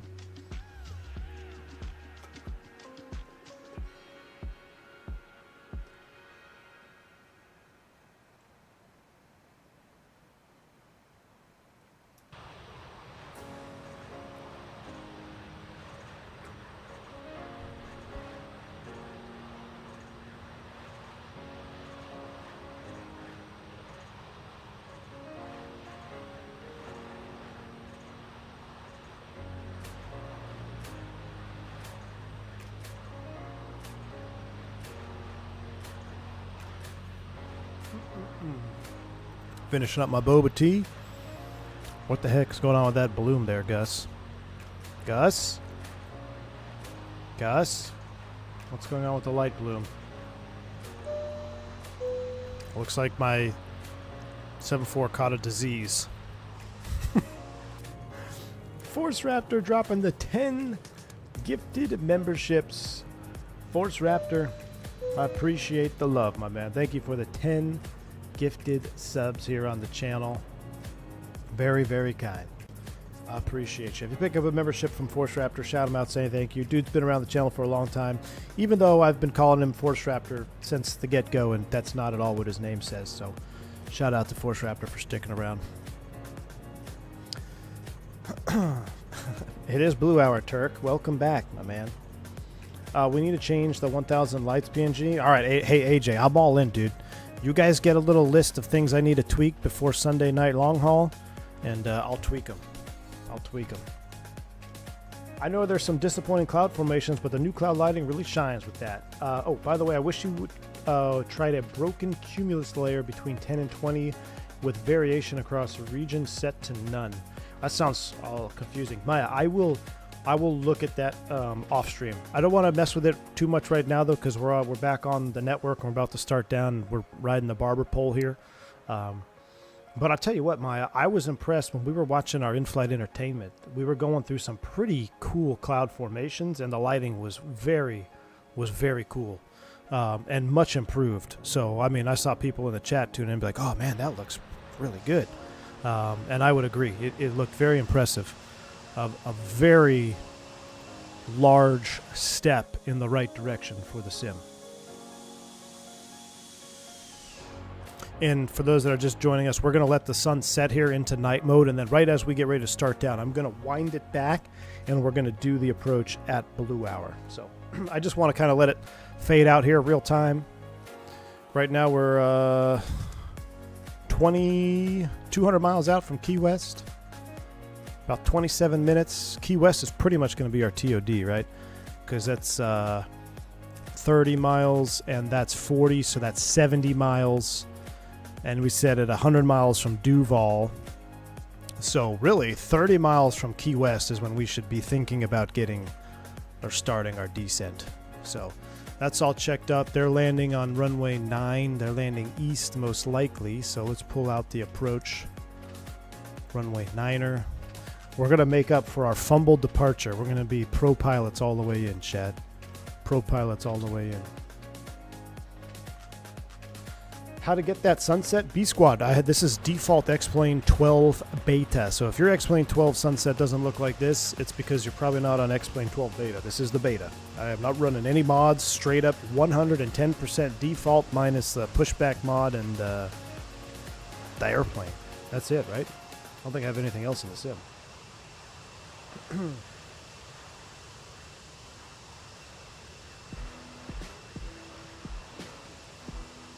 Man, I'm surprised so many people have been so enthusiastic about X-Plane. It's like it's a fresher breath air, chat. What's the poll at? 57% of you say X-Plane is back. Chat. Now, I tell you what, X-Plane will really be back if I can get my hands on that wind wing yoke. I will buy a dedicated chair for the sim. I will build a 747 cockpit. Screw it. I'm going to head up Roberto at Throttletek. Like, look, I need a 747 Quadrant. I got to get wind wing mounted somehow. I'm all in, chat. I'm ready to get typed on the 7.4. I'm rooting for X-Plane 12 because it has a better flight model. Chicago pilot, I'd hate to be the bearer of bad news. It's got good flight modeling characteristics. It sure does. But with what I have experienced in Microsoft 24, depending on the dev, is the sim stuttering? No, I don't believe so. Is it stuttering for you? Not stuttering at all for me. Depending on the dev, the flight model can be really good. Oh, speaking to that point, I tried the DC9 update today, version 3.1. Really hoping that it was going to be good. I think that it's not playing nice with my niche hardware because the autopilot was still giving me fits. So that aside, the flight model itself, I was just very not impressed with it. It was very much springy. So like you would input a control input, the airplane would react immediately and then kind of smooth out. It was almost like flying a rubber band flight model on the DC-9. I was not impressed with that, and I was not impressed with the sounds. Still, the sounds need a whole lot of work. They are still pretty poor, if you ask me. So I really wanted the DC-9 to come up with a crushing update, but I mean, hey, at least they fixed the nav light or whatever it is. I mean, there's definitely been some changes to it, but I got to do some more deep dive. I got to see if it's my niche hardware that's causing the problems, but I was not impressed with version 3. I was going to fly that first. We were going to do DC-9 stream first and then fly 7.4 tonight, but it just didn't work out. I couldn't even get the thing to follow the autopilot at all. Maya F, it was the SkySim DC-9 and Microsoft 2024. Maddie K dropping the 10 gifted subs. Maddie K, dude, thank you for the 10 gifted subs to the channel, Maddie K. Very kind, man. Appreciate you, dude. If you pick up a membership from Maddie K, shout him out and say thank you. You've now been gifted a membership during X-Plane 12 stream, so you can only come back during X-Plane 12 content. Ah, the ants are marching again. My ants are marching in certain angles here.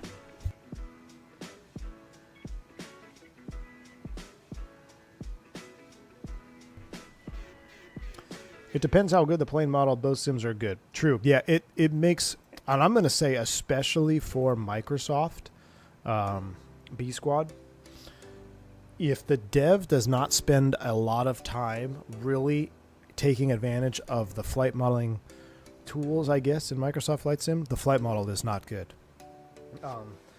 But seeing what I've seen of the likes of PMDG, the Fenix, the F-28, at the Just Flight RJ, what I have seen really good devs do in Microsoft, I know it can have really good flight model, but it's very dev dependent. I think X-Plane is almost like, I think maybe the core, the sim, is easier to work with, or maybe it's just better for a developer. So you could have I don't want to say lazy, but you can have a dev that is maybe not as well versed in flight modeling, and their airplane can still fly pretty good in X-Plane because it's X-Plane.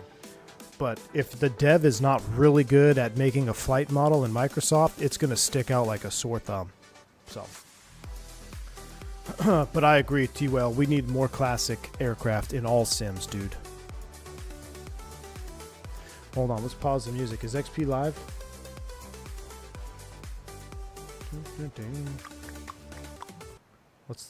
Should we throw XP up on the IFE real quick? Oh man, look at that. Hold on, I got an idea. Oh, it's offset. I don't think I could put him on there. Let's see.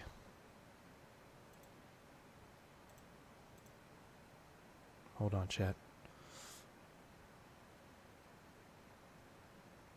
Gosh, why do I have so much nonsense in my Yeah.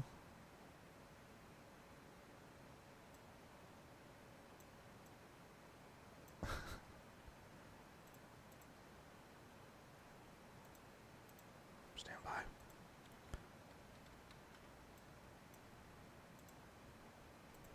Flight instruments. 100%. Altimeter is check. Good to go. Set. Checklist complete. Before start, checklist. Alright, that's before start, Flight so we're deck good door. there. Lock. We don't need that. Alright, so let's go plan mode. And Vancouver 6. Man, his sim looks really good. He's got, hold on. So we're going to be taking off to the west. We're going to step through this and go south at Seattle. And all the way south. Down to Vegas. And we're going to go downwind. And then pick up to go to... Why can't I get him, So, we like that. There's a disc on there, but I can't get him to pull up. To make sure we're good. Dude, I was trying to get XP to pop up. What's going on with that? My FPS is 25. I don't know if I believe the numbers I'm seeing because it's freaking smooth, dude. It's really smooth.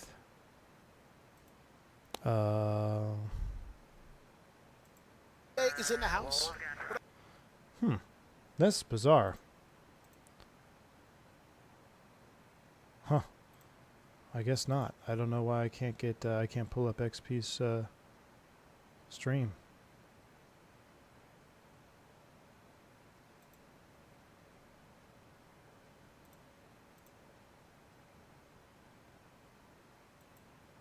Anyway, go check him out. He's streaming right now too. Looks pretty good. Where are we over? Cuba? I hope so. Well, we have a little map display, don't we?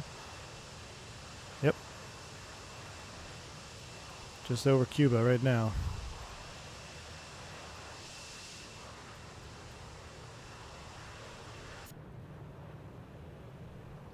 The time-space continuum. Alright. Pull up the sounds a little bit. Whoa. Zippy is down with a 142 and 0.98 G. Alright, Zippy. That's alright.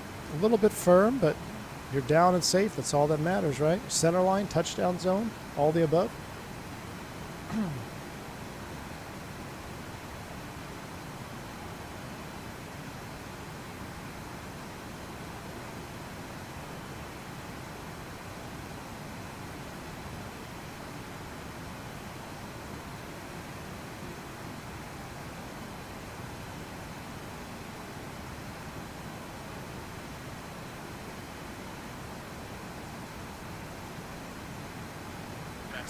Welcome to Omega.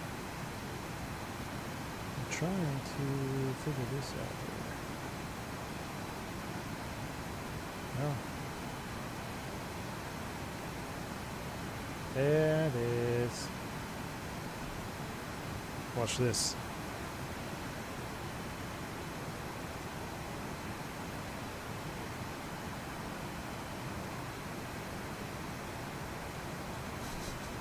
There's XP Live. He's in the Flight Factor. I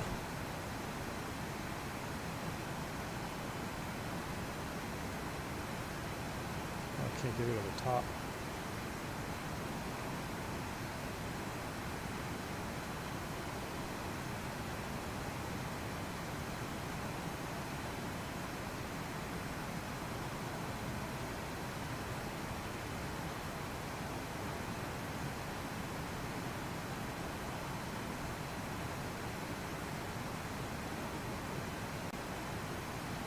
Got him down here on our little EFB sort of thing. So you can see he's got all the add-ons and stuff. He's in the Flight Factor 777. Pilot Unknown, you haven't even touched Cuba yet? Did you take off with us? What'd you miss on the checklist, Zippy? 6390 is the altitude. 2 hours flight time on that. That's good. Total fuel is going to be 40. Let's go back to when he normally zoomed when he starts his stream. Look. Let's go back here. Oh, I don't want to get copyrighted on his music. So that's X-Plane 12. He's got a custom airport scenery there. Looks like I'm going to have to start digging into the sceneries. Ah, AJ. Do I have to do scenery libraries again? Or can I just download payware airports so I don't have to do a bunch of those libraries? I don't want to do any libraries. I want to buy a scenery and I want to throw it in the folder and be done with it. Oh, the beacon? Oh, that's simple, dude. That's an easy one. I forget the beacon quite frequently, Zippy. Just the other day I forgot it. You know what? Why I forget the beacon now is because my shutdown procedure has changed. Where like now with my new headset, I normally shut the engine off and then I go and I shut off my headset and then I come back to the beacon. But now that I'm trying to retrain my brain to go headset beacon instead of shutdown beacon. So sometimes I get distracted between the shutdown and then turning the beacon on. Casey Olert dropping the 20 gifted subs. Casey. What a sub bomb. Appreciate you, sir. Very, very kind, Casey. Thank you so much, man. Really appreciate that. B Squad, I'm done with you, man. Casey, really, really appreciate you, dude. Thank you for the massive $20 sub bomb. That is massive to the channel.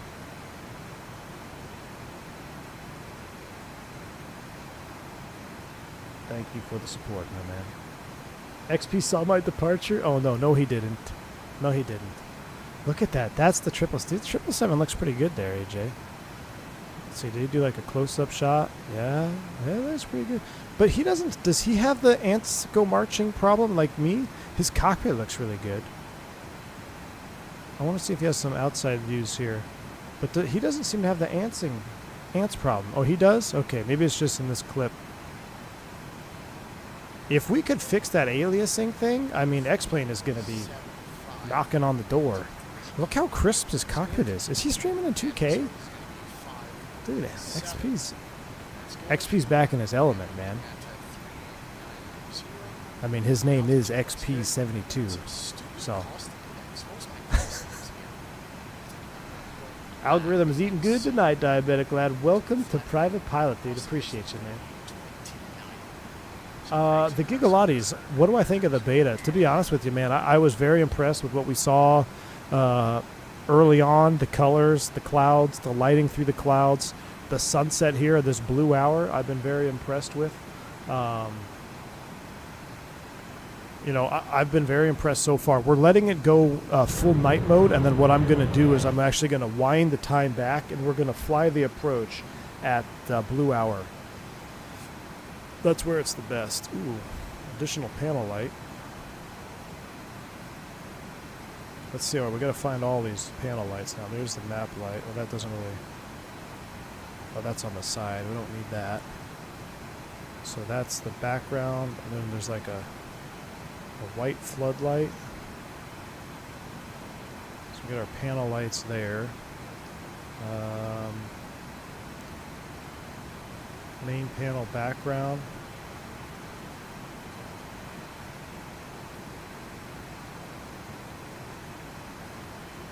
It's the overhead light, that's there. What we got over here? Control stand.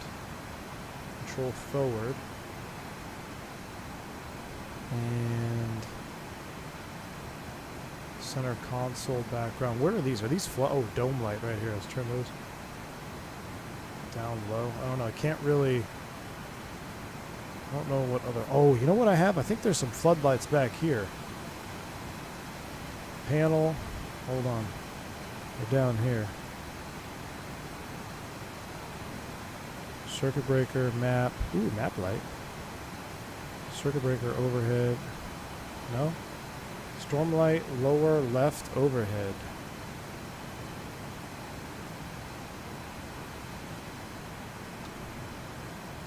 Ah, there we go. Thank you, AJ. I was wondering where this light is down here.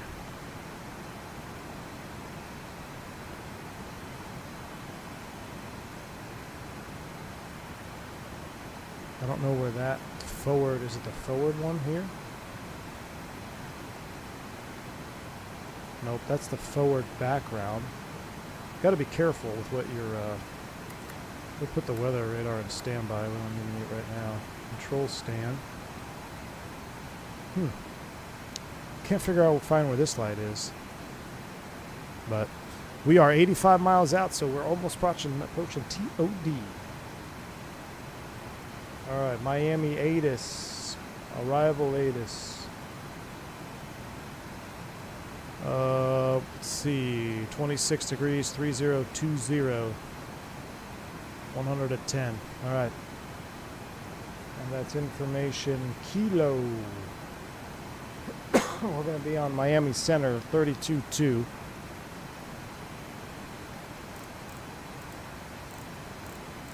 I'm going to call him early and make a request.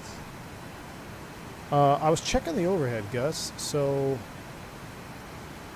background console background light, not that one. Dome light. Indicator lights probably go dim.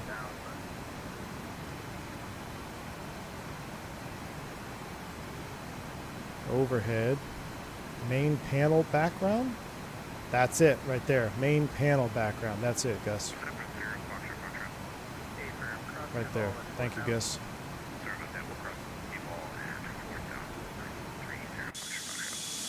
Ooh, nav lights in full force.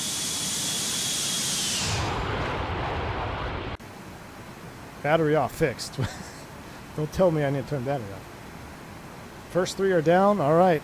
Well, I'm bringing up the rear with my... See, I want to keep the yoke there, but I can't read the... can't read the HSI. Let's see. Let me load up the good old... That-tastic map. Please don't crash my sim. Terrible. Oh yeah, we're about to enter his airspace. So I'm going to hit them up right now. When I get a chance in the radio, we're going to hit them up. We're going to request the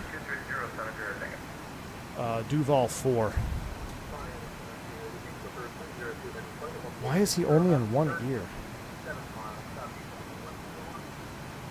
Over 302 Heavy, Miami Center, hello, radar contact. This should be the sandbar 3 arrival, Miami lands east to Miami altimeter 3020.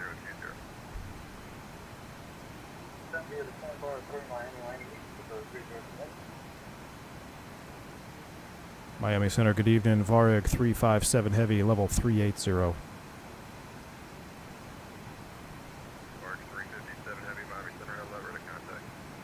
And Miami Center for Varig 357. We've had some instrumentation issues on this flight up here. We'd like to request the Duval 3 arrival. We're going to be INS nav tonight. I guess it'll be the Duval 4 for Varig 357. Varg 357 was that for? Affirmative, Varig 357. Roger, stand by. Hey, good evening, Miami Center, American Mountain Heavy. Leading 11000 for 1. We have a 10-mile drift on our SIVA? American 513 Heavy, Miami Center, Clementine, level 360. How do you know that? Let's see, we're 24. Flight 2183, welcome to Tampa, left when able, safe parking. Ground speed, track ground speed. We're 57 miles out from Key West. We got 50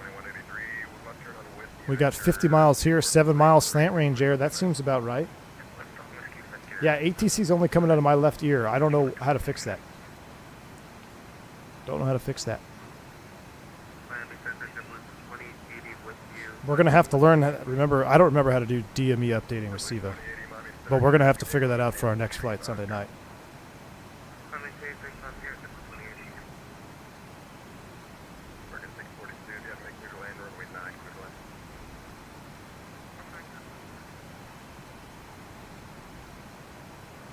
Let's do some perf landing.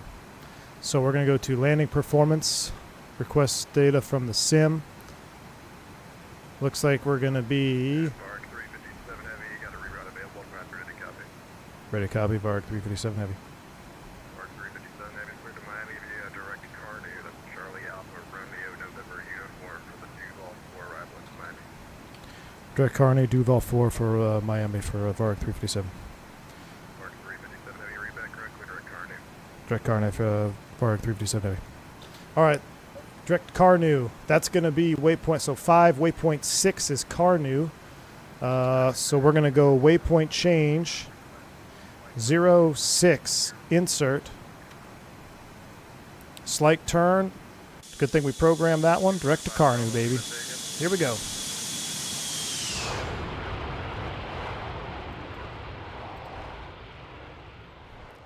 Ooh, that's sexy.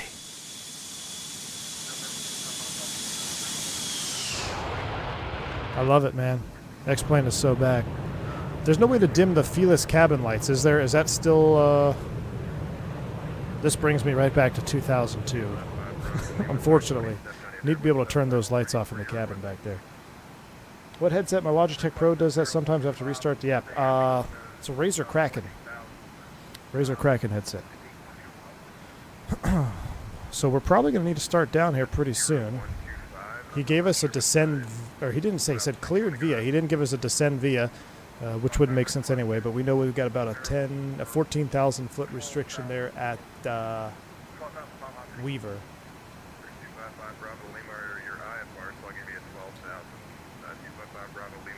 All right, back to our landing perf calculations. So VREF is 143, minimum maneuvering speed. We'll set speed bugs. Read weather data from sim. Min brakes, we got to go medium. We got a 76.58, so we're going to go medium auto brakes. Medium auto brakes is set. The DA is going to be 200 feet. DH. 200 is set. Let's pull up the ILS 9er. Let's go 110.9 for iBool. I'm going to put it on nav 2 just so I have it ready, and then I can switch over when we're... I'm going to use nav 1 for backing myself up. But right now we're going to prepare nav 2 for the ILS, which is 110.9. Course is going to be 09 or 2. I really got to listen to hear him.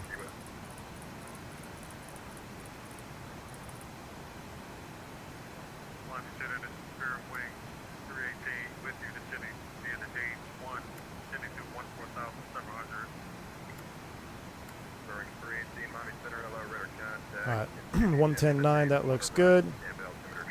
DH 200 feet above the ground. Left-hand turn off.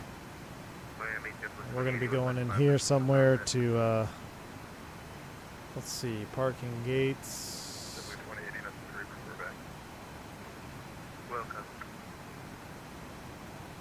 International Concourse. Let's go to Hotel 10. We'll go to Hotel Gates. We'll go in there.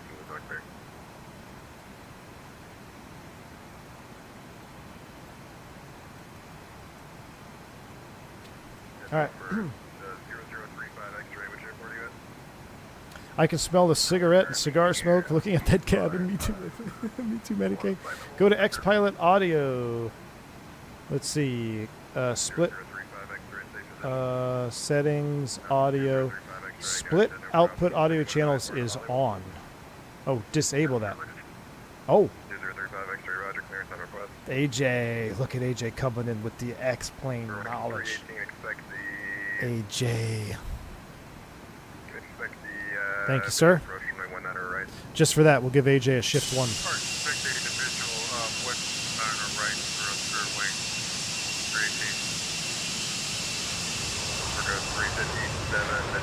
Discretion across Weaver to maintain 10,000, 250 knots, Miami altimeter 3020. Pilot discretion cross Weaver 10,000, 250 knots for VAR 357 Heavy. All right, 10,000 at Weaver. Got a 1571 contact Orlando approach 124.8. Bye-bye. That's what we expected. We're going to go ahead and vacate now. So, oh, how do we descend? I forget how to descend. We're in speed mode.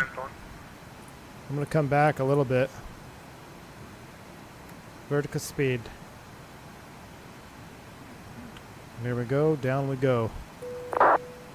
Flipper 302, heavy contact, Miami approach on 126.85. See you later. Miami approach 127 frequency again. Fleet for Flipper 302, frequency 126.85. Approach on 2685, Flipper 302, heavy. I'm not going to arm. I'm not going to do half of these, but because this says spoilers armed and everything, I guess we could arm it.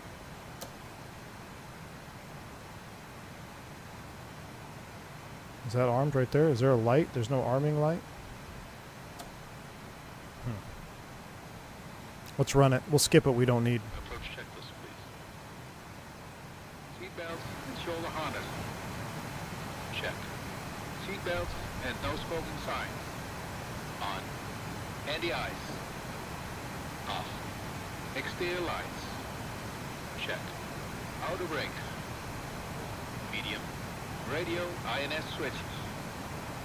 Damn. Radio INS. Well, we want it on INS right now.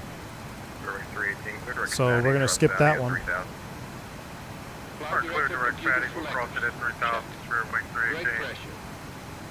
First 318 at fatty, intercept the final approach course, rolling on the We're right. going to skip that. I'm not arming those right now. Alright, at fatty, we'll accept the 19 right first course. 3, set and cross check. American 642, sorry about the wide turn out there. You can turn right heading of 310. Seatbelts and shoulder harness. Check. Fuel panel. Check. Fuel heat. Wait. Oh. Oh, fuel panel. Off. Off. EPR computer. Wait. Go route.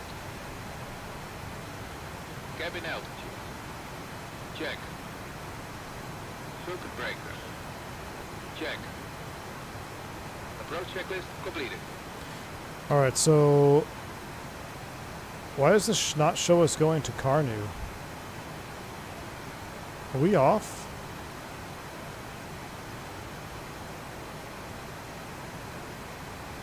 I feel like that's not... Is that not correct?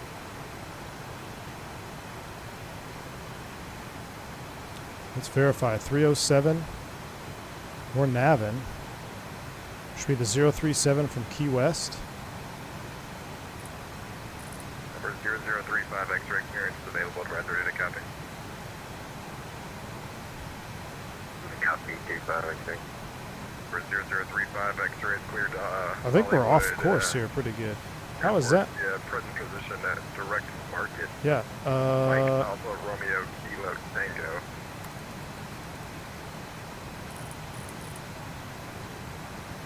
Hollywood, yeah, direct market, 35 X-ray, read back correct, you can maintain 14000, clear direct market. We gotta get back on this.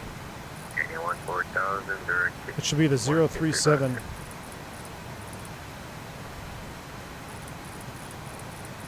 Miami for Quadrant 357 Heavy. We just realized we got dealing with some navigation issues up here. We're turning right to join the 037 off Key West towards Carnew. We're going 357, roger. We're way off. I don't know what. We're going 357, if it helps you out, clear direct Duval. Direct Duval for Farag 357. Thank you. Direct to Duval is going to be, so we did, so 9 was Key West. I got to go backwards. 8 was Famine. 7 was Duval. Let's go waypoint change 07. You might have it, you might not. Waypoint change 07. Insert. 11 o'clock, 20 miles. Let me know when you pick it up. That doesn't make sense. Say again for Spirit Wing 318. Let's see, desired track is 052. That actually, that does make sense. 052 track makes sense. Brewing 318, thank you, sir. Clear visual approach for lane 19 to right. Alright, cleared visual approach 19 to right, Spirit Wing 318. For 57 Juliet Tango, cross Bayern, Bravo Alpha India Romeo November, Adam maintain 8000, Orlando altimeter tree 021.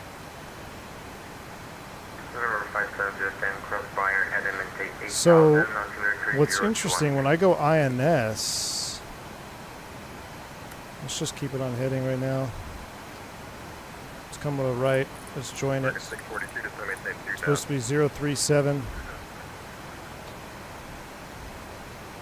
I'm not quite sure why our INS is off like that. I'm going to have to do some investigation. We're going to wind the sim time back here a little bit for a blue hour approach. Oh, this is gonna screw us up. 19. Let's do there. Boom. No problem. Have a good night. Oh, too far. Why can't I do it gently? Ah, screw it, AJ. It's about as good as I got. You used to be able to just do it gently. I don't know why I can't do it gently anymore. K and L. Ah, that's what I was looking for. Thank you, thank you. AJ, you need to tell me that before. Alright. Let's pick up this rate of descent here. So the 1328, Miami Center, radar contact, Clementine, level 250.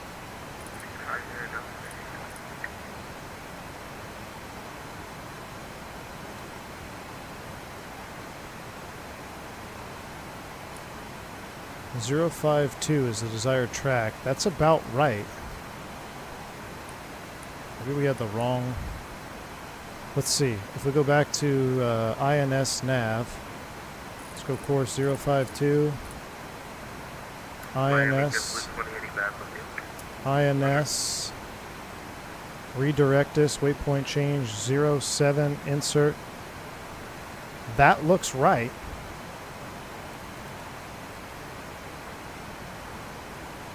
We should level off here. Is it going to level off? Yep. Okay, we're back to naving. Maybe we had a wrong number in there. Miami Center, friendly 112. We're through 8,400 for 60,000 direct meter. We need to pick up our rate of descent though. Speed brakes coming out. Now 16,000, clear direct Q-cell. Alright, 60,000 direct Q-cell for friendly 112. All right, distance Miami is Center, hello, Virgin 5 Heavy. Miami approach just 38 105. miles. We We are need to 3,000 lose feet, full highway 13,000 feet. 1326, Stand by 1, yeah, looks like 39. internet may or may not have something. Or we're catching up. We're back up. Turn right heading 07 at 0. Riding some speed brake action down here. Let's go tiller cam, Boeing cam for the approach. Level 7 upgraded to commercial pilot. My man, welcome back, dude. Appreciate the membership upgrade. Thank you, sir. 302 heavy on frequency. Josh, no, I did not have to go back because my computer couldn't handle it. I went back because of this juice right here, Josh. Come on now. Maybe we had a wrong waypoint number, or maybe it didn't auto change over. I'll have to watch that back. Because right now, this jives up with direct Duval. That checks.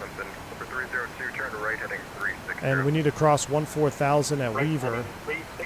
Weaver is 5 from Duval. Right now, we are 36 miles from Duval. We need to lose 10,000 feet. That's 30 miles. Slow to 250. We're looking good. Juice. More like pulp. 42, clear to approach runway 9, runway 9, clear to land, the wind 090 at 17 gets 29er.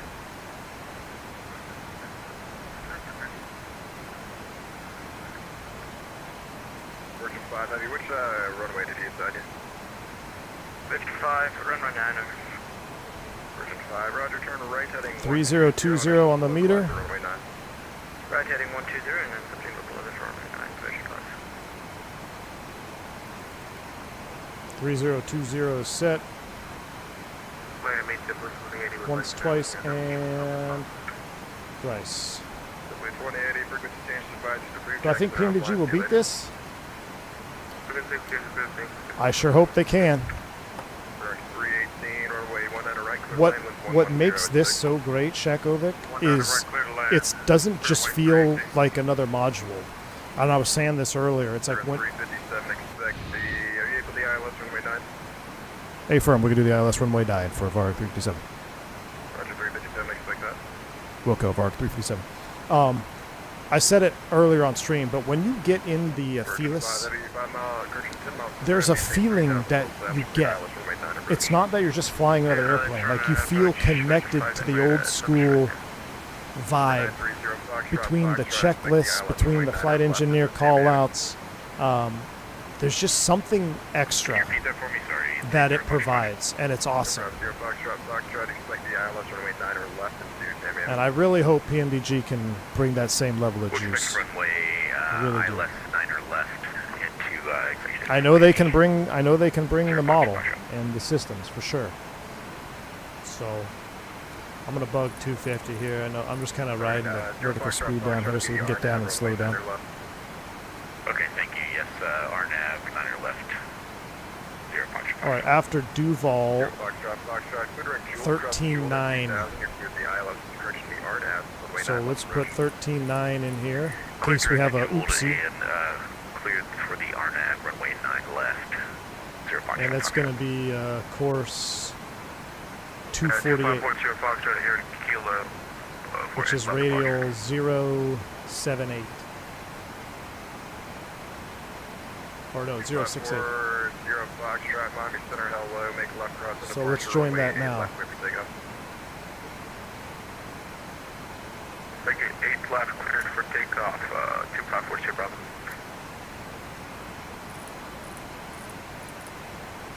.068 Vorlock.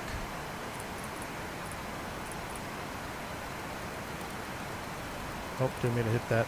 Let's get the brake in there. We're going to start slowing up now. I have not tried the LTN92 Slick One. I did see that it was implemented. I haven't tried it yet, though. Maybe our INS has just drifted way off. It might have drifted. Aviation Blaze, what's up? We're getting ready to level 10,000 feet here. Sunset approach into Miami, Florida. Thank you. Virgin 5 Heavy, runway 9 are clear to land. 1,000 level off jet. Steven, it's still there briefly for a little bit. I don't know why. But it's still there, dark cockpit, unfortunately. Right, whiskey 3, looking for air side out. Oh, AJ, you're absolutely right. I forgot. I totally forgot. We actually rolled this aircraft a couple of times, so that's probably why stuff is knocked out of place. All right, 10,250. Lights are coming on.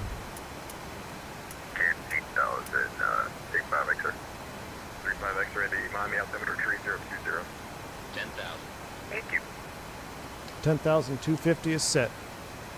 Miami number 3 so it's B36. We're looking to do it far to the south down the shoreline.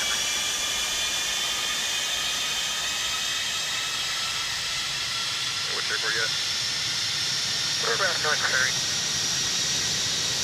Hotel with, yep. 314 Romeo, Hotel Rush, standby 1.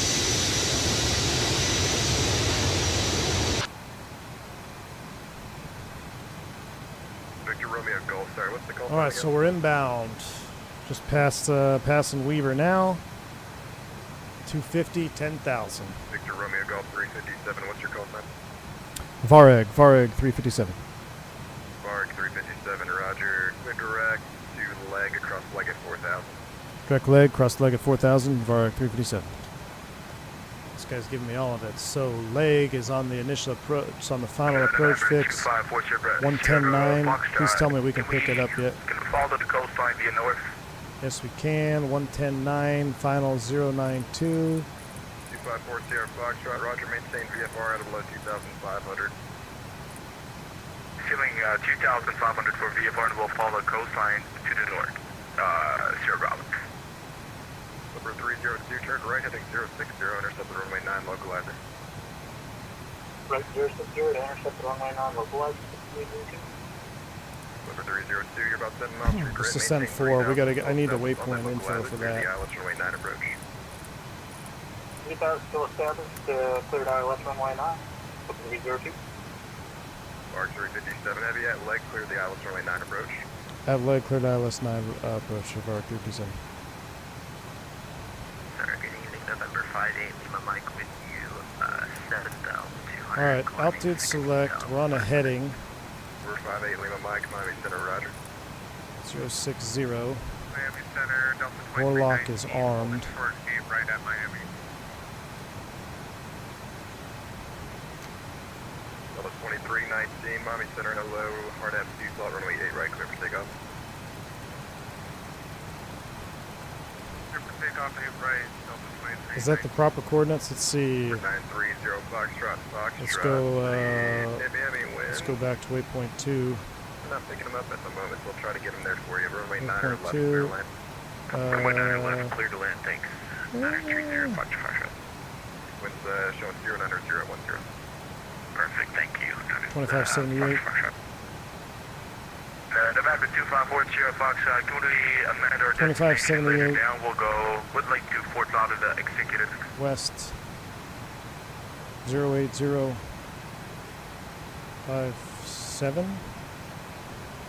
254 Sierra Foxtrot, Miami Center, route. Oh no! 0805. That's all I need. Welcome to Key West, exit to the ramp via Alpha. Have a good night.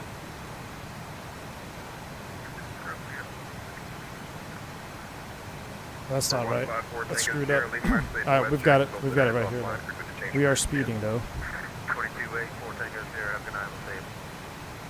Speed brake's not out.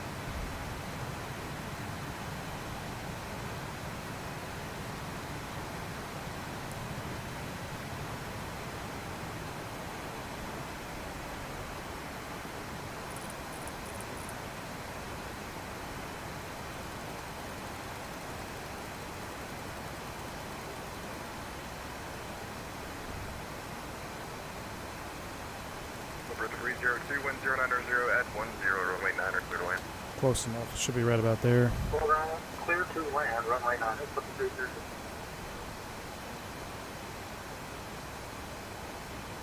It's our VREF. Landing checklist and Perf Cal 143. Miami Center, wind 1454. Actually, no, Vinny. Right now, it's actually pretty dark. 1454, Miami Center, radar It's actually pretty dark over this part of South Florida. It's the swamp, man. Everglades. Pretty dark out here.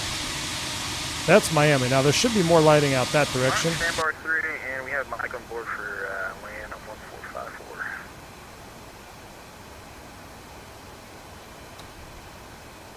Miami Center, hello, American 5532, level 370 descending.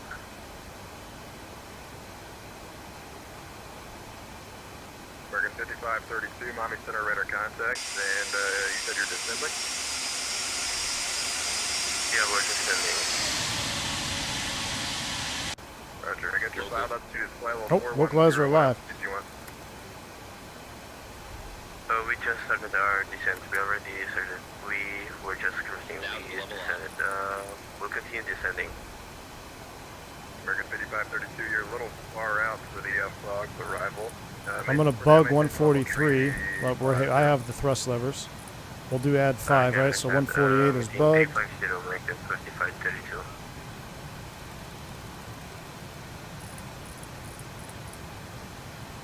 We're cleared for the approach at... 357, wind 090 at 1089 or clear to land. Oh, we're not a clear to land bar, 357.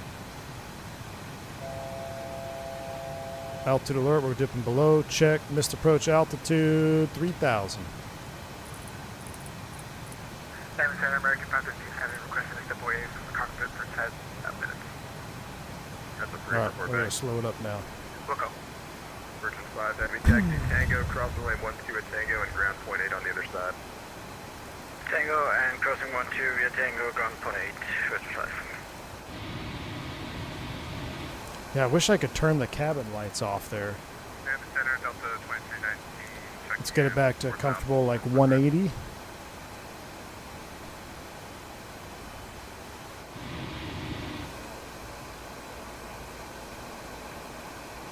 Flaps 1, slats are coming out. Ooh, that looks juicy. 2319, Miami Center, radar That's the contact, view. level 25. So is that idle there? 30, that'll be your final. Climb maintain 230 for Delta 2219.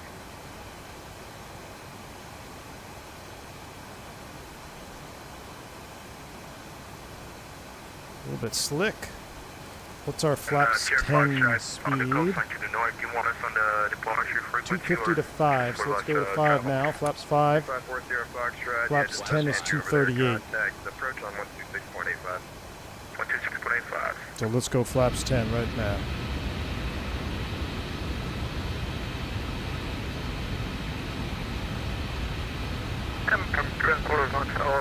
First, Bonanza B36TC, we're over North Perry. We'd like to do VFR down the coastline southbound.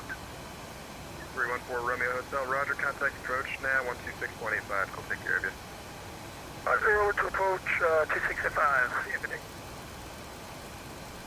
We're going 357 heavy, monitor approach 126.85. 2685 arc 350 heavy. 2685, you said? Gear down. Got a hard time slowing this bird right here. Good evening, approach number 214 Hotel. We're up at BC 36. Let's go autopilot lock off. We're over at North Perry. We'd like to do VFR down the shoreline Gears down. southbound. Green light. November 214 Romeo Hotel, Miami departure on request number. Flaps 20. Delta 4, 30, pushing Delta 420 radar contact, climb and maintain 16,000 to altitude. Climb maintain 16,000. We are currently just about passing 3,000 feet. Delta 420. Record 2038, RNAV seesaw, runway right clear for takeoff. That wind, that cabin light there ruins that. Flaps full coming in.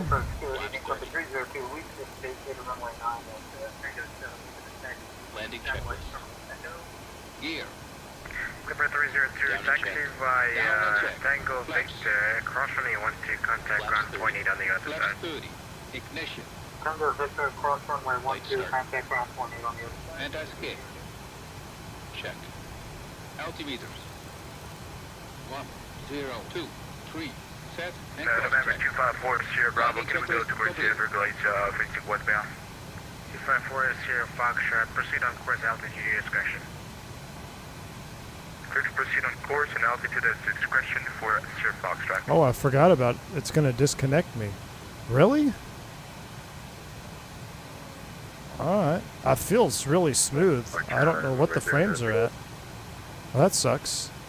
I'm at 20th. I mean, I don't believe it, man. This feels smoother than like 50 frames in Microsoft sometimes, though, you know?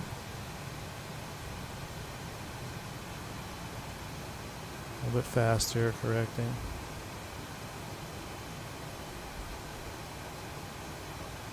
It looks buttery. I mean, it feels smooth. I don't know why. 1,000. It's, I don't know. We're getting high on approach, so I gotta stop looking at that. Get back down on the approach path here.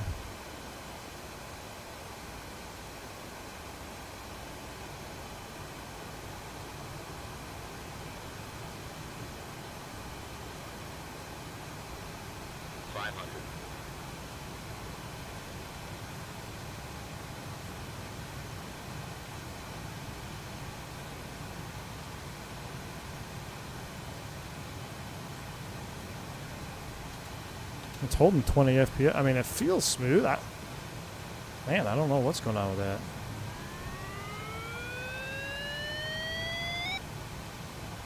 Wonder what JFK is going to be like.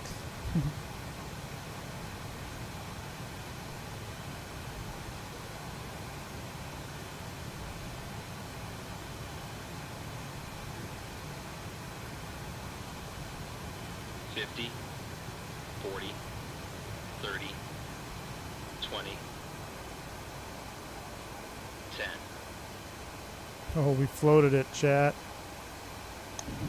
But we got the butter.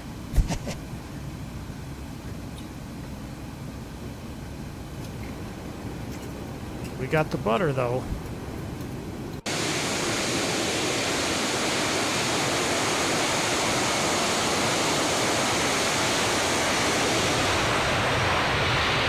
Oh, my spoilers weren't armed. Out, off, reverse. Auto brake off. 60 knots. Ladies and gentlemen, welcome. Get our tiller cam back on here. As we turn off, welcome to Miami.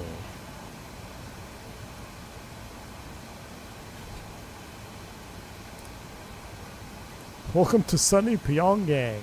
Well, we're not on 88 TC, so I guess we'll just clean it up. Cross the runway here. That's kind of a bummer. It still says 20 FPS there. I'm not sure what's going on with that. Alright, we'll clear here, and then we got to do some stuff. Coming up top, we're going to go anti-skids, arm, that's off. Those come off. We'll turn those off. Strobe is off. That looks good. Let's go to the right. Flaps are coming up. Flaps up.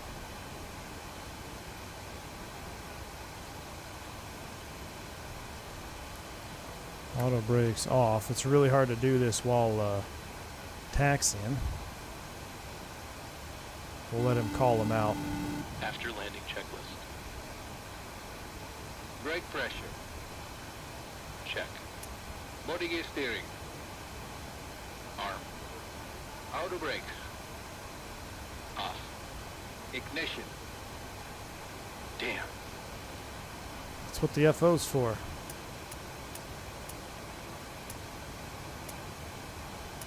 Off.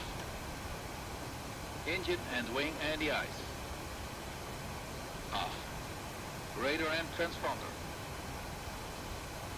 Standby. Flaps. Up. Spoilers. Down. Stabilizer trim. Damn. Still pulling to the right.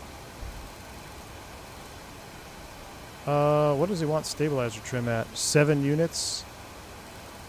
7 units. Outflow valves. Open. Pressurization mode selector. Let's see. Now I can feel the frames down a little bit. No, we'll skip that one. It's over on the flight engineer panel. Aft cargo heat. Let's see. APU. Let's see. Check. Checklist completed. Alright, we'll take it in here. 'Cause I want to watch the replay. Excuse me, cars.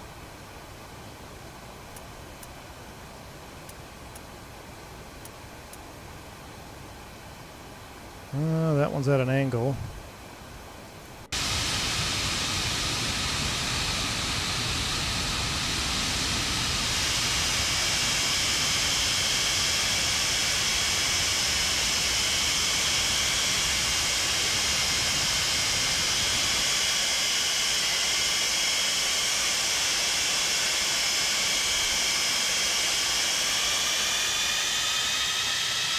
Oh, this is sick. Being able to do it with this camera system.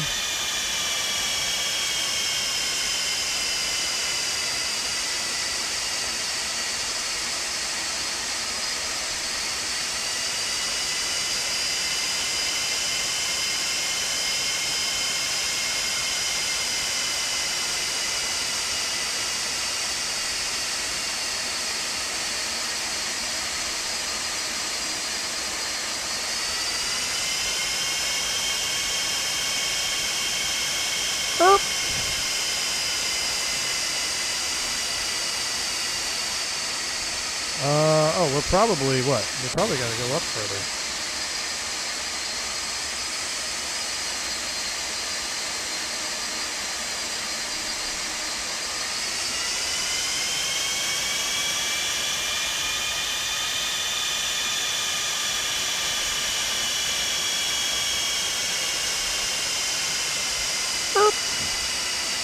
I think our nose wheel's bent.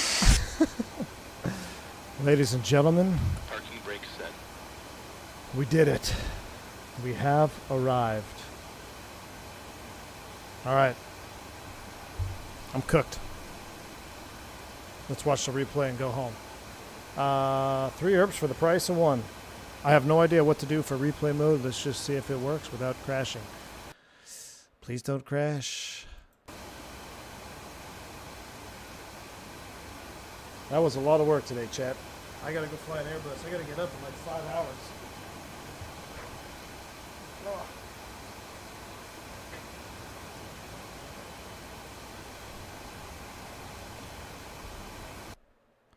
Let's just move you back here. There we go. All right. Here she comes.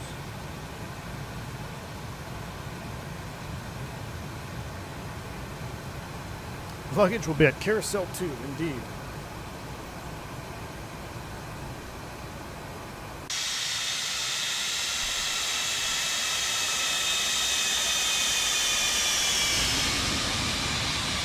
Oh, I think the flaps are still coming out. Yeah, flaps are still coming out. Verdict, I want to see more. I'm going to have to see if I can get better perf. I don't know why it keeps disconnecting at 20. I love flying it. Felt good to fly. The sounds are amazing. We're going to do another long haul on this puppy coming up maybe Sunday night. So, tower view shift 5. Ooh. Oh, what? There's actually a tower here. But, oh, look at this. I don't have sail because that's on replay cam. Oh, I do have sail.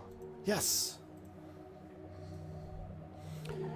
Verdict is we're going to fly this more. I need more time in it. Might need to do some more mods. Might need to do some perf tweaking on this puppy here. What's crazy is it felt really smooth even though it disconnected us at 20 FPS. All the reflections look sick. Where's the butter? Show me the butter. Oh, come on, chat. Butter. That was butter. Yeah, we're flying this bird again. I like it. I love it. I want some more of it. I'm wiped out. It's been a long stream. Thank you all for hanging out with me. Felis Leopard, if you've around and make it this far.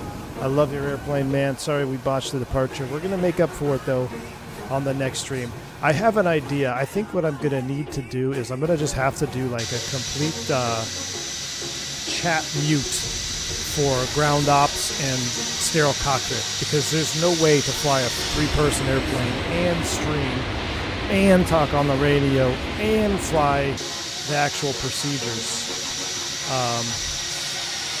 without making a fool of myself. So it handled great. I think I figured out the little trim issue because everything worked as intended there on the second half of the stream. So, man, that was a butter and a half, though. I'll take it. So, filled 6 bags with that departure, but it's fun all the same. That's right, Zippy. I gotta get rid of this view too. I'm gonna have to do some more view tweaking to get us out on the front side. But it's called hired us, some of us in shared flight. I know.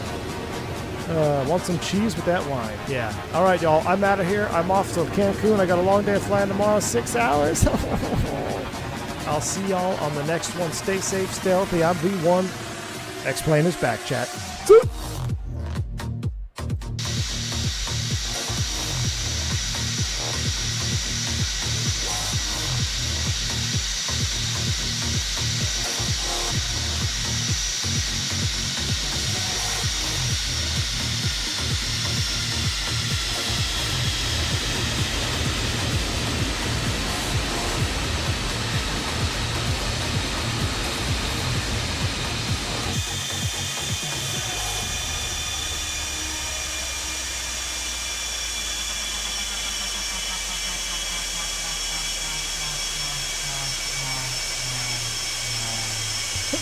K, sorry, dude.